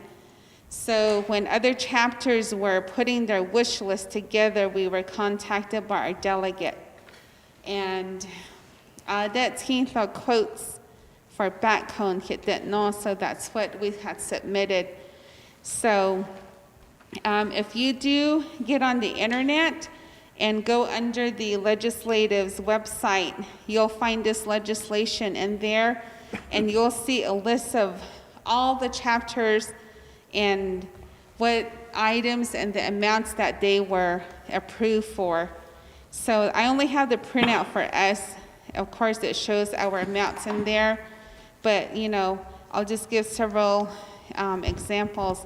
Vicente chapter also requested for backhoe, a flatbed trailer, and a truck. Lachii requested for a vehicle, a backhoe, and a water tank. Denhoto also asked for a backhoe. But you can go onto the legislative's website and find that legislation there, and you'll find these exhibits there. So we also have to submit like a repair and operating maintenance type of plan with this. So that'll be submitted along with this resolution to the ASC office, and then it'll be forwarded to Division of Community Development. The next legislation pertains to what Mr. So talked about in his report regarding allocations from the council regarding summer youth. So based on our voter registration using the 50-50 formula, we were allocated $73,858.01 for summer youth. Now, this is to accept and approve that amount, which of course includes the resolution and then a budget. So how the budget was developed is the hourly rates that we use in our carryover amount for summer youth. So we'll have 40 high school students at $9 an hour at 64 hours, and then 50 college students at $11 an hour at 80 hours. So, and then of course your fringe benefits consists of Social Security, Medicare, unemployment, and workers' comp. That totals $6,690.59. And then let me back up. The total gross wages for the high school and college students came to $67,040, and then whatever was left over was $127.42. That will just go into other supplies expense to purchase school supplies for our back to school event. So with that budget, that was read, that totals the $73,858.01. So that is the fourth resolution. And we still, with our staff here, our leadership team, we still have to come up with some type of probably a safety plan for these students to bring them on. We're still in the pandemic. We still need to be practicing safety measures. What are we going to require of our students? Are we going to require only a certain age to apply? Do they have to show proof that they were vaccinated? Do other departments want these students coming in? Those are things that we need to talk about. We'll have probably Mike contacting the hospital to see what their thoughts are. Again, we're still in this pandemic. My concern is, are these other programs willing to accept students? So, thank you. Thank you, Duran. We have a motion and we have a second to put all three of these legislation on the floor. At this time, council, do we have any questions, comments? Myra?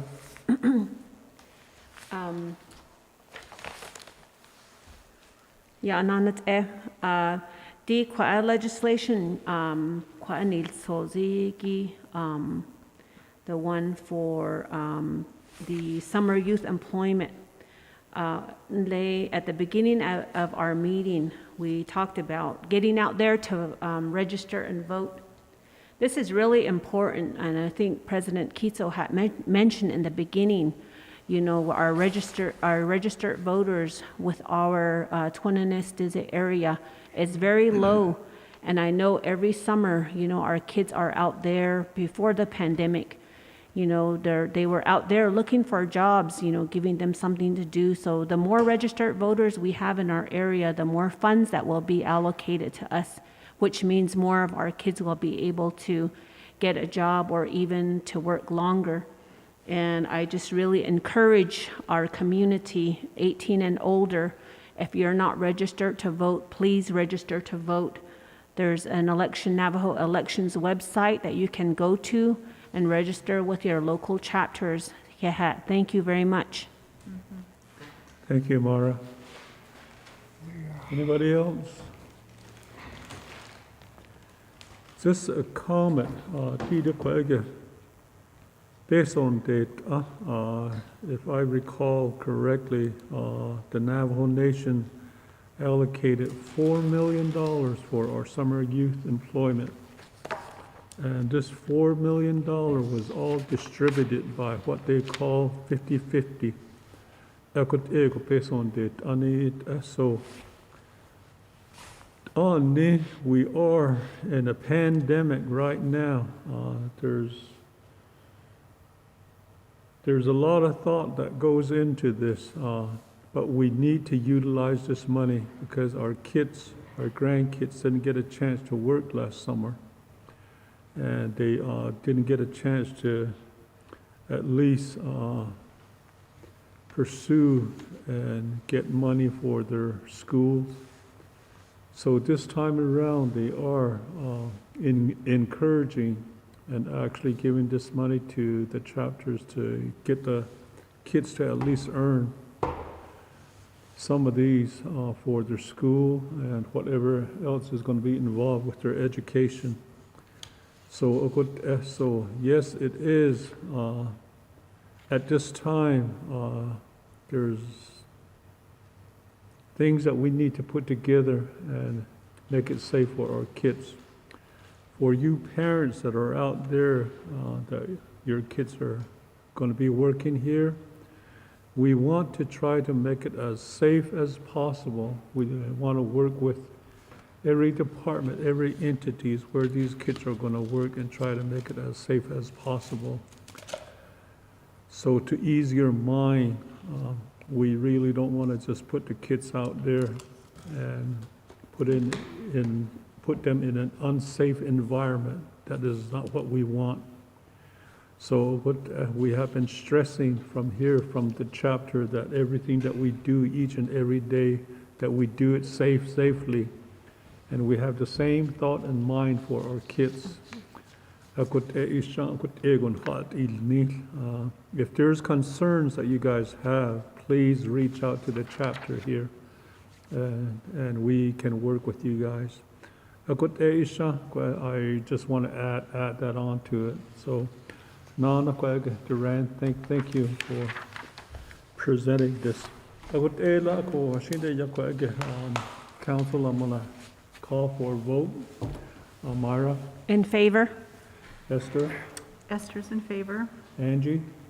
Angie in favor? Stephen? Yes. Okay, we have 4 in favor, opposed 0, and 1 not voting. Motion carries. I just want to say thank you to council for taking care of business here. And then going on down on our agenda, item H, announcement. I'm going to have Angie Williams go on ahead and read the announcement for us here. Yat Ehnana. In reviewing the item H announcements, 1, March 2021, Planning and Zoning Committee recruitment. Contact Nelson Cody at Tuba City Chapter. 2, March 3rd, 2021, Chapter Coordination Meeting, 9 a.m. 3, March 6th, 2021, Western Navajo Agency District 3 Meeting, tentative. 4, March 7th, 2021, regular chapter meeting. 5, March 10th, 2021, USDA food distribution and chapter PPE distribution at Tuba City Fairgrounds. 6, March 14, 2021, daylight saving times begins. March 7, March 13 and 14, 2021, spay and neuter clinic at Tuba City chapter. 8, March 17th, 2021, St. Patrick's Day. 9, March 20, 2021, Western Navajo Agency Council meeting, tentative.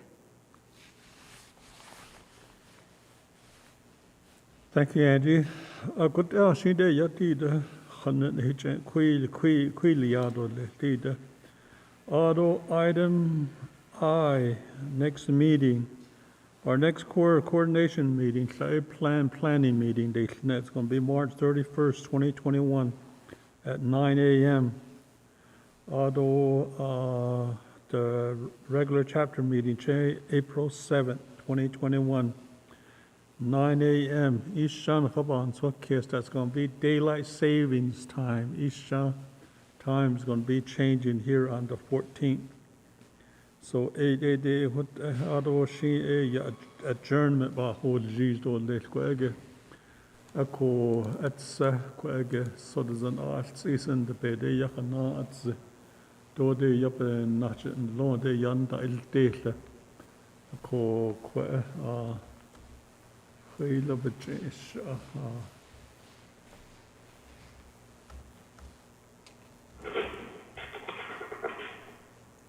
Myra, can I have you do the benediction, kwege? Yeah, nanat kodo Myra began shedo di kun Council of Not Ani Vice President Nishla kodo shedol adigi ya ba Hensen ya hashaja aro kwa aslahni dlinigi Council of Not Ani di kun ya ha Otto Duran, our executive manager Otto di kun staff ni kai jegi. You all this wouldn't have been possible without all of your help and your expertise. Nana, Auto Koroshi Eya, Art Isigo, so there's an day addition to have. Kudo Hajondo Lethini, Decona, Qua, Alkine, Kaigi, and God, Decona. Njuna go deconshi at Kudo Naso Decona, and not Delnisto Lethicona. All the entities, the Yeni Decona, that have presented to us the Yeni that we're thankful for, Decona.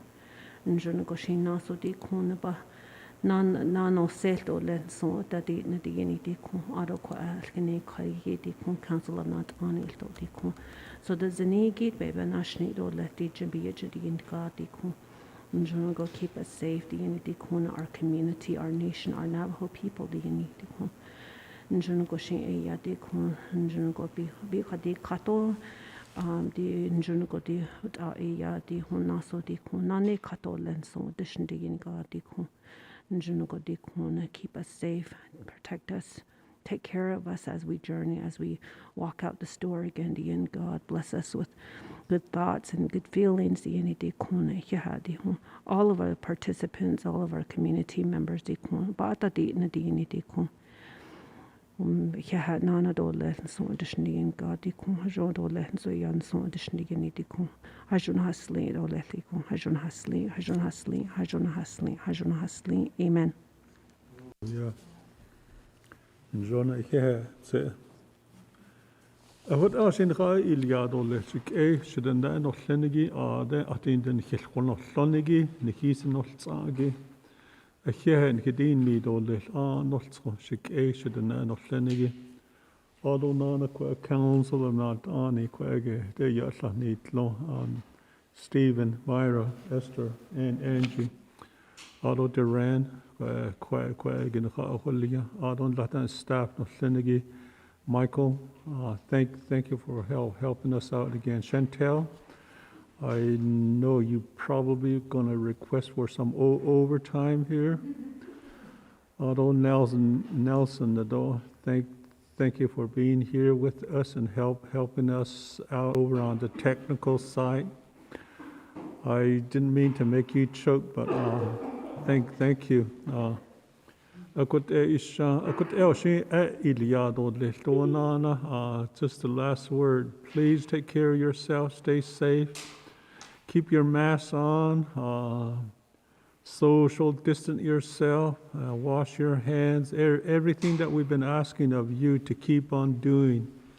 The vaccinations are going to be coming up again. The dates were given to us, so right now the numbers are looking good. We're coming down. Everything seems to be slowing down, but don't let what you've been doing. Don't let up on it. Keep on doing what you're doing. Question, council. I'm going to ask for a motion to adjourn. Motion, Myra. Motion by Myra Begay. Do we have a second? Second by Stephen Arizona. All in favor, say aye. Aye. Opposed, no.